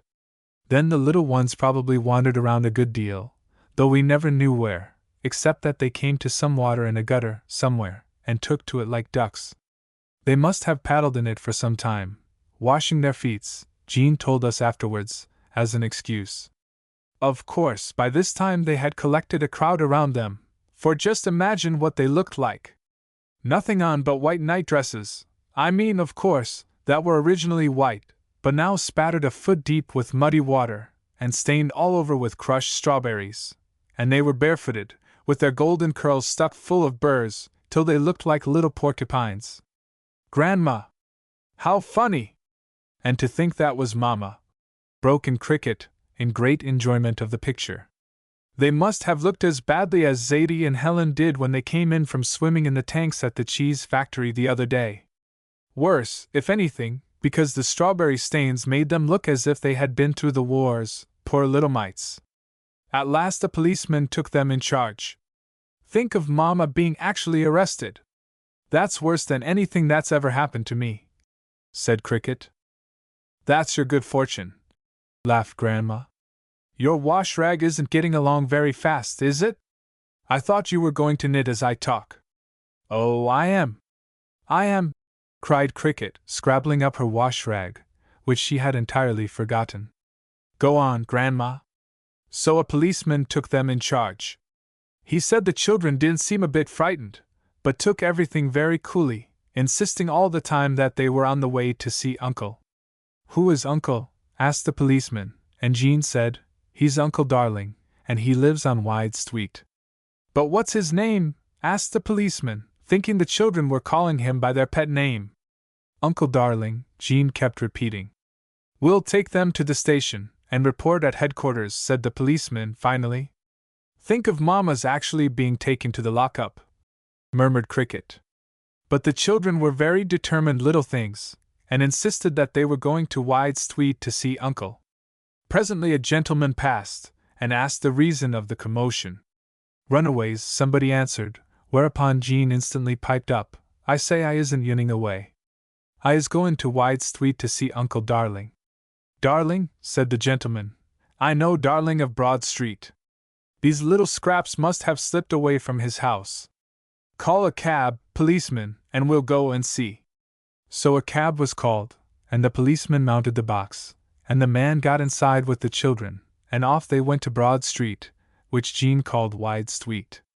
Imagine your great-uncle's feelings, when suddenly his office door opened, and a gentleman appeared leading those two ridiculous-looking little creatures. Their faces were grimy, their hair bristling with burrs, their feet splashed with mud, their little straight nightgowns stained with strawberry juice from neck to hem, looking startlingly like blood at first sight, but in spite of all, the most beaming of smiles, for they had had a beautiful time. "We has tum to see oo," said Margaret, giving him a very burry hug, for as she threw her arms around his neck, the burrs in her hair caught in his heavy beard. Margaret screamed as her hair pulled, and they had some trouble to get her disentangled. "We hasn't runned away, Uncle Darling. We has came in a carriage," said Jean. "The gentleman was a business friend of your great-uncle's. He delivered the children over into his charge, telling him the story. Of course, he started home with them immediately, knowing how frightened we would be if we got home and discovered that they were missing. Fortunately for my peace of mind, we had been detained later than we expected to be, and so just as we got out of the horse cars in front of my sister's house, a cab drew up at the door, and out got your uncle, and with him two of the most disreputable-looking little objects you ever saw. We could hardly believe our eyes. "We has tum home, maiden," Margaret called cheerfully as she saw us. Well, you can imagine how quickly we got both those children into the house, and into the bathtub, where we satisfied ourselves that they were not bleeding to death. We had to get the first coating of dirt off before we could undertake to disentangle those dreadful burrs. My heart sank at the sight, I must say. I was so proud of their beautiful golden hair. They each had so much of it, and it was as fine as floss. But this only made it the more difficult to get those sticky burrs out. My sister and I each took a child, and began at the burrs. We worked at them a long time, but they were so hopelessly twisted in, and the fine silky hair was so wound up in them, that at last I had to get the scissors, very sorrowfully. Way underneath, close to their necks, we found these little locks, that by some work and careful snipping we managed to get quite free of burrs, so I cut them off to preserve. I simply cut the rest off, in any way, as best I could, to do for the night, as it was too late to take them to the barber's that afternoon. What dreadful-looking little things they were then! Did you ever see a sheared sheep? Well, they looked just like that, for I had snipped their hair here and there, as best I could, and it stood up in little, rough, jagged, irregular tufts all over their heads. I almost cried as I looked at them. I had thought I had two pretty children, I said mournfully. Their heads looked so comically small, and their necks like little pipe stems. Of course the barber clipped their hair smooth the next day, but I felt for a long time as if I could not let people see them. Their heads were simply lost in every hat and bonnet they had.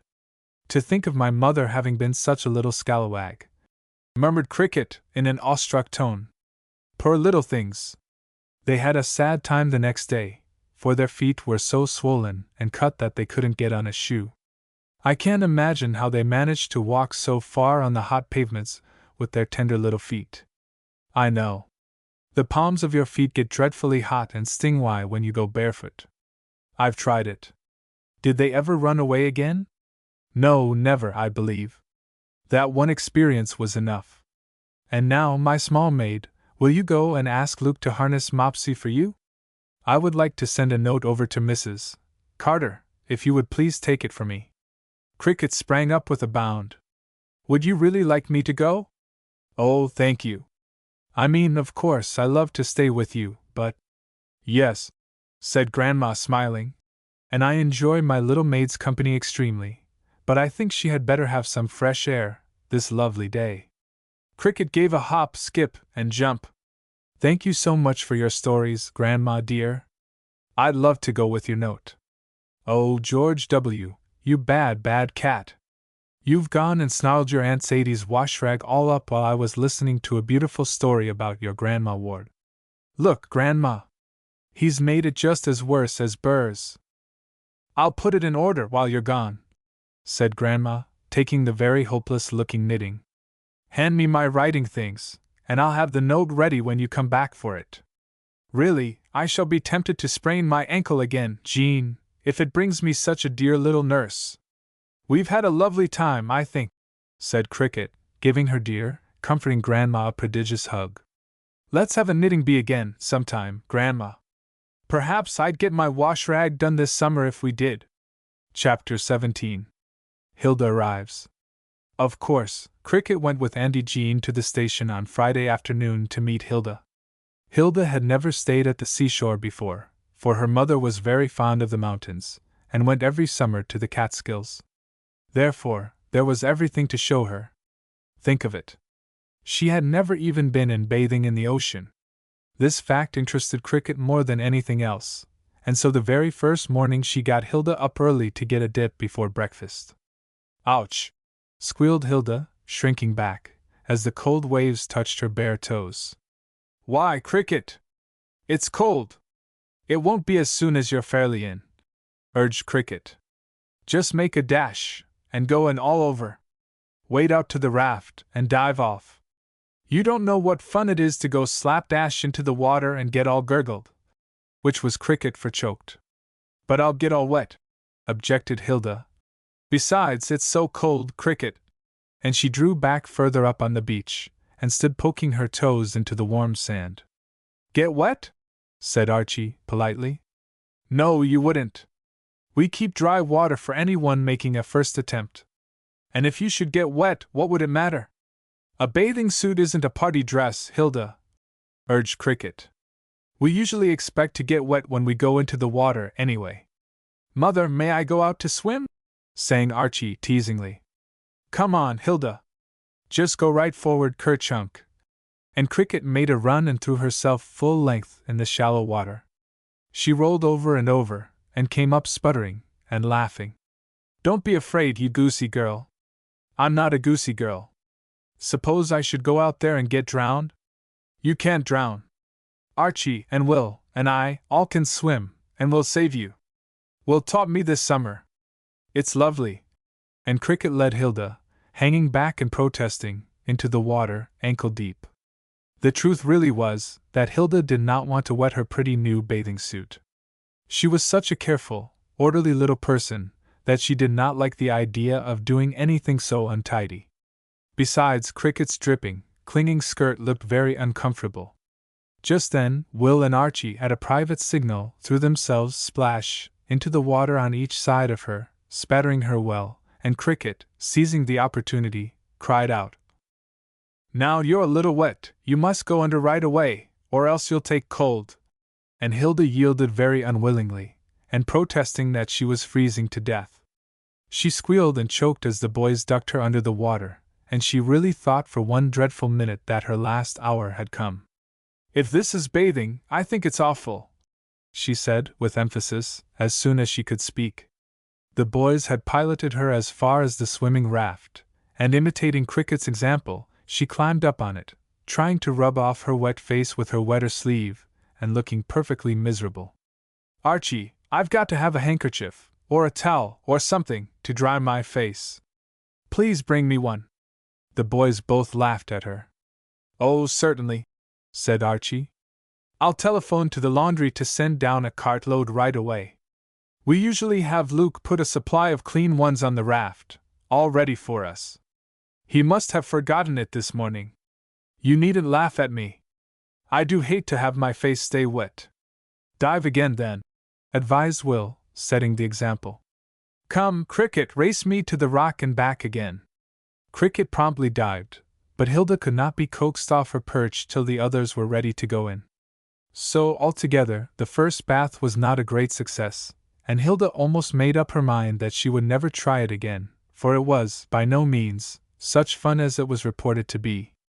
But over Sunday she had time to forget her sensations, and when Cricket sprang up early Monday morning, as usual, Hilda finally concluded she would try it again.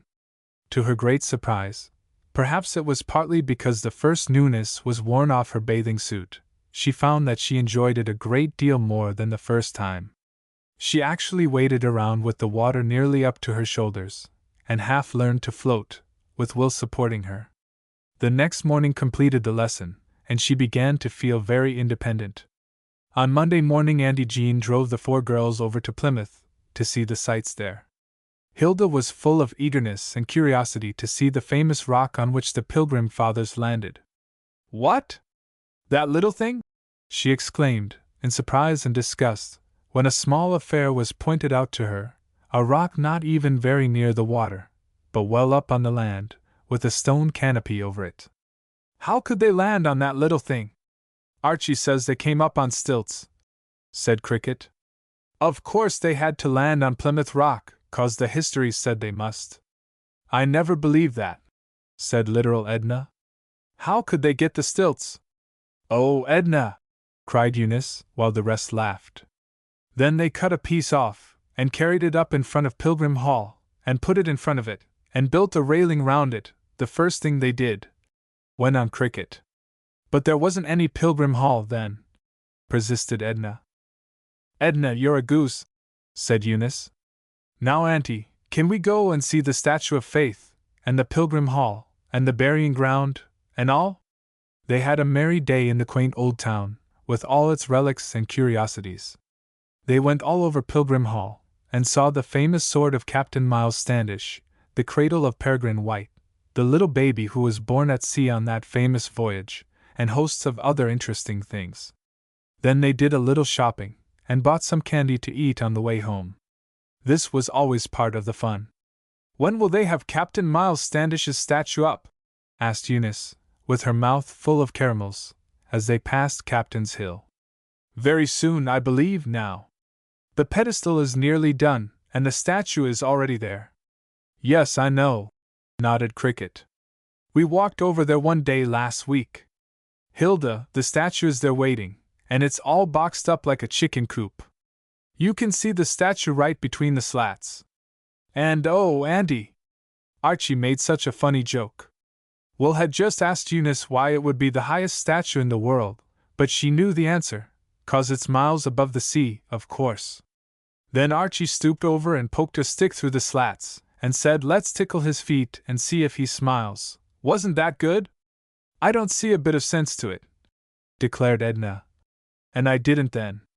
Eunice and Cricket just laughed and laughed. "Mama, of course a statue couldn't smile."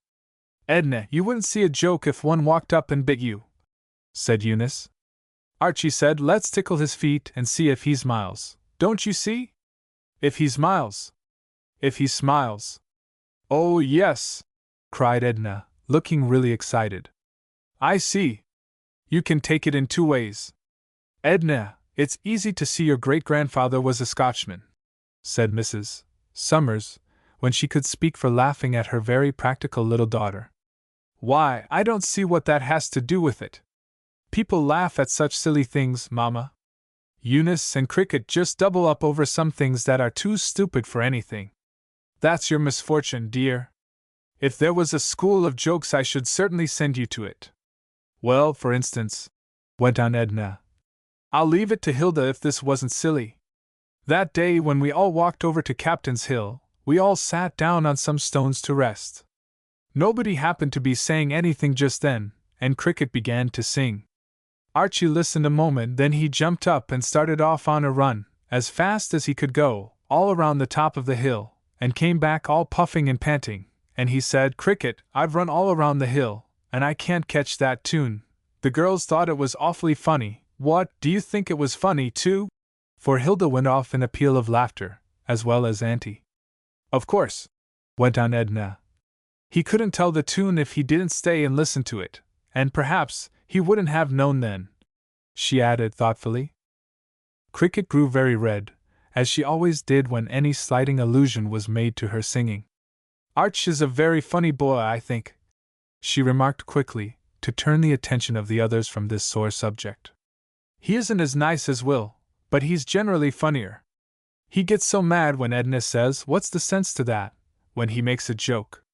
Like yesterday, Mrs. Summers," said Hilda, "when Archie asked us a conundrum, 'How does a sculptor die? Do you know it?' The answer is, he makes faces and busts. And he got so mad when Edna only told him that busts wasn't correct. He ought to say, he makes faces and bursts." "Well, he ought, oughtn't he, Mama? Nobody says busts." "Edna, you're hopeless," answered her mother. "And here we are at home again." At the supper table Will announced that he and Archie and the gentle Jane were all ready to take a sailing party to the Gurnet Lights the next day, if the party so desired. By the clapping of hands it was judged that the party did so desire. "But about Grandma?" asked Mrs. Summers, when she could make herself heard. "I can't go and leave her for all day when she is so helpless." Cricket colored at the allusion, but she instantly said bravely, "If you will go with the others, Auntie, I'll stay with Grandma." "If you stay, Cricket, I'll stay too," said Hilda quickly. "But you can't, Hilda. You're the party, don't you see? We've all been to the Gurnet, and we're going to get up this picnic on purpose for you. You've got to go." "Yes, you've got to go," struck in Archie. "It's like the man who was on his way to be executed. He saw people all running along the street, and he called out to someone, 'No hurry, friend. It can't go on till I get there. I'm the man to be hung.' Then, since Hilda is the man to be hung, she'll have to go. That's certain. And besides, children, you can't go tomorrow, for we must give cook a day's notice if she is to provide luncheon enough to last you entirely hollow young people for a whole day. Then I'll see Mrs. Emmons, and perhaps she will come and spend the day with Grandma on Wednesday, and we'll set sail then for the Gurnet Lights. Will that do? I'll go over directly after supper and see her, so you can put your minds at rest. Mrs. Emmons would be delighted to come and spend the day with Grandma, it proved, so the plans for Wednesday instantly began, as if they did not have a whole day before them. The hour of the start must be settled at once. As it would be low tide at 11, they must be off at 8 in the morning, to get well over the mud flats before they were exposed. They would go outside the point for a little cruise, if it was not too rough, and then come back and land at the Gurnet, and show all the sights there to Hilda, and eat their luncheon either before or after, as they liked. The boys were both good sailors, and understood a boat perfectly. Their grandfather Maxwell had trained them well from the time they were wee bits of boys, and even before his death, 3 years before, he had trusted them to go out alone. But the next day the excitement began in earnest, and there was hurrying to and fro, and consultations over what to take, and what to wear, and what to do, and proposals for this, and objections to that, till the whole house was in a whirl. "Children, you couldn't make more preparation if you were going to Europe!" cried distracted Auntie, finally, as all the girls burst into her room for the 40th time, as she was trying to take a nap that afternoon. "I don't know where your sketchbook is, Edna." "Yes, wear your sailor caps." "Of course you'll wear your sailor suits, and not ginghams." "Yours is torn, Edna?" "Then, my dear, please go and mend it directly." "Your fishing tackle is in the lobby, by the side kitchen door, Cricket." "You left it in Billy's room, and he brought it over." "Yes, I told cook to make some chocolate cake, Eunice." "Now scamper every one of you. I'm going to lock my door now, and don't anybody dare to come and disturb for an hour." But within 5 minutes a small voice called through the keyhole, imploringly.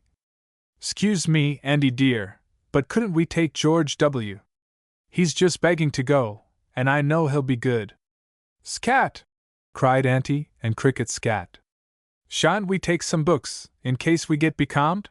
suggested Eunice, as they all finally rested on the piazza, and tried to think of something else to get ready. "Of course. Sometimes we are becalmed for an hour, Hilda, and it's awfully stupid." "I'll take Jack and Jill," said Cricket.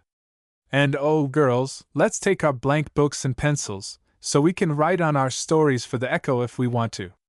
"I won't, and that's flat," said Edna, decidedly. "Going on a picnic for fun, and writing stories. What do you think I'm made of, Cricket?" "Sugar and spice, and all that's nice," returned Cricket cheerfully.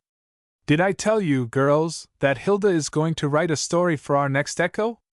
Our distinguished contributor, Miss Hilda Mason, doesn't that sound fine? And she's written some poetry, too. Isn't she lovely?" And Cricket hugged Hilda in a sudden burst of affection. "This is the first poetry I ever wrote," said Hilda, trying not to look conscious. "And it's lovely," said Cricket approvingly. "Read it to the girls, please, Hilda." And Hilda, waiting for a little urging, though she was really dying to read it, produced her poem, and read.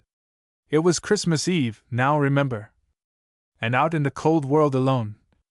A cold night, too, in December. There wandered a poor little one, waiting in sorrow and weeping. Waiting out there in the cold. Why should she have cause to sorrow? Why, her mother lay there in the mold. And where was the child's own father? Was he in the cold ground, too? No, her father was in the billiard room. I pity the poor child, don't you? That's too sweet for anything, Hilda. All you girls are clever but me, sighed Edna, half enviously. I've just decided that I'll be a poetess like Mrs. Browning when I grow up, said Hilda calmly. I never tried writing poetry before, but it's just as easy. It would be very interesting to be a poetess, added Hilda, who was given to daydreams, in which she was always famous. Chapter 18. A Sailing Party.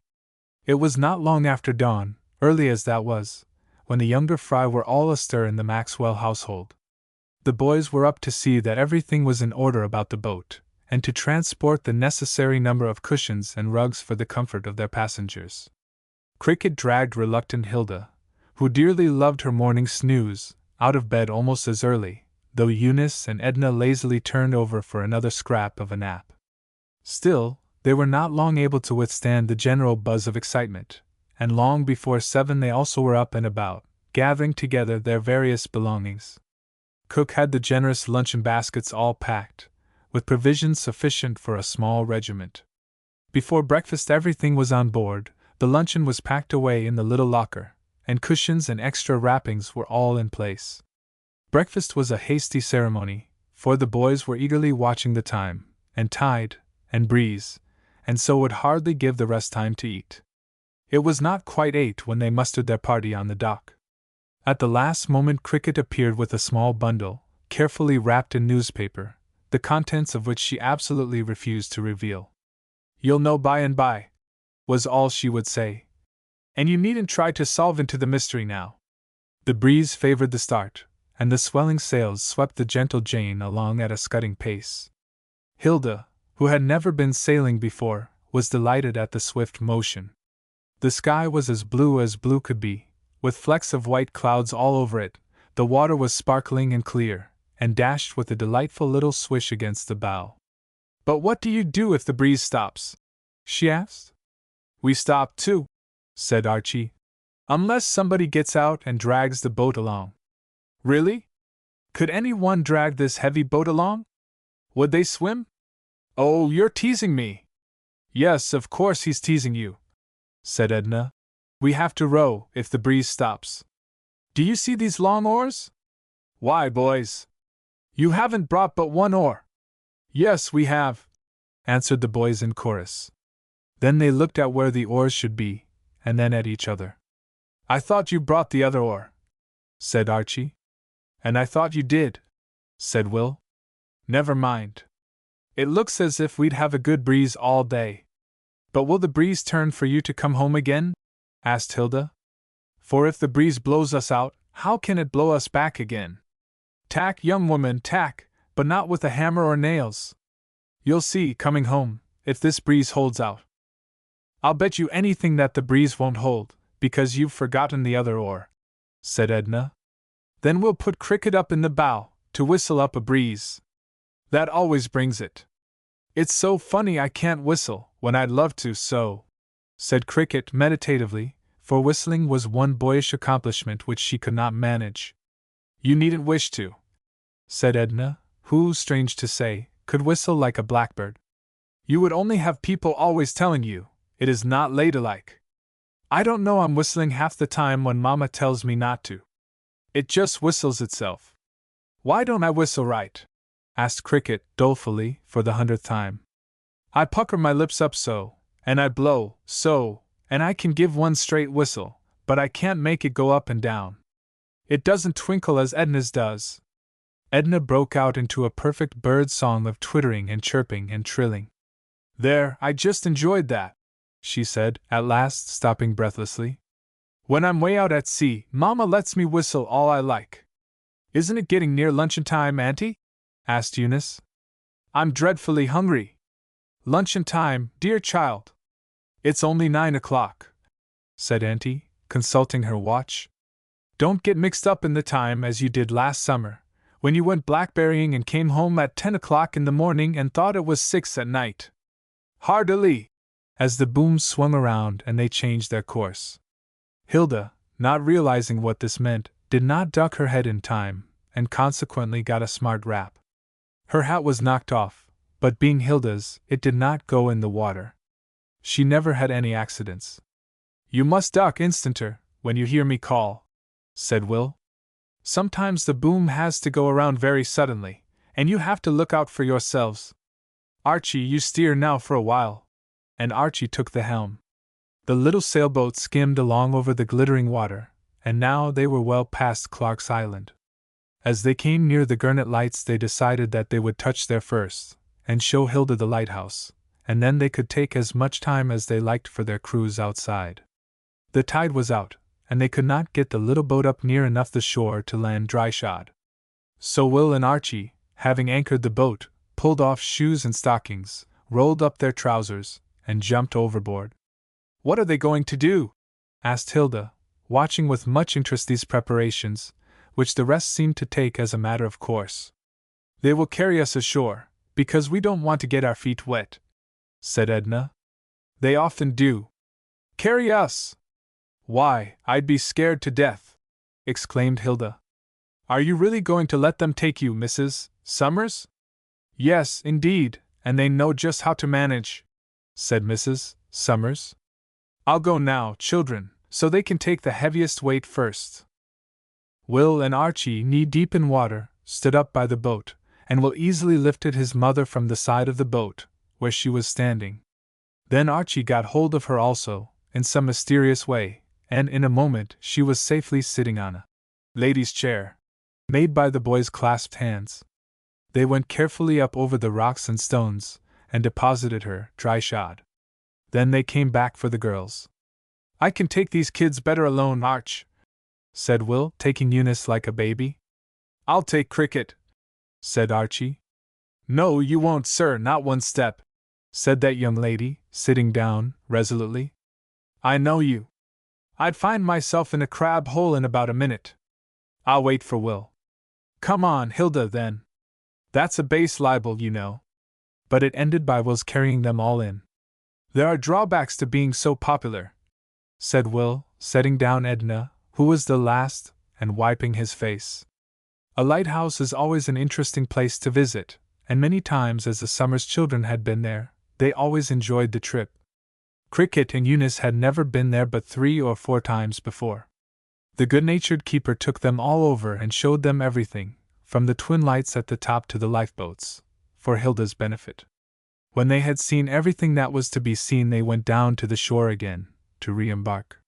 It was easier getting back, for the boys made a lady's chair for each passenger, and together carried her safely over the shallows, where the water was beginning to rise. They sailed outside the bar for a short distance, and then it was time to eat their luncheon. The luncheon was a royal banquet in point of plenty and variety, for Mrs. Maxwell's old cook knew, by long experience, just what sort of appetites the salt air made, and there were 7 hungry mouths to feed. They feasted and chattered, until Auntie Jean suddenly announced that it was time to turn about and go in. "It's too early," said Edna. "Not with this wind," said her mother. "We'll have to tack all the way, and I want to get in by 5 or 6. "It's such fun," sighed Cricket. "I hate to go in. I love the water out here, when it's all rough and rocky. I'd like to keep right on to Cape Cod." She stood in the bow of the boat, with one arm around the mast. It was a catboat, with the breeze fluttering her curly hair about, and her dress blowing back stiffly. "Cricket, please don't stand there any longer," called Auntie Jean. "You make me nervous. You'll be overboard in a minute, I know." "No, I won't, Auntie. I've stood here heaps of times. I do love to feel the wind on my face. It makes one feel so gay." "No, come back, please, dear. I feel safer with all my birds under my wings," answered Auntie, for she knew Cricket of old. Cricket turned, reluctantly, and at the same moment Will called, "Hard a lee!" as the boom swung over, and the boat obeyed her helm, and came round.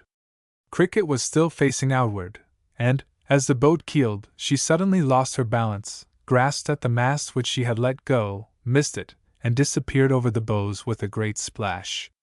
The boat swung away from her, fortunately, otherwise she might have been seriously hurt. "Take the helm, Archie!" shouted Will, as he tore off his shoes, and was over after her in a twinkling. Cricket rose to the surface, and struck out bravely, but her clothes hampered her, and she could do little more than keep herself up. In a few moments Will reached her, and Archie brought the boat around, so there were but a few strokes to swim before they could reach the oar which Edna and Eunice had seized and held out. By this they drew themselves up to the gunwale of the boat. It all passed so quickly that in 5 minutes from the time when Auntie Jean had first spoken to Cricket, the dripping adventurers were in the boat again. There had been no real danger, for Cricket could easily have kept herself up till one of the boys could come to her, but the children felt very much excited, for all that, over the rescue, as they called it. In the small quarters of a little catboat, it is not exactly pleasant to have two dripping individuals as members of the crew, and the others began to draw themselves, feet and all, up onto the seat. "Now, water babies," began Auntie Jean, but Archie interrupted. "Do pitch them out again, and let them swim home. They'll swamp the boat directly. Here, bail out Edna," tossing her the sponge, which she caught and threw at Cricket, saying, "I can't get down in all that water." "Your feet are wet already, Cricket." "It's too bad," said Cricket meekly. "Couldn't you really tie a rope around me, Auntie, and drag me along? I wouldn't mind. I couldn't swim all the way in, for I'd get tired, but I wouldn't mind being tied on behind." "You're pretty bad, but we won't make a tow of you this time," said Auntie merrily. "I can't say what I'll do next time, though. Now we must get off those wet clothes, and wring them out, and hang them up to dry. You can put on your mackintosh." Mackintoshes and shawls always formed part of the equipment of an all-days sail, since at any time a squall might come up. Edna and Eunice and Hilda held up a long shawl and a triangular fence around Cricket, while she got out of most of her clothes. Auntie rubbed her dry, and wrung out what she still had on, as best she could with another shawl, and then she put on her mackintosh. Will had also been getting rid of some of the superfluous water, but a boy's sailing dress is so beautifully simple that a wetting more or less does not matter. He took off his stockings, and hung them over the boom to dry, and presently Cricket's dress and petticoats fluttered beside them. At any time. "Regular canal boat style. Family wash drying on deck," said Archie, and then he hooted at Cricket as she appeared from behind the shawl. A little figure draped in a mackintosh is not a model for an artist. "That's very becoming, young one," said Archie. "You look as fat as a match." "A match for you, then," returned Cricket serenely, for Archie had the proportions of a hairpin. "I want to call a meeting of the Echo Club immediately," said Will, standing up. "And I put the motion as President Pro Tem, that on any expedition in the future, of which Miss Jean Ward, usually called Cricket, is a member, that a ringing machine be furnished and carried, at the club's expense." Pro Tem. "Who would you have to poke fun at, if you didn't have me?" demanded Cricket, quite undisturbed. "But I'll second the motion about the ringing machine. I wonder why you didn't get as wet as I did." Another shout at this. "I only got a little damp on the outside," said Will, politely. "I'll soon evaporate." "You needn't all laugh," said Cricket defensively. "I was in the water longer than he was, and so I didn't suppose he'd had time to get as wet through." "I didn't," said Will. "Only as far as my skin. I'm not porous." They had been tacking all the time, back and forth, much to Hilda's amazement, who could not understand how that crab-like motion would ever bring them home. They were now coming past the Gurnet lights. "We can put in there, Mother, if you like," suggested Archie. "And get the mermaid dried off, if you think best." "It's really not necessary. Cricket is rubbed pretty dry, and one rarely takes cold in sea water. Keep down in the bottom of the boat, Cricket, out of the breeze as much as you can." "I'm just thinking to myself," said Will, "that in 5 minutes you'll be hunting for a breeze to sit in. It's certainly dying down. Will, if you become us out here in this broiling sun when you've forgotten to bring the other oar to row with, I'll never forgive you," exclaimed Edna. "I haven't the least desire to do it, my lady," said Will, scanning the now cloudless sky. "But I think it's what we're in for. Have you anything left to eat in case we make a night of it, Mother?"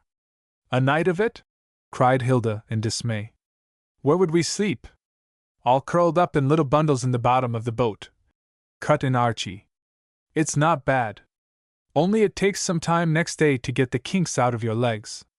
"He's teasing you, my dear," said Mrs. Summers. "We won't be here all night, but it often happens that we are becalmed for several hours, and I really don't enjoy the prospect. Come, Will, whistle up the breeze." "It's Cricket that does that," said Archie. "She always scares the wind into coming up immediately. There's a puff now. The very mention of Cricket's whistling does the business." But the wind only freshened for a moment, then died down, and in 10 minutes more they lay motionless on a glassy sea. "Now here we'll stay," said Edna with a sigh, "until the sea breeze springs up this afternoon at 4 or 5. What time is it now? 2 o'clock. Think of it! The tide takes us along a little," said Mrs. Summers. "If we only had the other oar now." "Scull," suggested Edna. "Too much work," said Archie, but nevertheless he adjusted the oar at the stern, and sculled a little. The boat moved very slowly forward. "If we go 6 feet in an hour, how long will it take us to go 7 miles? propounded Eunice. "Those questions are too difficult to be answered offhand," said Will, sculling in his turn. "Sounds like Alice in Wonderland. If 2 boys eat a turkey at Thanksgiving, how many girls will eat a plum pudding at Christmas?" "I know a better one than that," put in Archie. 2 men set out simultaneously, at different times, on a journey, both being unable to travel. For 2 hours they kept ahead of each other, and then a snowstorm came up, and they both lost their way. Query, which got there first? "How silly!" said Edna. "How could they set out simultaneously, at different times, Mamma?" "That's the question for your deep brain, Miss Wiseacre," said Archie. "Perhaps you're equal to this. If 3 men work all day on a fertile farm, what is the logarithm?" "The logarithm?" echoed Cricket. "Depends on how much they drank." Whereupon Mrs. Summers and the boys laughed themselves sore, and the girls clamored to know the joke. "Cricket's a born joke," said Will, resuming his sculling. "You'll be the death of me, young one." "I always see jokes when there are any to see," Cricket answered, with dignity. "You know I do, Mr. Will. I'm not just as worse as Edna." "Just as bad, you mean," retorted Edna. "Let's play some games, children," Mrs. Summers said, coming to the rescue. The children were all fond of games. Chapter 19. Becalmed. "What shall it be first, then?" went on Auntie Jean, adjusting the cushions behind her back and resting her umbrella against the rail. "Tea kettle," suggested Edna. "What is tea kettle?" asked Hilda. "Don't you know? We play it lots. Somebody goes out." "Into the water?" put in Archie. "Then cricket is it, I say." "Well, of course, Archie, I was thinking of dry land." "Somebody shuts up her ears, then, and we choose a word. It must be one with 2 or 3 meanings. Then, whoever is it, begins to ask questions, and we answer, only we put the word teakettle in place of the real word. We can say teakettling, you know, or teakettled, if we want to. Who'll be at first?" "I'd just as lief," said Eunice, going to the bow, and putting her fingers in her ears, and burying her head in a cushion. "What shall we choose for a word? It must have 2 or 3 meanings, you know." "Sail would be very appropriate," suggested Will, who was still laboriously sculling.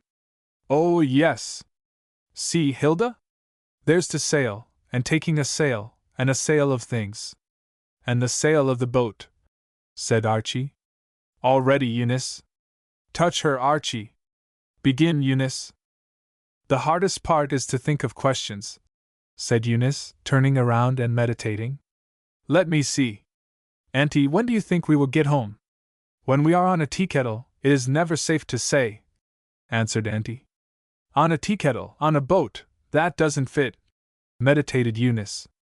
"Will, why don't you make Archie scull now?" "Because he's such a lazy beggar. When he goes teakettling, he won't do anything else." "Edna, is the moon made of green cheese?" "What a hard question," groaned Edna. "What shall I say? If we teakettled up there, perhaps we could find out."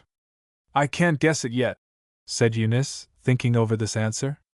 "Cricket, if you weren't a girl, what would you rather be?" "I know, a boy," said Archie quickly. "Wouldn't you, Miss Cricket?" "No, I wouldn't, Mr. Archie. I would rather be a pig than a boy. A nice fat pig, and then nobody would laugh at my knitting needles. That's what Papa calls my legs, always, Auntie, you know, because they're not fat, I know. He always wants Mama to knit with them, and all that nonsense. It seems to amuse them very much," added Cricket with a bored air. "You haven't teakettled once, child," said Eunice. Oh, Auntie, I must just stop to tell you a funny story about Cricket. It was such a joke on her. Once we were playing She Comes, you know that, don't you? Somebody says, "What does she come with?" And then you give the first letter of the thing you've thought of.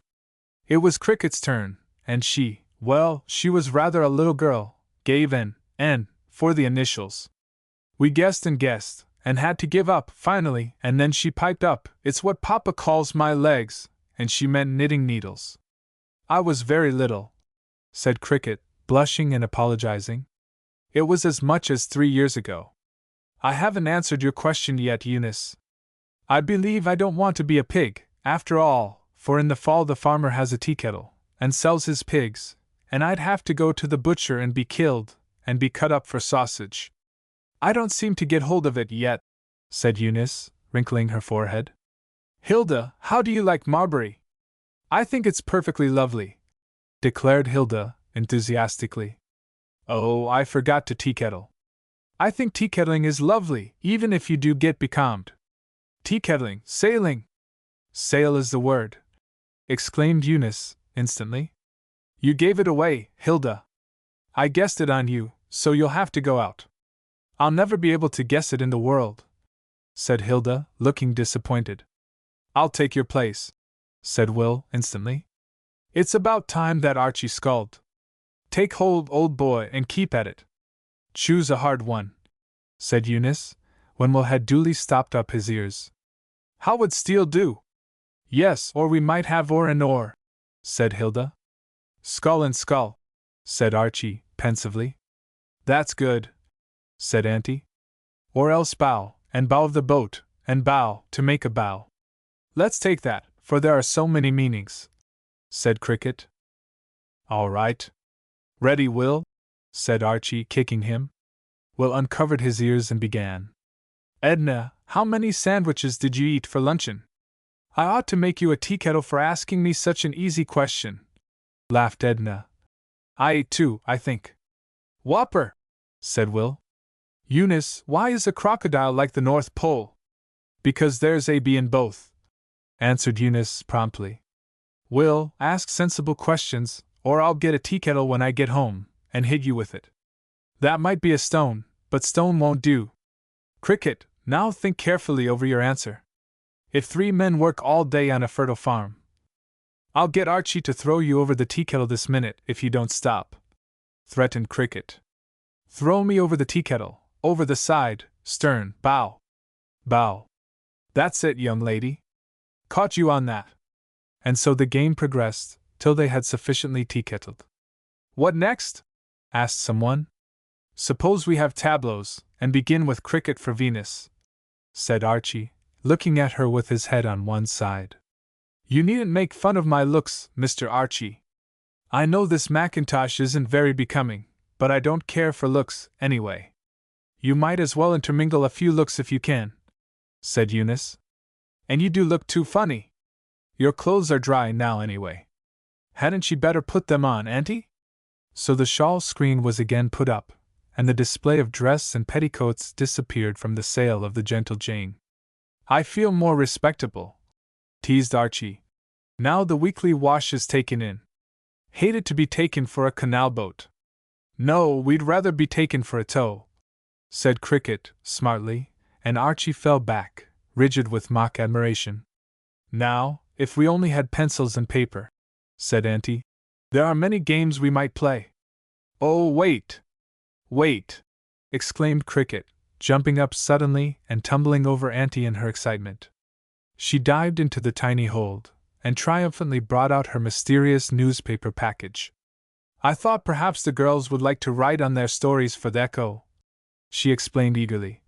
So I brought all the blank books and pencils. You can tear some leaves out of the back of mine and use them. There was much applause at Cricket's forethought. Wise child, said Auntie approvingly. I am glad to see that though on pleasure you are bent you have a literary mind. We might illustrate proverbs. Oh, I can't draw, said Eunice quickly. So much the better. You need not draw well, for it's much more fun if you don't. I'll tear these leaves in 2, Cricket, to make them long and narrow. Now we must each illustrate some proverb at the bottom of the slip, or some line of poetry, if you prefer. Only label it, which it is. When we are all done, we each pass our slips to the next one, who writes what she thinks it is, and folds back the writing, and passes it on. When we have each written our comments, they are opened and read. Most of the fun comes from the different guesses, so you see you mustn't draw too well, and make your ideas too plain. Now to work, all of you. Here are your slips. They all fell industriously to work, interrupting themselves with many a groan and protest. When all were finished, they passed on their slips to the next one.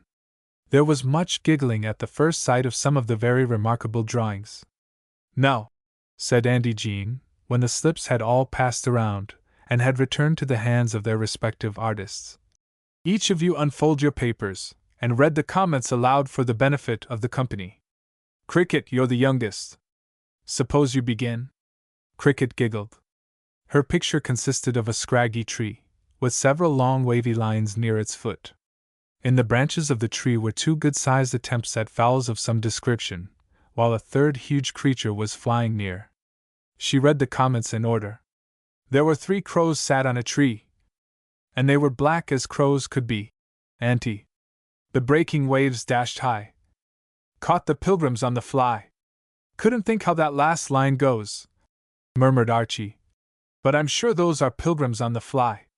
2's a company, 3 is none. Edna. Good morning. Do you use Pear's soap? Will. Early bird catches the first worm. Guess those things down there are worms. Hilda. 2 birds in the bush are worth 1 in the hand. I had to make the proverb fit the drawing. Eunice. And it's just as plain, announced Cricket, contemptuously. Birds of a feather flock together. Ho!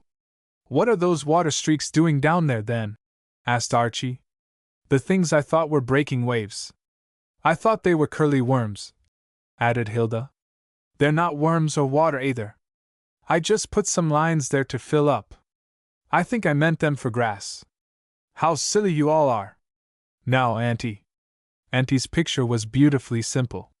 It was nothing but an inclined plane, with a round thing rolling down it. Of course, everybody had written, "A rolling stone gathers no moss." Not at all, answered Auntie coolly. I thought you would all think that, but it really is, things are not what they seem. It looks like a stone, but it isn't. Now, Eunice. Eunice had a remarkable sketch of a darkly shaded spot, with a house showing dimly through, and at one side a spiky sun was rising above a quavering line, evidently meant for the horizon. There were various guesses. Any port in a storm. Which is the same as saying any guess if you can't make the right one, murmured Will. Rising sun stove polish. Let not the sun go down upon your wrath. Every cloud has a silver lining. That house is behind a cloud, isn't it? Asked Cricket. It's a very easy one, too, said Eunice. It's always darkest just before dawn. Don't you see the sun just coming up?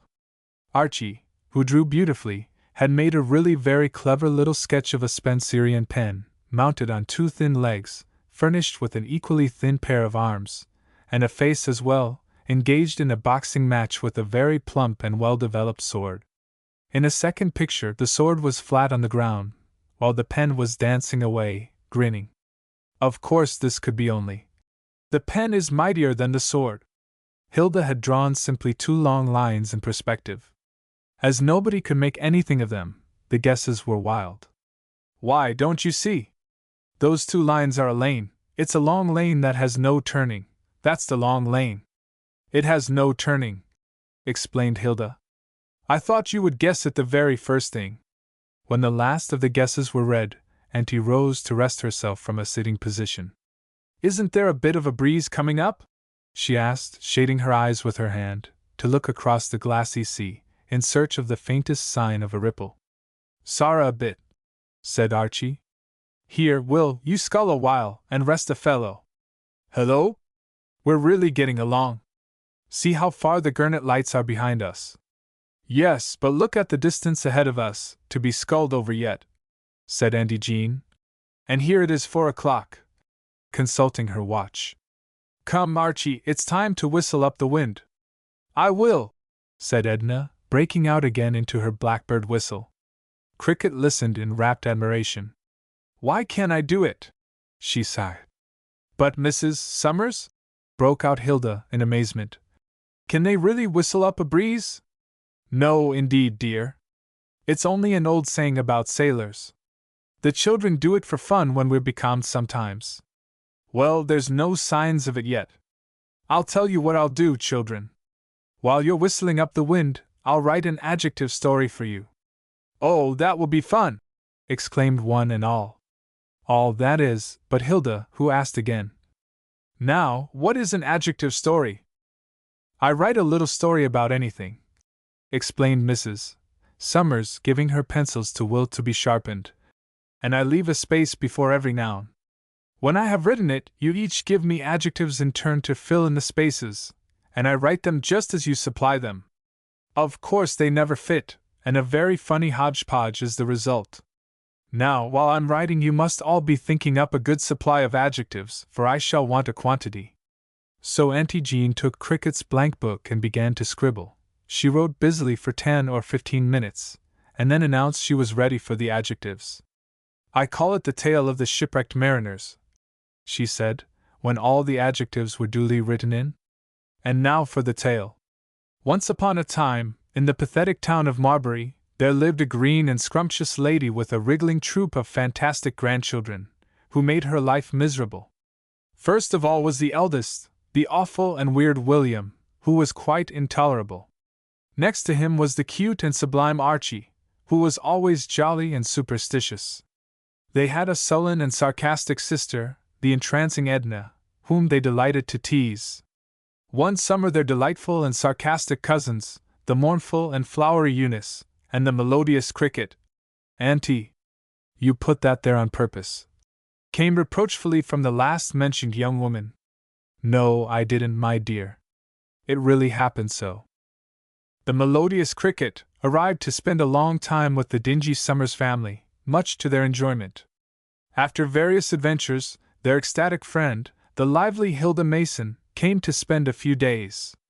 To entertain her, one day, they took her out in a wizened boat to sail over the garrulous bay. They dragged their silent auntie, a howl, with them, promising her a talkative day. All went well at first, but suddenly a gruesome storm arose, and beat upon their inky boat, which began to leak. The musical crew were all much frightened, and tried to bail out the ugly water, but it rose too fast, and soon the monkeyish boat began to sink. After it had sunk through the water about a mile, it struck plump on a rock, and then it glided into a dwarfish cave at the bottom of the sea. The grumpy and genial Cricket immediately fell out of the boat, in her surprise. Cunning Will jumped after her. The sugary party had come to a mountainous spot down below the sea, and they found a minute garden there, full of curly fruits. The aggravating Hilda, the indefinite Eunice, and the smooth Edna, seeing the proper Cricket, another howl, struggling in the water with the contrary Will, immediately jumped out after them, leaving the rough Archie and forlorn Auntie in command of the boat. Suddenly a bold gnome popped up his dainty head from behind a rock, saying, "Welcome, Englishmen! You are in the cave of accident. Look out for yourselves." As he spoke, his watery head fell off. He felt around but could not find it, since his eyes had gone with his head, so he said, politely, "Will some of you immense, raw people pick up my jealous head for me, and kindly put it on, snub-nosed Hilda? Ah, you've caught it now, young lady." From Archie, being nearest, handed him his head, which had rolled to her idolatrous feet. The hysterical gnome immediately clapped it on, wrong side before. "Never mind," he said, "now I can go to school, or from school, just as I like, and nobody will ever know what I'm doing." The dumpy party then went on their way exploring, leaving the squealing Archie and uncanny Auntie calling after them, and weeping unmixed tears of terror, lest by some accident they should never come back. The noble gnome went along in front of them, when suddenly he began walking right up, in the water. When the others came up to the same place, to their surprise they found themselves doing the same thing. They couldn't possibly stay on the ground. "I don't want to go up," said erratic Cricket, kicking, and shamefaced Will called to the sparkling gnome, to know what was the matter. "Nothing at all," he called back, cheerfully, "only gravity doesn't happen to act just there." Sometimes it doesn't, and then you're just as likely to go somewhere else. Let's go back, said Prim Eunice. Very well. There's nowhere to go but back, called back the rickety gnome. Stand on your heads, and go the other way. The humble party upset themselves, and got along very nicely, and soon found themselves on the ground again. I don't like to walk all sorts of ways, said flighty Hilda. I like to go on my grateful feet best. So they decided to go back to the boat as best they could. But when they came to the suave boat, it wasn't there, for the ground had opened accidentally, and cowardly Archie and generous Auntie had fallen right through the earth, to China, probably, if nothing happened to stop them. This was quite a disappointment to the naughty party, who didn't know what to do next. So they decided to do nothing at all, and, as far as the present dramatic and inconvenient historian knows, that is just what they are doing at the present time. Here ends the swaggering story of the mellow and gruff shipwrecked mariners. Is that all? What fun! Didn't the adjectives come in funny? Write another one, came the various comments. Hurrah for Mumsy! Shouted Archie. You're a regular Alice in Wonderland. I wish I were, and I would raise the wind, said Auntie Jean. Slang, madam, both her sons instantly announced. Is it? Then I beg its pardon, and yours, and everybody's, answered Auntie Jean promptly. No, Edna, I will not write another one, till the next time we are becalmed. Isn't there a sign of a breeze, Will? None yet, but we are making way slowly, with the sculling and the tide. We're half across the bay now.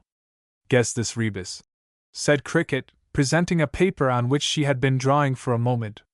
There was a capital letter B, a very wild and inebriated-looking letter it was, too, and beside it was another B, with beautiful, regular curves, lying flat on its back. It's one word, hinted Cricket. How doth the little busy bee improve each shining hour? Suggested Auntie Jean, instantly. No, that's good, but it isn't right, it's what we are now. Becalmed, said Archie. And you're right. That bee needed calming badly, you little Gloriana McQuirk. For every separate hair of Cricket's curly crop, having been wet in her involuntary bath, and afterward rubbed dry, stood out in a separate and distinct curl from all the others, making a veritable halo around her head. This is the way you look, Cricket, said Archie, seizing a pencil, and in a moment his clever fingers had drawn a head in which nothing was to be seen save a very wide smile, and a cloud of hair. I look very well, then, said Cricket calmly. It's like all those pictures in Papa's Paradise Lost, where the angels all have halos, you know. It would be very convenient to have a halo, really, wouldn't it, Auntie? A saint could fry his own eggs right on his halo, for instance, if he wanted to, couldn't he? That would be a practical use for a halo, laughed Auntie. And that brings up a suggestion of more lunch. Let us eat up the fragments. It's 5 o'clock. And here's a bit of a breeze coming, said Will, suddenly, wetting his finger and holding it up. Whoop-la! She's coming! Let's give her the call! And all the vigorous young lungs joined in a wild salute of Wahoo-wah! Wahoo-wah! Come, little breezes! Wahoo-wah! I'll stop sculling and eat in comfort now, said Will, shipping his oar and taking a sandwich. She's safe to come now. And the breeze did not belie his confidence, for in 10 minutes more the sail began to flap, and then to fill. The boat instantly responded, and Archie took the helm.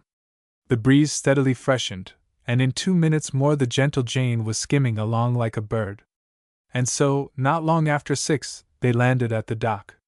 Chapter 20. A New Hiding Place. The 4 girls were in an unusually energetic frame of mind the next day, owing to so many hours' confinement on the sailboat. Let's do something wild today, said Cricket, at the breakfast table. I'd like to ride a crazy horse. Are you tired of this world? Asked Will. If you are, I'll go and borrow Mr. Gates's Josephus, his new horse. He's only half broken, and that's the wrong half.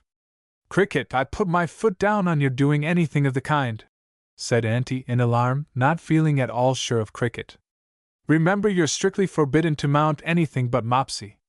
And the sawhorse? Broke in Archie. Yes, I'll accept the sawhorse, conceded his mother. Why, Auntie, I rode Columbus all around the field, bareback, the other day, said Cricket. I didn't know you didn't want me to. Columbus! You crazy child!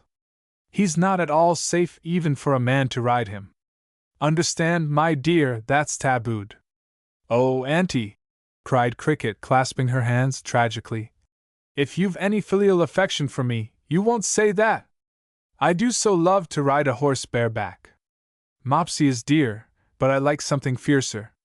If you have any filial affection for me, my dear, returned Auntie, laughing, you will say no more about it. You know I've undertaken to restore all you children, as uninjured as possible, to your father and mother. Riding half-broken horses bareback is not exactly the safest thing in the world. What let's do, then? Asked Edna. I'm going to take Grandma for a nice long ride after breakfast. Suppose 2 of you come with me, and the other 2 ride or drive Mopsy and Charcoal, proposed Auntie. All right. Suppose you and I go in the carriage, Eunice, said Edna, and let the children take the ponies. The children, indeed, said Hilda, bridling. I'm as old as you, Edna. Cricket's the only trundlebed trash, said Archie, pulling her hair. Goodness me, Auntie, if you'd whipped him a little when he was trundlebed trash, he might have been very much nicer now, said Cricket, pulling away, and by her hasty movement upsetting her glass of milk. There, now! I've done it again. Please excuse me, Auntie. It was not your fault, dear. It's that bad boy of mine that must be blamed. I read a story a little while ago of a plan where all the small boys were put into a barrel when they were 6, and fed and educated through the bunghole, and not let out till they were 21. Would you like to live there? Oh, how lovely! Sighed Edna. Let's go there. Think of having no one to tease you. Or pull your hair, said Cricket feelingly. Or call you names, said Hilda severely. Or hide your things, added Eunice reproachfully. Or take you sailing, or teach you to wrestle, or write things for your old Echo, or harness the ponies when Luke is not round, and look out for you generally, said Archie in a breath. If boys are barreled in that place, girls ought to be. Humph, said Edna sweetly. Please pass me the syrup. Since you've settled that question, said Auntie, smiling, shall we arrange it that Eunice and Edna go with us, and Cricket and Hilda ride the ponies? Or would you rather drive, Hilda? I'll ride with Cricket, please, said Hilda. We'll have a splendid scamper then, said Cricket. Oh, Hilda! Do you know, I've found out lately how to make Mopsy go up on his hind legs and walk around with me on his back. It's lots of fun and I don't fall off a bit, Auntie.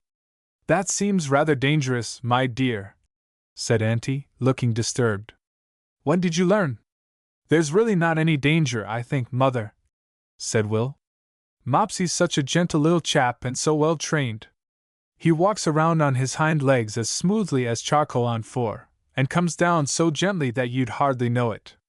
He knows just how. And if I fall off, said Cricket, there isn't very far to fall, you know. Oh, girls, said Eunice, suddenly changing the subject. Don't forget there is the meeting of the Echo Club at 3 this afternoon, to read the Echo. Do you want to hear it again, Auntie? To be sure I do. I want to know all about your budding geniuses. And it will amuse Grandma, too. Meet on the piazza. And can't you make the hour 4 o'clock to suit us old ladies, that like a nap after luncheon? Of course we will. I'm president, and I'll appoint the meeting at 4. Can we be excused now, Auntie? We will be round somewhere when you're ready to go to ride. I've got to do a little work on the Echo yet. It isn't quite finished. Even the long scamper on the ponies, of 2 or 3 hours, failed to exhaust Cricket's energy, and when they returned she wanted Hilda to go for a row with her. Hilda flatly refused. You are the most untiresome creature, she said. I should think you'd be ready to drop. I am, I know. I'm going to get into the hammock, and I'm not going to stir till dinner time. Do come and sit down yourself, and rest. Sit down and rest, repeated Cricket, with much scorn. As if a little ride like that tired me. Well, if you won't go to row, come to walk. I'm going to sit still, I say, returned Hilda, firmly, seating herself comfortably in the hammock. I'll row this afternoon, perhaps, if it isn't too hot. Here come Eunice and Edna. Do sit down, Cricket, and be sensible. If I sat down, I'd be insensible, answered Cricket, trying to sit cross-legged on the piazza rail. There's old Billy. I'll take him for a row. And Cricket, tipping herself sideways, alighted on her feet on the ground below, and ran off. Such a child, sighed Hilda, with the air of 40 years. She is reprehensible, aiming at irrepressible. Eunice and Edna joined her on the piazza. Where is Cricket? Eunice asked. She's rampaging off, said Hilda. I'm so hot that I don't know what to do, and there's Cricket calmly going out on that scorching water. Look at her, now! The girls followed Hilda's indignant finger, which pointed to where Cricket, having adjusted old Billy to her satisfaction in the stern, was pushing off the boat. The tide was nearly out, and in another half-hour the flats would be bare. I wonder if she'll get stuck again, said Edna, with interest shading her eyes to look. Cricket! Cricket! Don't forget the tide, she called, making a speaking tube of her hands. No, called Cricket in reply. I'm only going a little distance, just for exercise. For exercise, groaned Hilda, sinking down in her hammock. For exercise, echoed Edna, subsiding at full length in a steamer chair. For exercise, said Eunice, briskly, looking half inclined to follow her, when Edna pulled her down beside her. No, you don't want to go at all. Cricket will be back in a few moments. She can't go far, on account of the tide. I must finish my echo, anyway, said Eunice, remembering her editorial duties, and vanishing into the house to get her materials. It was not long before Cricket turned and pulled in. The children were on the beach with Eliza, and Cricket sat down on the sand with them, after landing, digging and laughing, as if she were 6 years old herself. Presently they all jumped up, and ran laughing and shouting after her. Come on, girls, and play tick-den, called Cricket, as she passed. Come and sit down, chorused the girls, but Cricket laughed and ran on, the twins tagging after her, and Kenneth struggling in the rear. Tick-den is a local variation of the time-honored hide-and-go-seek. There is not much fun in it when there are only 3 playing, especially when 2 of the 3 have very short legs, but Cricket seemed to find a certain amount of amusement in it, as she did in everything. The other girls made remarks of withering scorn to her, as she flew by, but Cricket only laughed and tossed back her curly head, and ran on. At last there was a longer disappearance than usual. After a time Zadie and Helen, with Kenneth lagging after, came disconsolately around to the front piazza. Zadie's soft, silky, black hair lay in wet streaks, plastered down on her forehead, while Helen's golden locks were as tightly curled as grape tendrils. We can't find Cricket any more, for she's run away, announced Zadie, aggrieved.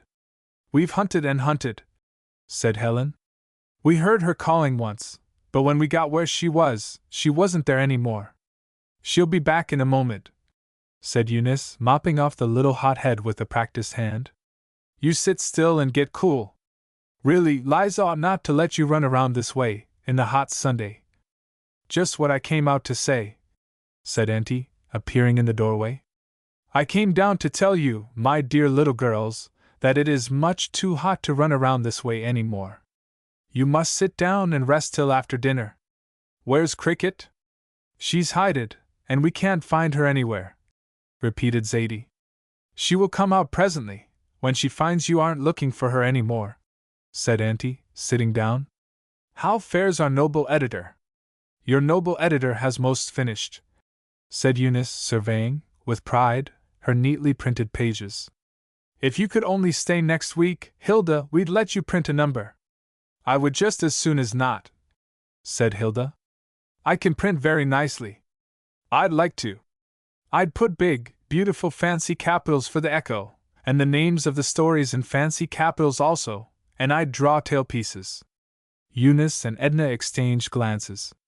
It's a very great pity you can't stay, said Edna, with marked politeness. We can't do tailpieces, The two little girls, Hilda and Edna, were just enough alike to clash very often, though Edna was never given to bragging, as Hilda sometimes was, and she was much more unselfish. "I can draw very well," said Hilda serenely and with perfect truth. Like Edna, she had a dainty touch. The minutes passed by, and still Cricket did not appear. Presently Auntie raised her head and listened.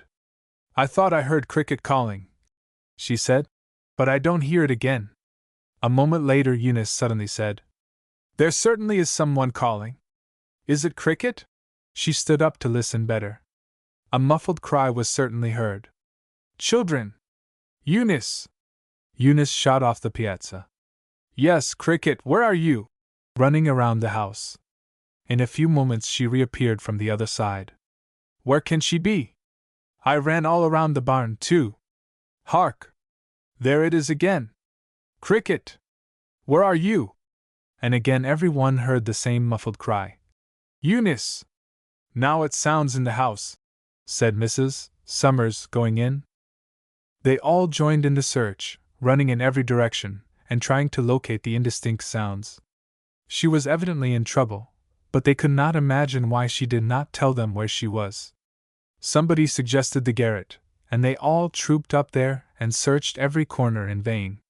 Then closets, even to the rubber's closet under the stairs, were investigated. If they stood inside the house, her call seemed to come from outside. If they went out, she seemed to be calling from inside. After the barn and woodshed were searched, there was really no place for her to conceal herself in. "This is certainly the strangest thing," said Auntie Jean, at last in despair. "Cricket, dear child, where are you?" looking up at the trees. "I don't know," wailed a voice so near them that they all jumped.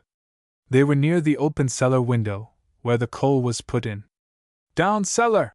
cried Eunice, darting away. "She must be caught somewhere." But down cellar the sounds, though still audible, were more vague than ever. "It really sounds in the furnace," suggested Eunice, hopefully, going forward. She threw open the door, rather expecting to see Cricket crouching in a bunch in the firebox. But no! It was guiltless of Cricket, as every other place had been. "This is getting positively uncanny," exclaimed Auntie, when suddenly a tremendous pounding that seemed to come from their very feet was heard. Hilda grew pale, Edna clung to her mother, Zadie began to roar, and Helen to whimper, while Eunice sprang forward, listening intently. "Do that again, Cricket," she said, and immediately the pounding was repeated. "If I had ever heard of an underground passage here, I should think she was in that," said Auntie, looking puzzled. "If it were Governor Winthrop's house, all could be explained. Cricket, in the name of all that is weird, where are you?" "I don't know," came in sepulchral tones. "I seem to be walled up." "Oh!" shrieked Hilda, clutching Mrs. Summers' other hand. "Are you underground? Shall we dig you out?" called Auntie. Eunice stood turning her head from side to side, like a dog. Then she made a rush for a large closet at one side of the cellar. It was nearly empty except for a few stone jars. "I looked in there once," said Auntie, but as Eunice opened the door, the pounding began again, apparently directly back of it. "But the back of the closet is against the cellar wall," said Auntie Jean in new bewilderment, but at the very moment, Cricket's voice, clearer now and more distinct, announced, "I'm here," with a vigorous kick, to emphasize her words. "Can't you get me out? I'm nearly dead." "But what are you in, and how in the name of wonder did you get there?" said Auntie Jean, more puzzled than ever, surveying the blank boards before her. "Eunice, run and find Luke, and tell him to come here." "Are you against the cellar wall, Cricket?" "I don't seem to know where I am," answered Cricket, half laughing. "I've fallen into something." In a few minutes Eunice returned with Luke. The moment he looked in at the open closet door, he burst into a loud guffaw, slapping his thigh with his hand. "She's in the cold air box, by gosh!" "The cold air box!" echoed everybody in varying intonations. It was even so. The old house had an unusually deep cellar. When the furnace had been put into the house a few years before, the cold air box had to go in as best it could. It happened to be more convenient to build it down the back of an unused closet which already had an opening for a window at the level of the ground. So the back of the closet had been partitioned off for it, and it was continued under the cemented floor to the furnace. Luke had lately been doing something to it, so both the cover that shuts off the cold air was out, and also the wire netting that went over the window. Cricket, seeing the window from the outside, took it for granted that it opened into the coal bin, and in her heedless fashion, backed hastily through, as she was looking for a good place to hide in, meaning to swing down by her hands and drop on her feet. She did drop, what to her surprise seemed about to the middle of the earth, and it really was some distance.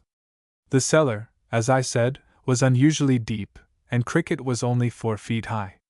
Everyone knows how surprising it is to come down even a foot or two lower than we expect, and the swift, long drop, when she thought she must be already near the cellar bottom, not only startled, but slightly stunned her for a few moments. When she opened her eyes after the black, dizzy whirl that lasted for several minutes, she could not imagine what sort of a place she was in. The light above her showed her a square, well-like tunnel, set up on end, and about 2 feet square, with the window ledge 5 feet higher than her head. At first she tried to climb up the wall by bracing herself on opposite sides of it, but her muscles were not quite equal to this. It was not until it slowly dawned on her that she could not possibly get out by her own efforts, that she began to call. Of course her voice was carried by the furnace pipes all over the house, making it impossible to locate the sound.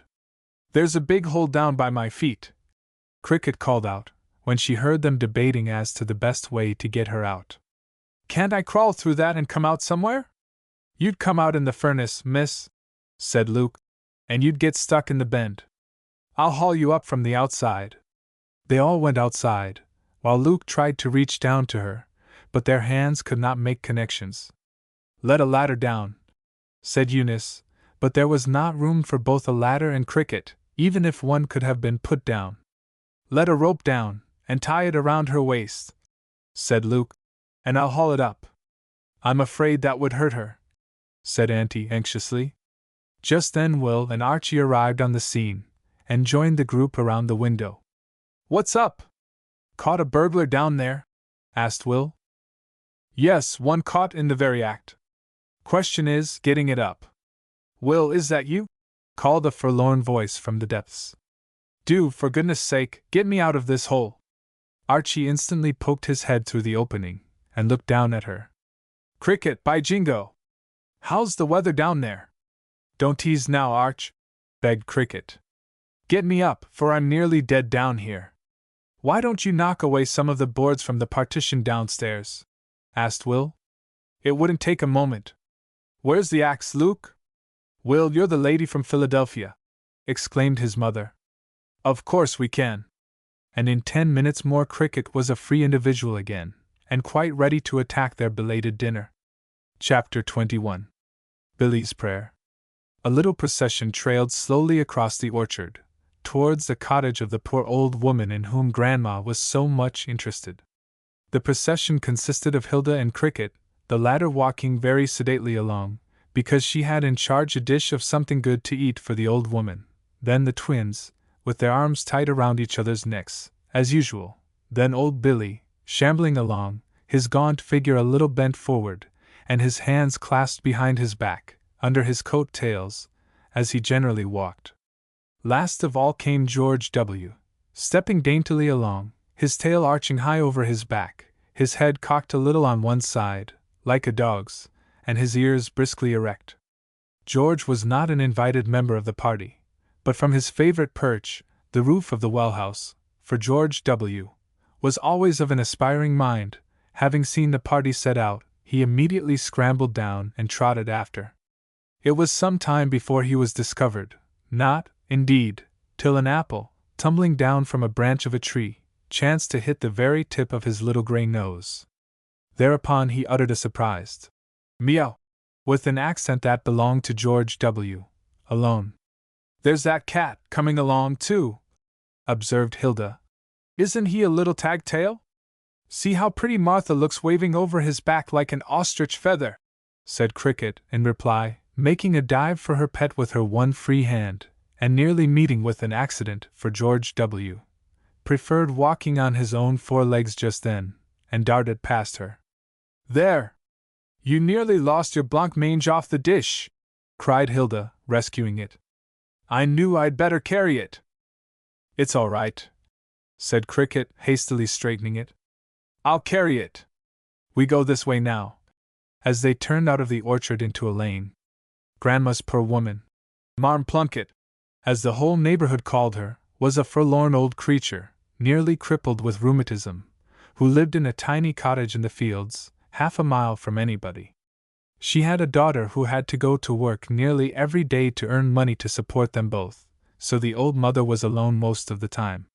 She had worked a good deal for Mrs. Maxwell when she was strong, and Mrs. Maxwell did much to make her comfortable now. Edna had often been there, and lately the twins had been over with Eliza, to take things to her, since Grandma had been disabled, but it chanced that Cricket had never been over there before. The poor old soul was delighted to see them coming. The cottage was in such a lonely place that few persons came within sight of the windows. "You're as welcome as the flowers in May," quavered the thin old voice, as the children went in. "I've been settin' here just a pinnin' fair someone to come along to visit with me a spell. Take cheers, won't you? Leastways, take what cheers there be." There were only two to take, and one of them was seatless. Hilda dropped into the whole one. Billy sat down on the doorstep. The twins sat upon the board edge of the bottomless chair. Cricket remained standing, with the blancmange still in her hand. All of them, shy, as children always are in the presence of poverty and sickness, stared helplessly about. "We've brought you some blancmange, Marm, I mean Mrs. Plunkett," for Grandma did not like them to use the village nickname, said Cricket, after a moment.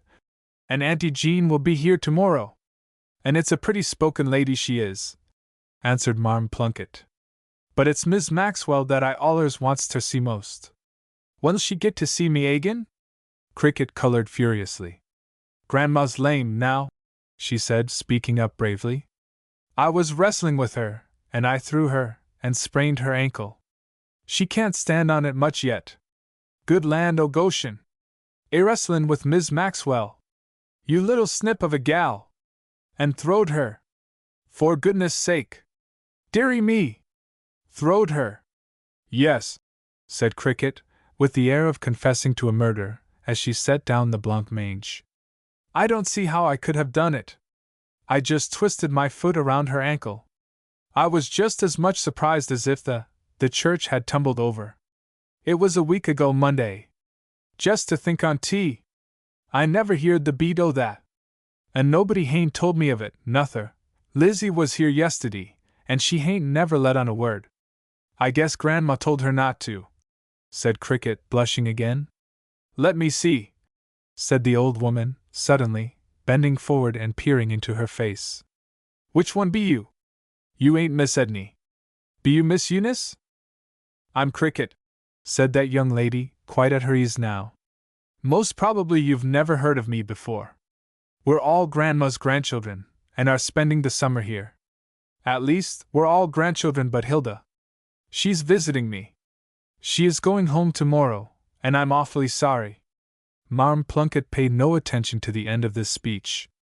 She was bending eagerly forward, looking at Cricket through her big steel-bowed glasses. "Have I seen Miss Cricket? Have I seen her?"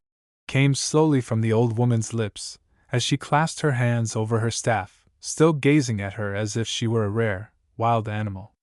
Cricket felt somewhat disconcerted. "Yes, I'm Cricket," she repeated uncomfortably, feeling guilty of something. She felt as if she were confessing to being an alligator, for instance. Mrs.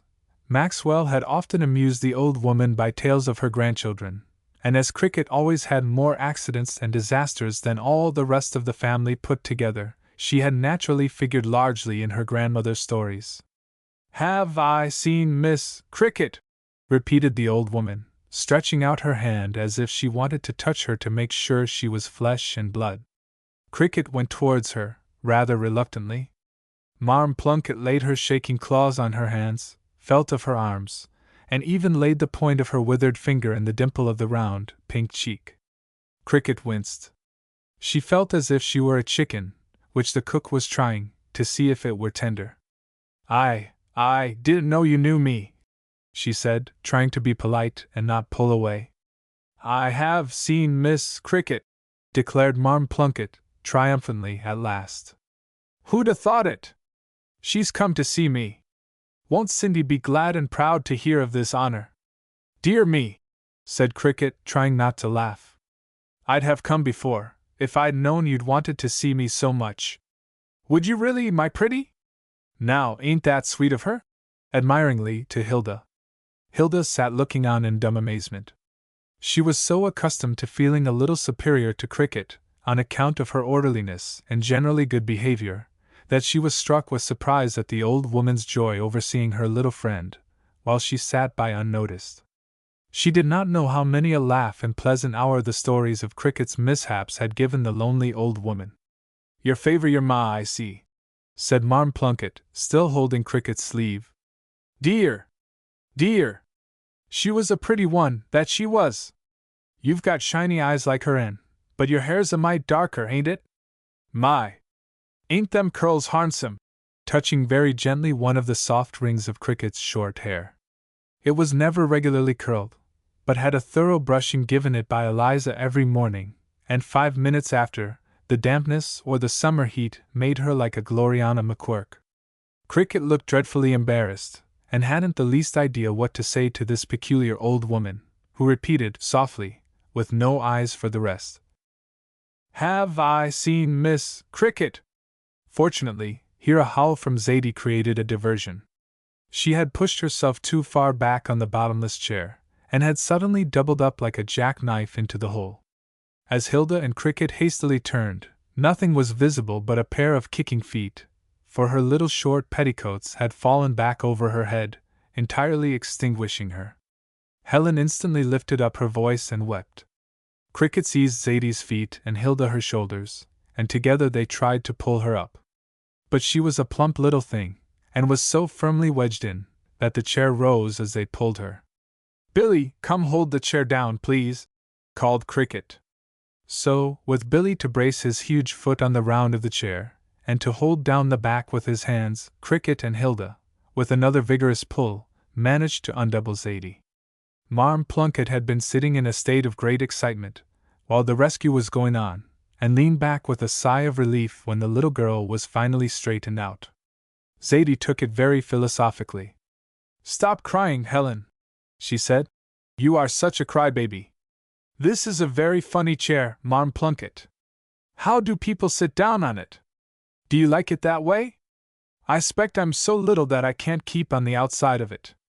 I guess I don't want to sit down any more anyway. Marm Plunkett cackled a thin, high laugh. Yef children don't beat the Dutch. Wished I had some air runnin' in and out to kinderchirk me up a bit when Cindy's away. I want a drink, please, announced Zadie. Bless your leetle heart. You shall hev a drink right out in the northeast corner of our well, where it's coldest. Take the dipper, Billy, and give the leetle dears a good cold drink all around. I want one too, said Cricket, and all the children trooped after Billy. The well had the old-fashioned well sweep. It was always a mysterious delight to the children to see the water drawn from one of these, as the great end went slowly up and the bucket dipped, and then came down again with a stately, dignified sweep. Cricket darted forward. I've always wanted to ride up on that end, she said to herself. And now I'm going to. Quick as a flash she had jumped astride the end, grasping the pole with both hands. George W. instantly sprang lightly up in front of her, just out of her reach, poising himself with Martha arching over his back. The twins and Hilda, hanging over the edge and looking down on the mossy stones, did not notice her. Get it out of the northeast corner, she said, ordered Zadie. Which is the northeast corner, Billy? Is it where the water comes in? Billy, there aren't any corners. It's all round. Billy was tugging at the slender pole that held the bucket. Goes down hard enough. Seems to want island or suthin. Land o' Jiminy! He chanced to turn his head and saw Cricket calmly ascending as the pole went higher and higher. It was a wonder he did not lose his hold. Don't let go, Billy, Cricket screamed. If you do, I'll go kerflump. Billy grasped the pole tighter. You'll fall, he stammered. Course I will if you let go. Go on. Let the bucket down. I'm having a fine ride. Do you like it, George Washington? George Washington walked a step or two further down the beam. He was not at all sure he did like it. As there did not seem to be room enough for him to turn around and run back to Cricket, as he very much wanted to do, he stood still, mewing uncertainly. Billy, in agony of soul, but obedient as ever, lowered the pole carefully, casting reproachful glances over his shoulder. Hilda and the twins stood in fascinated silence, looking at Cricket getting such a beautiful high ride. As for George Washington, as the poles slanted more and more, making his head lower and his rear higher, he made a few despairing steps forward. Lower went the bucket, and George W.'s Martha lost her proud arch, and George stuck his claws deep into the wood. "Oh-ee!" squealed Cricket, suddenly beginning to feel slightly uncomfortable herself. The ground looked very far below her, and she began to feel as if she were pitching headforemost. She held on with her hands, as tightly as George Washington did with his claws. Then the bucket hit the water, splash. Dipping, it made the big pole dance a little. "Oh-ee!" squealed Cricket, again clinging tighter. "Hurry up, Billy, bring me down." "Meow!" wailed George Washington, suddenly, giving a mighty spring of desperation. Alas! He missed his calculation, if he had time to make any, and disappeared from the eyes of the children into the dark depths of the well. Cricket, forgetting her own precarious position, involuntarily gave a little grasp after him, thus losing her own hold, lost her balance, and over she went, and if she had fallen that 15 feet to the hard ground below, it might have brought to a sudden end her summer at Marbury. As it fortunately happened, however, she caught at the pole as she went over, grasped it, and hung suspended by her strong little hands. Frightened Billy had been holding the smaller pole all this time, in a vice-like grip. "Let me down!" screamed Cricket. "Carefully, Billy!" And Billy, stiff with terror, nevertheless had the sense to obey. He raised the small pole steadily, lest the other, with Cricket's added weight, should come down too fast. In a moment more she was near enough to the ground to drop lightly down. A tremendous splashing and mewing had been going on in the well, but the children had been too much absorbed in Cricket to notice it. "'Tisn't as much fun as I thought it would be," was all she said, as she darted forward to look down the well after her pet. "Let the bucket down again, Billy, and see if he'll cling to it." "Oh, you poor George Washington! Billy, do hurry up! Why, he'll drown." But Billy had given out.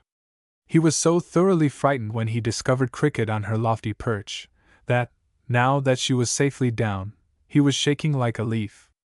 Cricket pushed him unceremoniously away, as she peered down. George Washington looked like a good-sized muskrat, as they saw him clinging to the wet, mossy stones, meowing pitifully. He was either too frightened or too cold to make any effort to climb up. Perhaps he could not have done so anyway. Cricket lowered the bucket again herself, till it struck the water. The splash seemed to frighten George Washington only the more, for his cries were redoubled. "What a stupid cat!" cried Hilda. "Why doesn't he take hold and come up? He's frightened to death down there in the cold." "He's never stupid, are you, George W.? I'm so afraid he'll die of getting wet and cold before we can save him," cried Cricket anxiously, flopping the bucket about. "Do take hold of it, George! Dear George, do!" But Cricket's most coaxing tones availed nothing. George only meowed in accents that grew more pitiful every minute. "Do run and tell Marm Plunkett that the kitten's in the well, Hilda," said Cricket at last. "Perhaps she'll know something to do. Look out, children! Don't lean over so far, else the first thing you know you'll be down there, too. Oh, George Washington, please take hold!" Hilda ran off, and came back a moment later with rather a scared face. "I told her, Cricket, and what do you think she said? That we must be sure not to let it die there, 'cause it would poison the water. She seemed dreadfully frightened about it, and tried to get up, but of course she couldn't, and then she said she'd pray for us." Hilda's voice sank to an awed whisper. Cricket looked blank. Billy caught up the word eagerly. Yes, yes, children, that's right, old Marm Plunkett. It's allers good to pray. And down went simple old Billy on his knees. You keep on only that 'ere bucket, and I'll pray for ye, young uns that'll fetch him. He clasped his hands and shut his earnest eyes. The children stood in awed silence. Billy, swaying back and forth in his eagerness, began in a high-keyed voice, sounding unlike his ordinary tones. How doth the little busy bee improve each shining hour, and gather honey all the day from every fragrant flower, amen. Poor old Billy! This scrap of a rhyme, learned in his faraway boyhood, was the one bit that had stuck in his clouded mind all these years, and had served this pious soul for a prayer ever since. Every night, kneeling reverently by his bedside, he had said it, and every morning when he arose, only then he added the petition. God bless Mrs. Maxwell, and make Billy good. Cricket and Hilda, too much amazed to speak, but too much impressed with Billy's earnestness to laugh, stood stock-still as they were, Hilda in the act of stretching out her hands to draw Zadie back from the well-curb, where she hung, in imminent danger of following George W., and Cricket, still grasping the pole, and looking back over her shoulder, and Helen staring with her great eyes. As Billy ceased, there was an oppressive moment of silence. He remained on his knees, swaying his gaunt frame slightly, with his eyes still closed. Suddenly Cricket felt the bucket lurch as it lay on the surface of the water below. She looked quickly over the well-curb. Oh, Hilda! Billy, hurrah! He's climbed upon the bucket at last! He's way up on it! Now we'll have him! And with Hilda to help, she began cautiously to raise the bucket. Billy slowly got up from the ground, and dusted off his trouser knees. It's allers worthwhile prayin' for things, he remarked. In a few minutes the bucket was on a level with the well-curb, and while Hilda held the pole, Cricket drew out her dripping, shivering pet. Such a rubbing as he got in Marm Plunkett's little kitchen! He was very much exhausted with his cold bath, and I'm afraid that a very few minutes longer in the icy water would have ended one of George Washington's 9 lives. All the curl has gone out of Martha even, remarked Cricket mournfully, surveying his straight tail. His tail will curl over again, when he begins to chirk up a bit, said Marm Plunkett, comfortingly. He'd orter hev a dish of milk het up for him right away, she added. Wished I had some to offer you. I'll go right home with him, then, Marm Plunkett, and I'll run all the way. I'll borrow this little shawl of yours, if you'll let me, to keep him warm. Now I'm going to run, but the rest of you needn't come so fast. Goodbye, Marm Plunkett. I'll come and see you again, some other day. And off darted Cricket, followed more leisurely by the rest, leaving Marm Plunkett still murmuring. Have I seen Miss Cricket? Chapter 22. Helen's text. Oh dear me! Sighed Eunice dolefully, the next morning at breakfast. What dreadful changes there are going to be! Hilda goes today, the boys leave on Monday for their camp, and Edna goes on Tuesday to her grandmother's. Cricket and I will be left all forlorn. Yes, added Cricket, pulling a long face.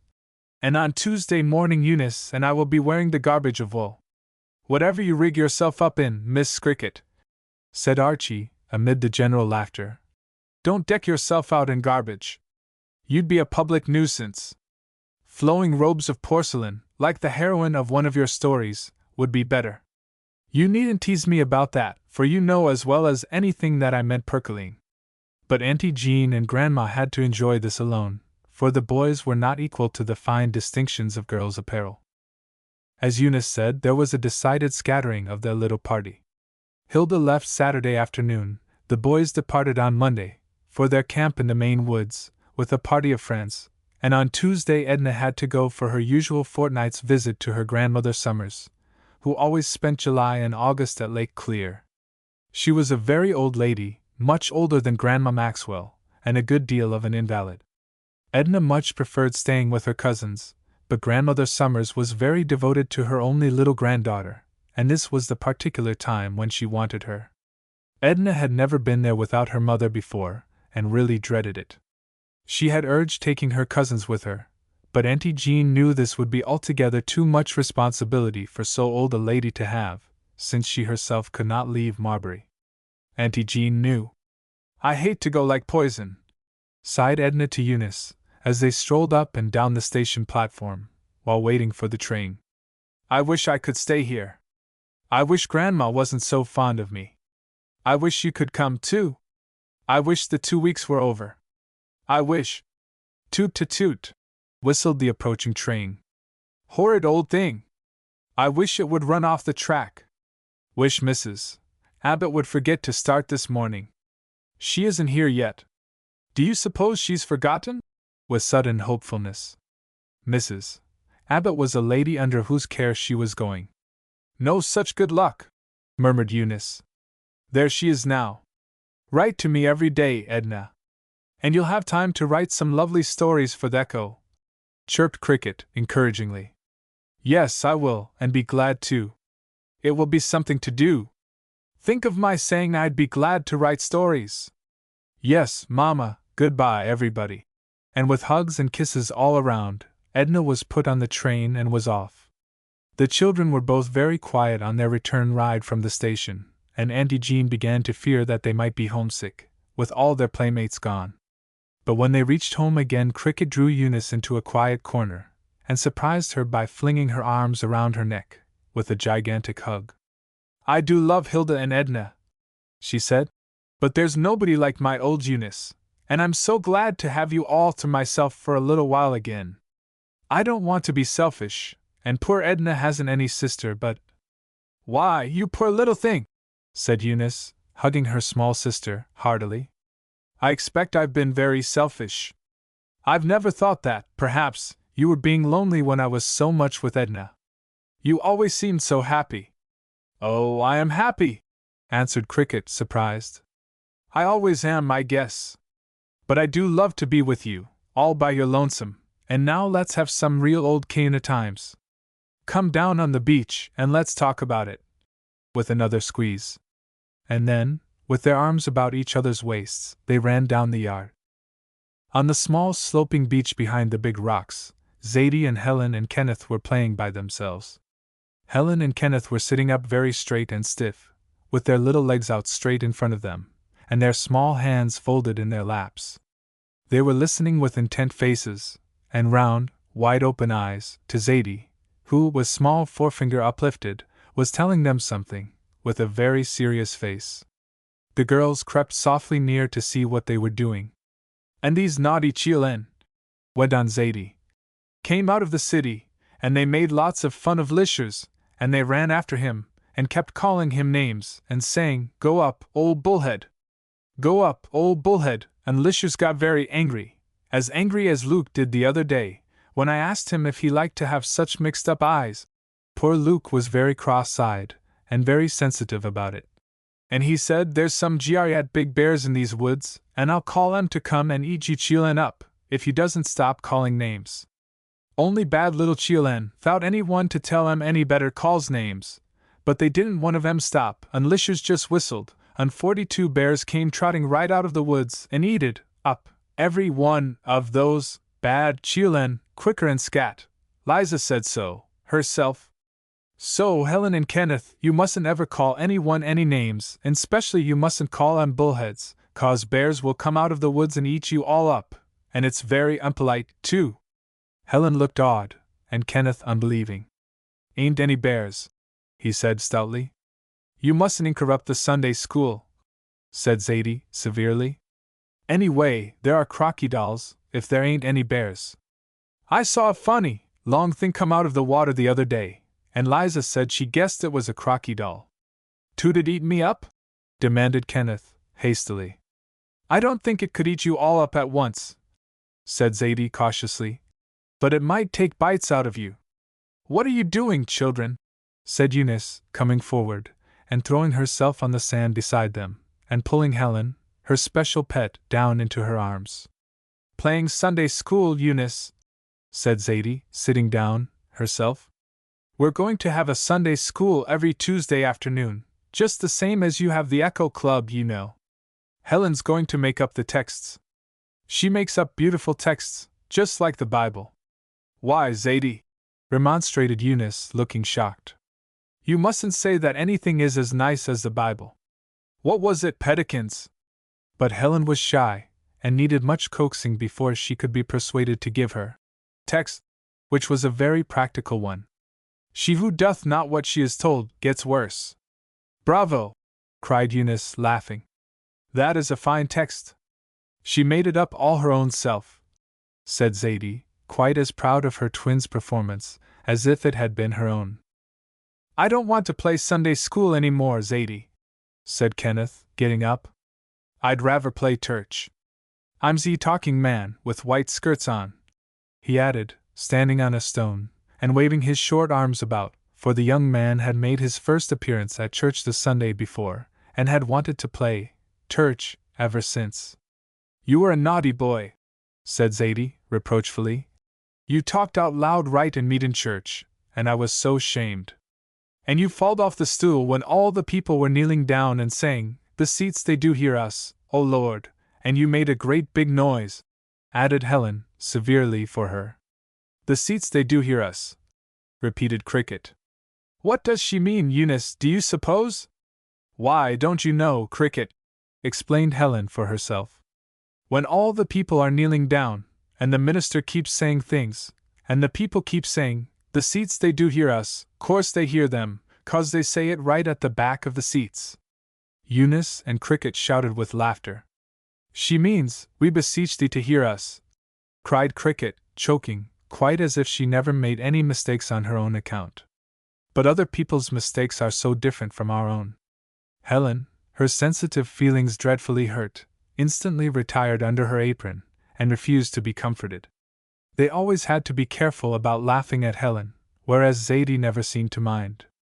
Never mind, pet, said Eunice, kissing and petting her. It wasn't a very bad mistake. What's this? Said Cricket. To change the subject, she had been plunging her arm down deep in the sand, and had struck something big and bony. She cleared away the loose sand. That's our semi-terror, explained Zadie. We'd been having a frennial before we had Sunday school, and we buried that thing. We finded it in the field the other day. Let's pull it up now, Helen. We've had lots of frennials, Cricket, and we've buried ever so many things in our semi-terror. Tuckles and things like that, you know. Cricket, with some difficulty, extricated the object. It was a great skull of a cow, bleached as white as snow. Liza says it was a cow once, observed Zadie, poking her fingers in the big holes where the eyes once were. It was a pretty funny cow, I think. She says it has undressed all its flesh off, and we're all like that inside. But I'm not, see? And Zadie opened her mouth wide and offered it for inspection. Mine's all red inside. Mama says we're made of dust, said Helen thoughtfully. If we're made out of dust, I don't see why we don't get all muddy inside when we drink. I guess that's why my hands get so dirty, said Zadie suddenly, looking at her small, grimy palms with close attention. I guess it sifts right through my skin. Course I can't keep clean when it keeps sifting through all the time, and Liza says she don't see how I get myself so dirty. With a funny imitation of Eliza's tones. I'm going to tell her I can't help it. If she keeps scrubbing me as fast as it comes out, it may get all used up inside of me sometime, went on Zadie, who was nothing if not logical. Helen thoughtfully squeezed Eunice's arm, trying to squeeze some dust out. She said, Yours is all used up, I guess, she concluded, as she met with no success. Cricket set the skull upon the high stone which Kenneth had been using for a pulpit. Look, Eunice! It looks just like an idol, sitting up there and grinning. Oh, let's play we're idoless ourselves and worship it. We'll build a shrine for it, and we'll offer it sacrifices. Come on! And Cricket, with her usual energy, fell to work instantly, building stones up for an altar. Chapter 23. The Jabberwock. Let me help build up the shrine, too, said Zadie, bringing up stones also. I want to offer sacrifices. You and Helen bring a lot of dried seaweed to decorate it, said Cricket, working busily. That's right, Kenneth. Bring all the pretty shells you can, and we'll put them all around the sides. Look, Eunice! Doesn't it look fine already?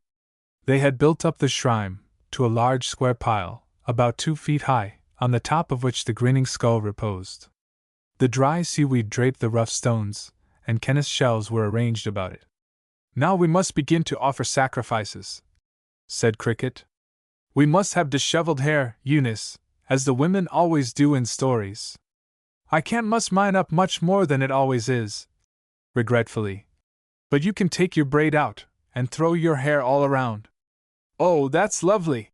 As Eunice loosened her heavy, dark braid, and threw the long, straight masses all about. "How beautifully disheveled you are! I'm glad I don't have to offer sacrifices every day," laughed Eunice. "For disheveled hair is not comfortable, at least as disheveled as this. Perhaps I wouldn't mind a little bit of it. Come here, Zadie, if you wish to join the procession." And Eunice caught her small sister, and rubbed her hands vigorously over her short, soft, straight hair, till it fairly stood on end. Helen's hair curled like Cricket's, in a golden, fluffy mass. "Now we're all ready. We must march up before the shrine, and lay our sacrifices at the feet of the idol, and bow down before it." "It hasn't any foots," observed Zadie. "Well, before its mouth, then. It's just as appropriate, I guess. Come over here, and get into line, Eunice. You go first and I'll follow, and the children will come on behind. We must go up with weeping and wailing and gnashing our teeth," said Cricket, getting biblical. "How do you gnash your tooths?" inquired Helen. "I'll show you," said Cricket, immediately rolling her eyes, and opening and shutting her mouth with such fearful snaps of her teeth, that Helen instantly retreated behind Zadie for protection. "Clutch your hair with both hands this way, and get into procession." "Yes, but where's the sacrifice?" asked Eunice, suddenly recollecting this important part of the ceremony. "I declare! I forgot all about it. What shall we sacrifice?" "We finded a little dead mouse in the woodshed after breakfast," said Zadie. "We were going to give him to George Washington for dessert today. We buried it in the cemetery to keep till it was dinner time." "That will do. Dig it up. George Washington can sacrifice his mouse." While Zadie was unearthing George W.'s intended dessert, Cricket had found a shingle for a bier. They made a bed of seaweed on it, and stretched the little dead mouse thereon. "I've an idea!" exclaimed Eunice. "Let's call the idol the Jabberwock, and sing the Jabberwock song as we go up." "Splendid!" cried Cricket, clapping her hands. "How does it go?" "Beware the Jabberwock, my son, with jaws that bite and claws that catch." "Isn't that it?" "That's the second verse," said Eunice. "Don't you remember? 'Twas brillig, and the slimy sea?" "Yes, now I do." "All ready?" So the procession formed itself anew. Zadie and Helen bore the shingle bier in front, Eunice and Cricket came behind, tearing their hair, and chanting in doleful tones how the Jabberwock, with eyes of flame, me whiffling through the tulgey wood, and burbled as it came. Then, with appropriate ceremonies, they offered up the mouse to the Jabberwock, and then, joining hands, they danced around it, howling and shrieking. "More! More!" growled Cricket in awful tones that were supposed to come from the yawning throat of the Jabberwock. The smaller children, by this time, were wildly excited, and ready to offer up all their possessions. "You may have my crumples," screamed Zadie, making a dive for a little white china cat that lay nearby with a pile of other playthings that the children had been playing with. "We must stone it to pieces first," said Cricket, "and offer up the ashes." And soon the china cat lay in fragments and its ashes were offered up. "Let's take this old rubber baby of Kenneth's," proposed Cricket. "You don't care for it, do you, baby? It has a hole in its head." Kenneth looked doubtfully at his beloved Jacob for a moment, and then, quite carried away by the excitement of the occasion, he cried out, valiantly, "You may have Jacob for ze Jabberwock." One by one all the children's small possessions lay before the jaws of the Jabberwock. "Oh, Eunice! Children! Let's have a fire, and burn up all these sacrifices to the Jabberwock. Think what a lovely thing he'd think that is. Idols always love to have scenes of devastation and ruin all about." "I'm afraid that wouldn't be safe," said Eunice, hesitating. Would Auntie like it? Oh, she wouldn't care. What harm? Nothing could get on fire out here on the sands, could there? Of course, we wouldn't if it was near the house anywhere. I'll go and get the matches. And off she darted like a flash. Oh, are we going to have a fire and burn up the shrine? Cried Zadie. Goody! Goody! What fun! They're going to burn up the shrine. Cricket flew back with a matchbox in her hand. Now get lots of dry seaweed, children, she ordered, and we'll heap it around the pile, and tuck it under the pile of sacrifices, so they'll burn better. Oh, won't that make a blaze? And Cricket danced about in anticipation. There, Jabberwock! I hope you'll be tentified, as Zadie says. Stand back, children. Come, Eunice, and we'll march up singing, and lay our offering of a lighted match down before him. And Cricket, chanting another verse of the Jabberwock, pranced up and struck a match. The dry seaweed was instantly aflame, curling and leaping like a live thing, around the pile of stone. The children, dancing around and clapping their hands, screamed in ecstasy at the sight. Bring more seaweed, called Cricket, piling on all she had, to keep up the darting flames. The fire went springing up, licking the white bones of the Jabberwock. In their excitement, the younger children scarcely noticed that their treasures were actually burning up, also, till Kenneth suddenly caught sight of his Jacob, writhing, and curling, and jumping about in the most uncanny way, as if in mortal agony. The poor baby darted forward to rescue it. It's hurted Jacob! He's all wiggly! He cried, and he tried to snatch his best beloved doll from the flames. Eunice caught him back. Don't touch, baby. It will burn you. Jacob can't feel it, and I'll buy you another. He does feel it. It's hurted him, cried Kenneth, struggling to get away. With the sudden spring he made, Eunice lost hold of him, and he made a snatch at the burning sacrifice. A long tongue of flame leaped up, caught like a live thing the baby's linen dress, and in an instant he was enveloped in flames. For one horrible moment the other children stood paralyzed with fright. Not to the longest day she lives will Cricket forget the awful terror of that moment, as the thought surged up that, whatever happened, it was all her fault.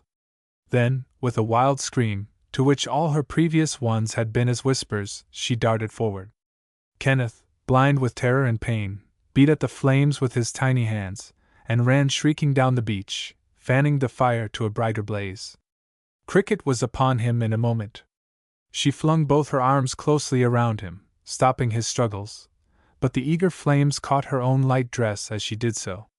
Then away she dashed, down over the few steps of beach between herself and the incoming tide, and with him in her arms, threw herself forward in the water.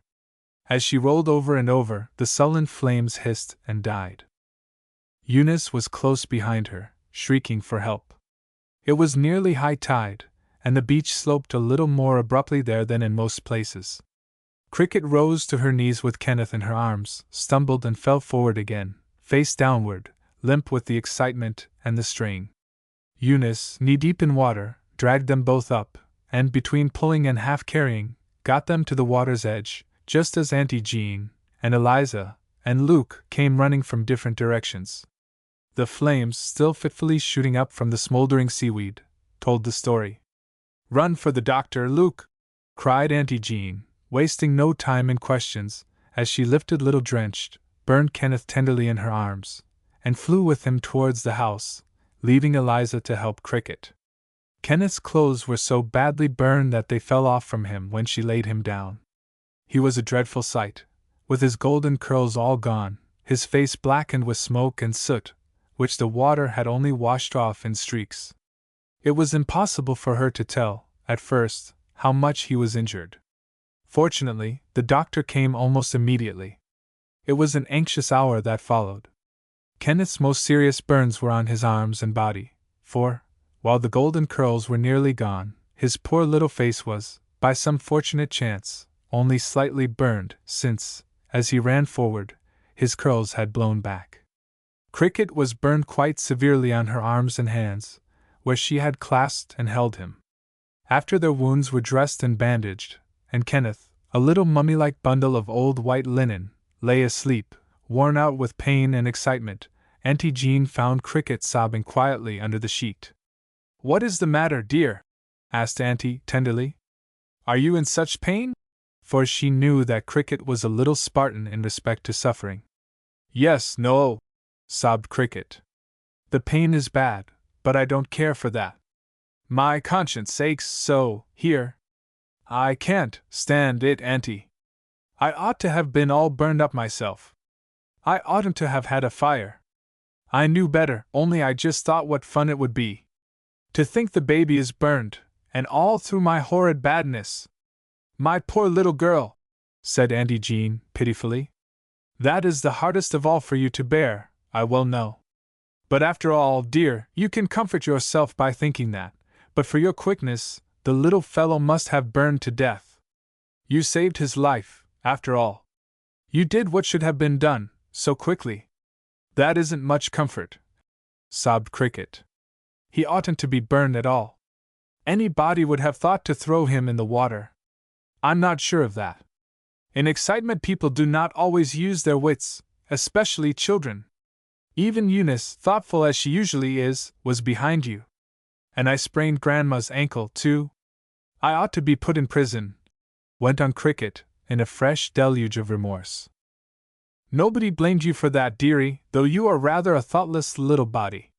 But the ankle was purely an accident. When it comes to the playing with fire, however, you really should have known better than to do such a dangerous thing. But you have learned your lesson, and now we must be thankful the consequences are no worse." Cricket raised a tear-stained face. "Yes, only, my dear baby! If only I could take all his burns! I'd set fire to myself and burn myself up, if he could be well. I did the mischief, and he gets the worst of it. Indeed, little Cricket," said Auntie Jean softly, almost to herself, as she bent and kissed her little niece. "You will learn, as you grow older, that that's not the least hard part of all the harm we do the mischief, and the one we love best often gets the burns." Chapter 24. After the sacrifice. The next few days were not very happy ones. Auntie Jean had her hands full. Grandma's ankle was much better, to be sure, but still it did not allow her to walk or stand on it but very little, so that she could not be of much assistance in the nursing that followed. Poor little Kenneth suffered greatly from his burns, and his fever ran high, and the very hot weather made it harder for him to bear. He cried continually for his mother. He had not fretted for her, especially, while he was well, but now that he was sick he wailed constantly for Mama. Cricket was up and about, after a day or two. Her arms and hands were still bandaged, and she was very helpless about dressing and undressing herself, but she felt better to be up. She longed to do something for Kenneth, but this was impossible, with both arms in slings. These were rather dark days for the poor little girl, for, on account of the anxiety about Kenneth, she received less attention than she otherwise would have had. She was very grateful, however, that nobody reminded her that it was chiefly her fault. Unfortunately, her right hand, with which she had first clasped Kenneth, was much more seriously burned than the other. The left hand came out of its sling at the end of 3 or 4 days, and while the arm remained bandaged, she could use her fingers. "If it was only the other way," she mourned, "I could write a lot of stories and things for the Echo, and my time would not be all wasted." "Learn to write with your left hand," suggested Grandma. "Could I?" said Cricket, brightening. Why not? It won't be like learning to write over again. I've often tried it, only my left-hand fingers don't seem to have any push in them. If you practice half an hour a day, you will soon do wonders," said Grandma, encouragingly. "I had a brother once, who was left-handed, and he learned to use his right hand equally well. He drew beautifully, and would often work with a pencil in each hand. Not only that, but I have often seen him write with one hand and draw with the other." "Isn't that wonderful?" exclaimed Cricket. "I'll begin to practice this minute, Eunice, if you'll get me paper and pencil," she added eagerly. She worked busily for a few minutes, in silence, after the materials were brought her. "It looks exactly like Zadie's writing," she said, at length, in disgust, after her first few attempts. She wrote a firm, pretty hand for a girl of her age, and these shaky, disjointed letters, sprawling across the page, were very discouraging. "It looks like the tracks of a crazy ant," she said, half laughing. "If you practice faithfully for a few days, you will find they will look like the tracks of a very sane ant," said Grandma. "And besides, think how much easier it is to learn to write with your left hand than with your toes." "With your toes, Grandma," came in a united chorus. "Yes, with your toes. I knew of a man, once, who was born without any arms and—" "No arms at all?" "Not one?"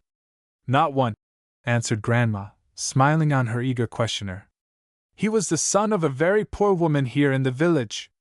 They lived in that little red cottage on the Bainbridge Road, where you turn by the 4 Oaks. Without any arms." "Did he have shoulders?" asked Cricket. "Oh, yes, indeed.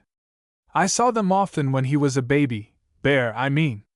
The shoulder ended smoothly where the arms should be. He grew up a very bright little fellow.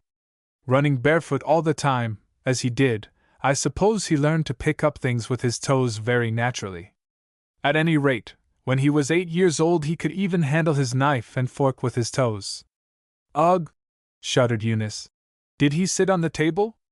"No, not quite so bad as that. He sat on a little low stool, and his plate was put on the floor in front of him. He would pick up his knife and fork, cut up his meat, and feed himself as deftly as possible. It was very funny. Think of washing his feet before dinner, instead of his hands," giggled Cricket. "Could he get his feet right up to his mouth?" asked Eunice. "Yes, easily. He was very limber." Zadie instantly sat down on the piazza floor and attempted the performance. "It most cracks my back," she said, getting up and trying to reach around behind herself to rub it. "I could do it," said supple Cricket, who could sit on the floor and put her legs around her neck. "He went to the district school," went on Grandma, "and learned to read very quickly, and his mental arithmetic was really wonderful. Long examples that the others did on their slates, he did almost as quickly in his head. One year they had a very good, patient teacher, who, noticing how deftly he picked up all sorts of things with his toes, had the bright idea of teaching him to write by holding his pen between his toes. Now his toes, by constant using, had grown longer and slenderer than most people's, and in a very short time he could guide a pencil sufficiently to make very legible letters. Quite as much so as your first attempts with your left hand, just now, Jean." "Think of it!" exclaimed Cricket. "I'm going to try it tonight when we go to bed, Eunice." It was a funny sight to see him get ready for his schoolwork. When he arrived at school, his brother washed and dried his feet carefully, and put on him an old pair of loose slippers to keep them clean. His slate or paper would be put on the floor before him, and he would slip his foot out of his slipper, grasp his pencil, and begin. By the end of a year, he really wrote wonderfully well. "Oh," sighed Zadie. "Helen and I practiced lots, last winter, with Mama, and we can't write much now. We write it every day, too." "Where is the man now?" asked Eunice. "What became of him?" "When he was a boy of 14 or so, a traveling circus manager heard of him, and offered him a large salary to go with him to be exhibited," answered Grandma. "He got a large salary, and after that helped support his family. He learned to do many other things with his toes, later people said. For instance, he drew beautifully, and could even hold a knife and whittle a stick. The family soon left here, and I never knew anything more about him. So, my little Jean, aren't you encouraged to practice writing with your left hand, with good hope of success?" "Yes, indeed, Grandma," answered Cricket, taking her pencil, and going to work again, awkwardly but energetically. And I may just say, in passing, that she worked to such good effect, that in 10 days' time her left-handed writing, though it slanted backward, was firm and legible. "There!" exclaimed Cricket, with a long sigh, after her first half-hour was over, as she rose to stretch her arm above her head. "I've written so long that I'm so tired that I can hardly put one foot before the other." "That would be a more appropriate sentiment if you were my no-armed man," said Grandma, smiling. "I'm just wild with keeping still, Grandma. Resting makes me so tired. I want to go rowing or riding or walking." I'd like to jump over the moon, as far as my feelings go, but it makes my arm ache if I move round much. Read aloud to us, suggested Grandma. And perhaps Eunice will hold the wool for me while you do. Cricket liked to read aloud, and she got a book very willingly. Here's a lovely story, she said, all about battles and fighting, and exciting things, how Captain Jack won his epaulets. Won his what? Asked Grandma, holding her ball suspended. His epaulets. He was just a plain, everyday soldier, you know, to start with. Oh. Won his epaulets, you mean, said Grandma gravely. Won his, oh, of course. How stupid of me, looking more closely at the word.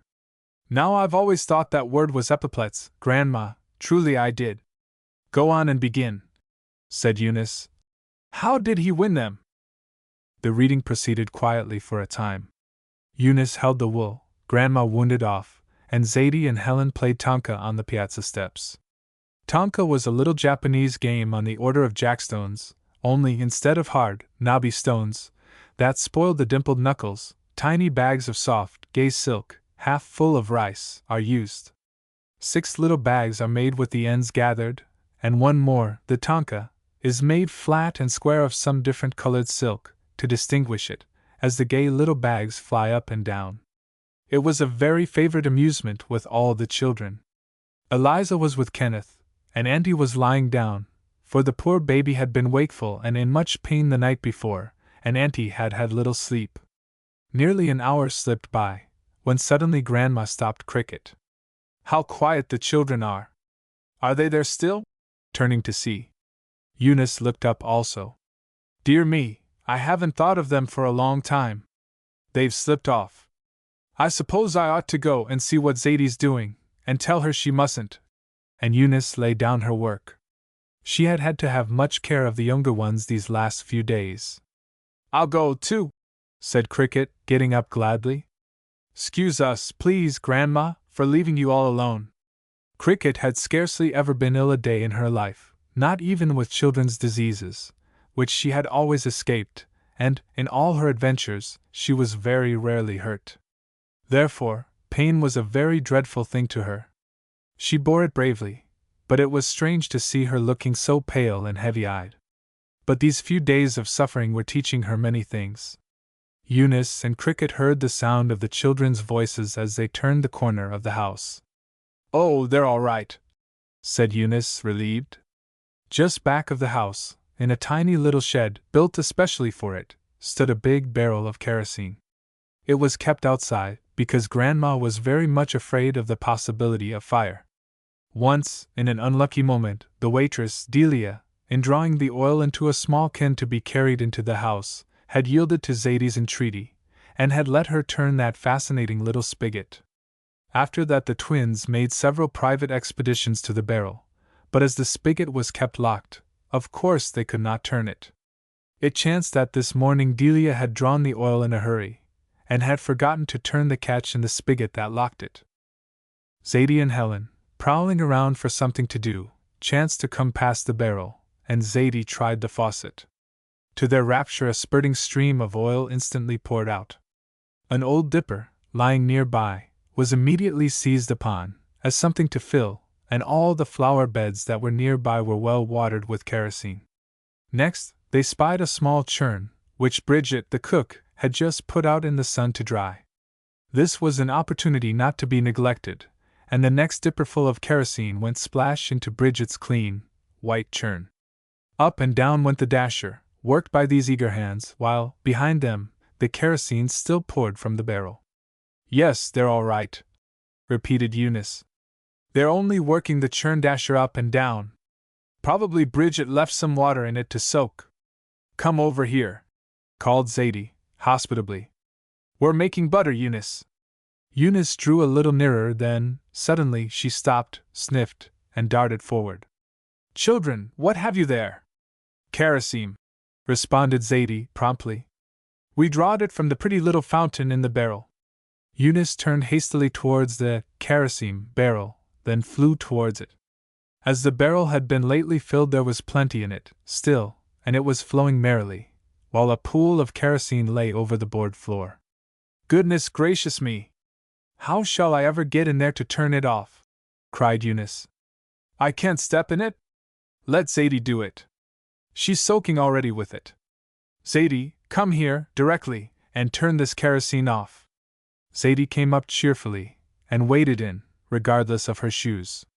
"It's too bad to turn it off, when it looks so pretty," she said regretfully. "You are naughty children," said Eunice severely, arraying the guilty twins before her, when this was done. "Whatever shall I do with you? I can't take you, all dripping like that, into the house to Eliza, because she's with Kenneth, and Auntie's lying down, and I don't suppose Delia would know what to do with you." "Hang them both up over the clothesline to dry," suggested Cricket, darkly eyeing the chief culprit. "Dear me! How you do smell!" "I don't like it pretty well," admitted Zadie, sniffing at her hands. "I want to go in and get us washed off now." "No, stop," commanded Eunice, as Zadie was starting off. "You would ruin everything you touched, I suppose? You're reeking wet. You can't go into the nursery, for you mustn't disturb Kenneth. Auntie said particularly that we mustn't even make any noise around, so he can sleep." "What shall I do with you?" "I'll tell you," suggested Cricket, the ever-ready. "Take them down to the cove and put them in the water just as they are, and wash off the worst of it. Then you can take off their clothes and leave them down there in the bathing house, for Liza to look after when she can. Perhaps that might do. I could put on my own bathing suit and take them in, and wash off the outside anyway." "Yes, let's," cried Zadie, scampering off in high feather at the delightful possibility of going into the water all dressed. "Just like a dog. Grandma wouldn't care, would she? There's nothing else to do. You go on and I'll tell her. My arm aches so that I can't walk over there," said Cricket, turning away, very dolefully. She didn't like to miss the fun of ducking those naughty children. She watched them out of sight. "But it isn't really a bit worse of Zadie to turn that spigot, and play with the oil, than it was for me to play with the fire," she said honestly to herself, as she walked slowly back to Grandma. "I can't say much. But it is funny how much badder things seem in other people, when they're really just as worse in ourselves." And with this not very lucid statement of an undeniable fact, Cricket walked up the piazza steps and informed Grandma of the state of affairs. Half an hour later Eunice appeared, driving a pair of depressed-looking children before her, clad only in their little blue bathing suits. She was hot and flushed, Zadie cross and rebellious, and Helen tearful and subdued. Eunice had found that the plan of washing oily children, with all their clothes on, was much easier in theory than in practice. And such a task as it had been to get their dripping clothes off. Wet buttonholes refused to open, shoestrings knotted hopelessly, and everything stuck flabbily together. Auntie Jean was with little Kenneth again, so Eliza was at liberty to take the children in hand.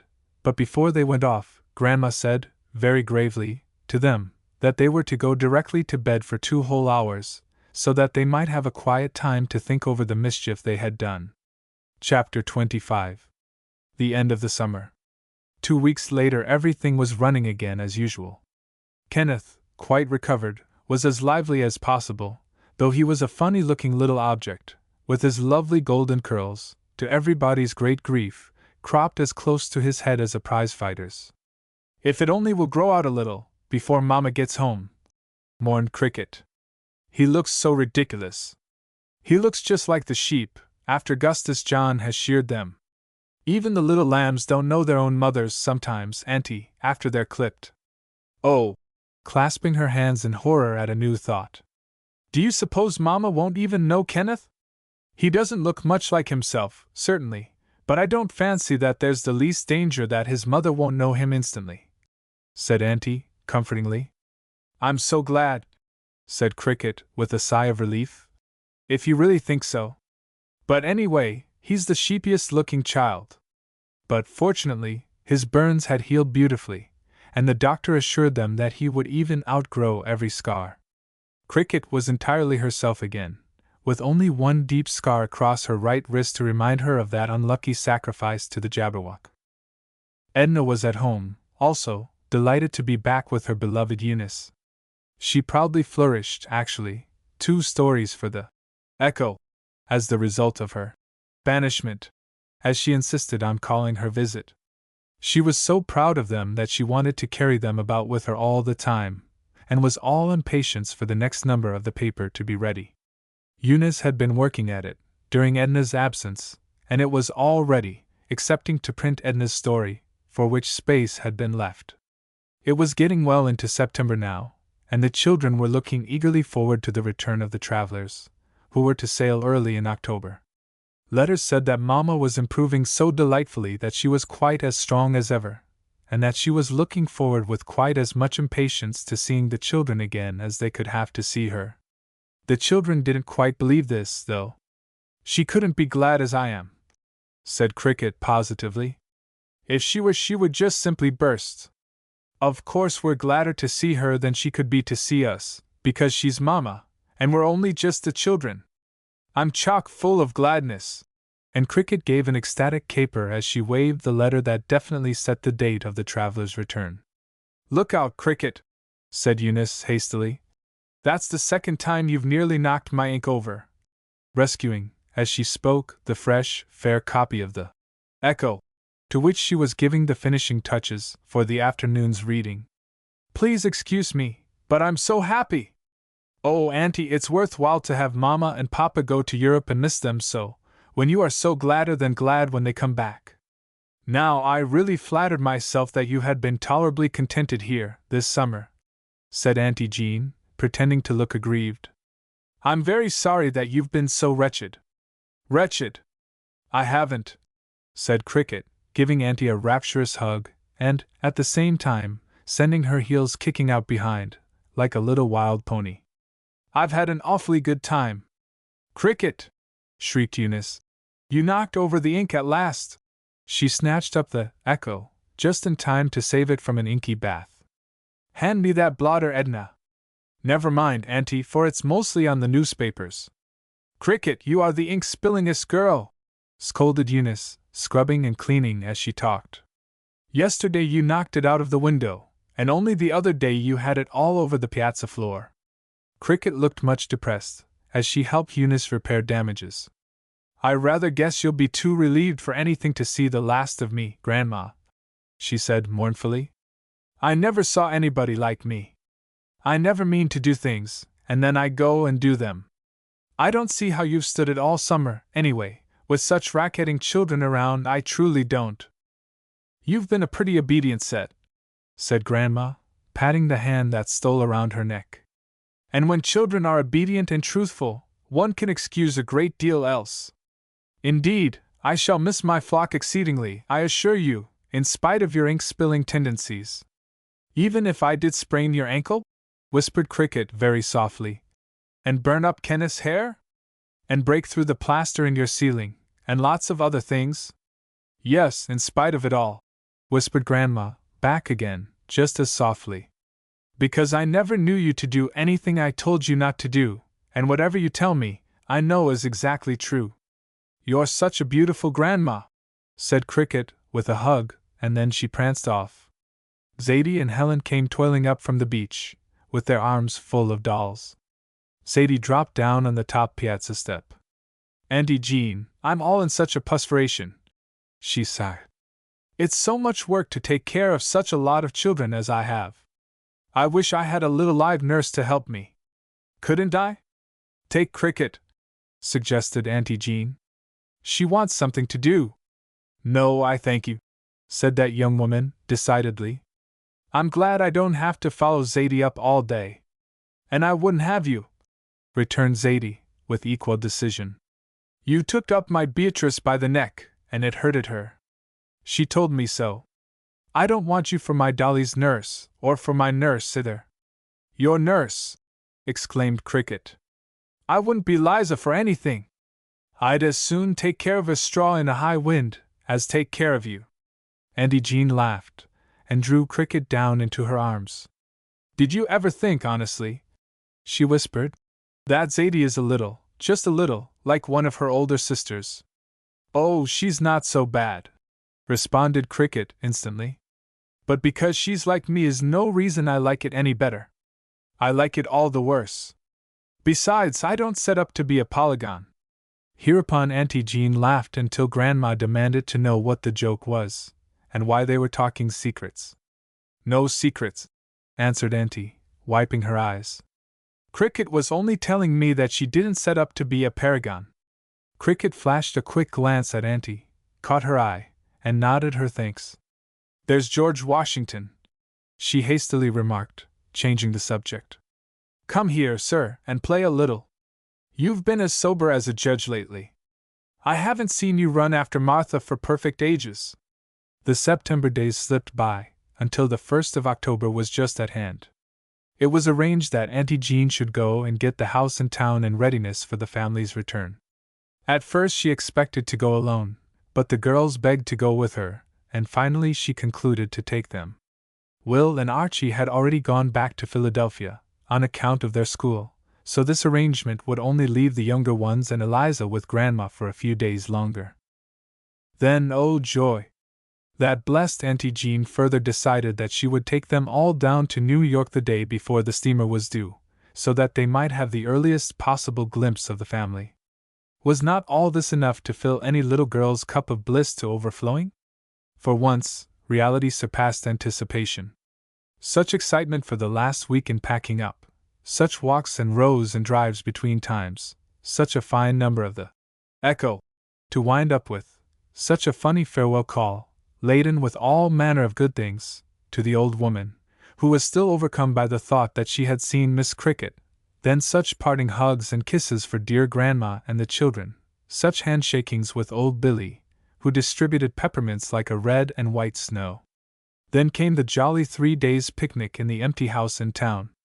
The 3 girls thought that they rendered perfectly indispensable aid to Auntie and the maids, in opening the house, getting off Holland covers, and arranging everything, till it was all in apple pie order for the homecomers. Then came the last and loveliest treat, the delightful trip to New York in the night boat, and the vast importance of the thought of going to meet their European travelers. They discussed them, as if they had been gone 10 years, at least. Eunice wondered if she would know Marjorie, and if Donald's mustache would be as long as Papa's, while Cricket was a little afraid that they might have forgotten how to talk English. The steamer was not due till late in the afternoon, so that they had the day before them, and a day crammed with good things it was. Although they had often been there before, the children immediately voted for Central Park and the Metropolitan Museum first. Then they visited some of the great stores, and then lunched at Delmonico's. In the afternoon they went for a long, lovely ride up Riverside Park, and then, at last, came the crowning joy of watching the steamer's arrival. "There's Mama!" shrieked Cricket, regardless of the crowd about her, as the great steamer swung into her moorings, and in 5 minutes more everybody was being rapturously hugged by everybody else. Text. Page 76. Page 123. Page 165. Page 260. Page 324.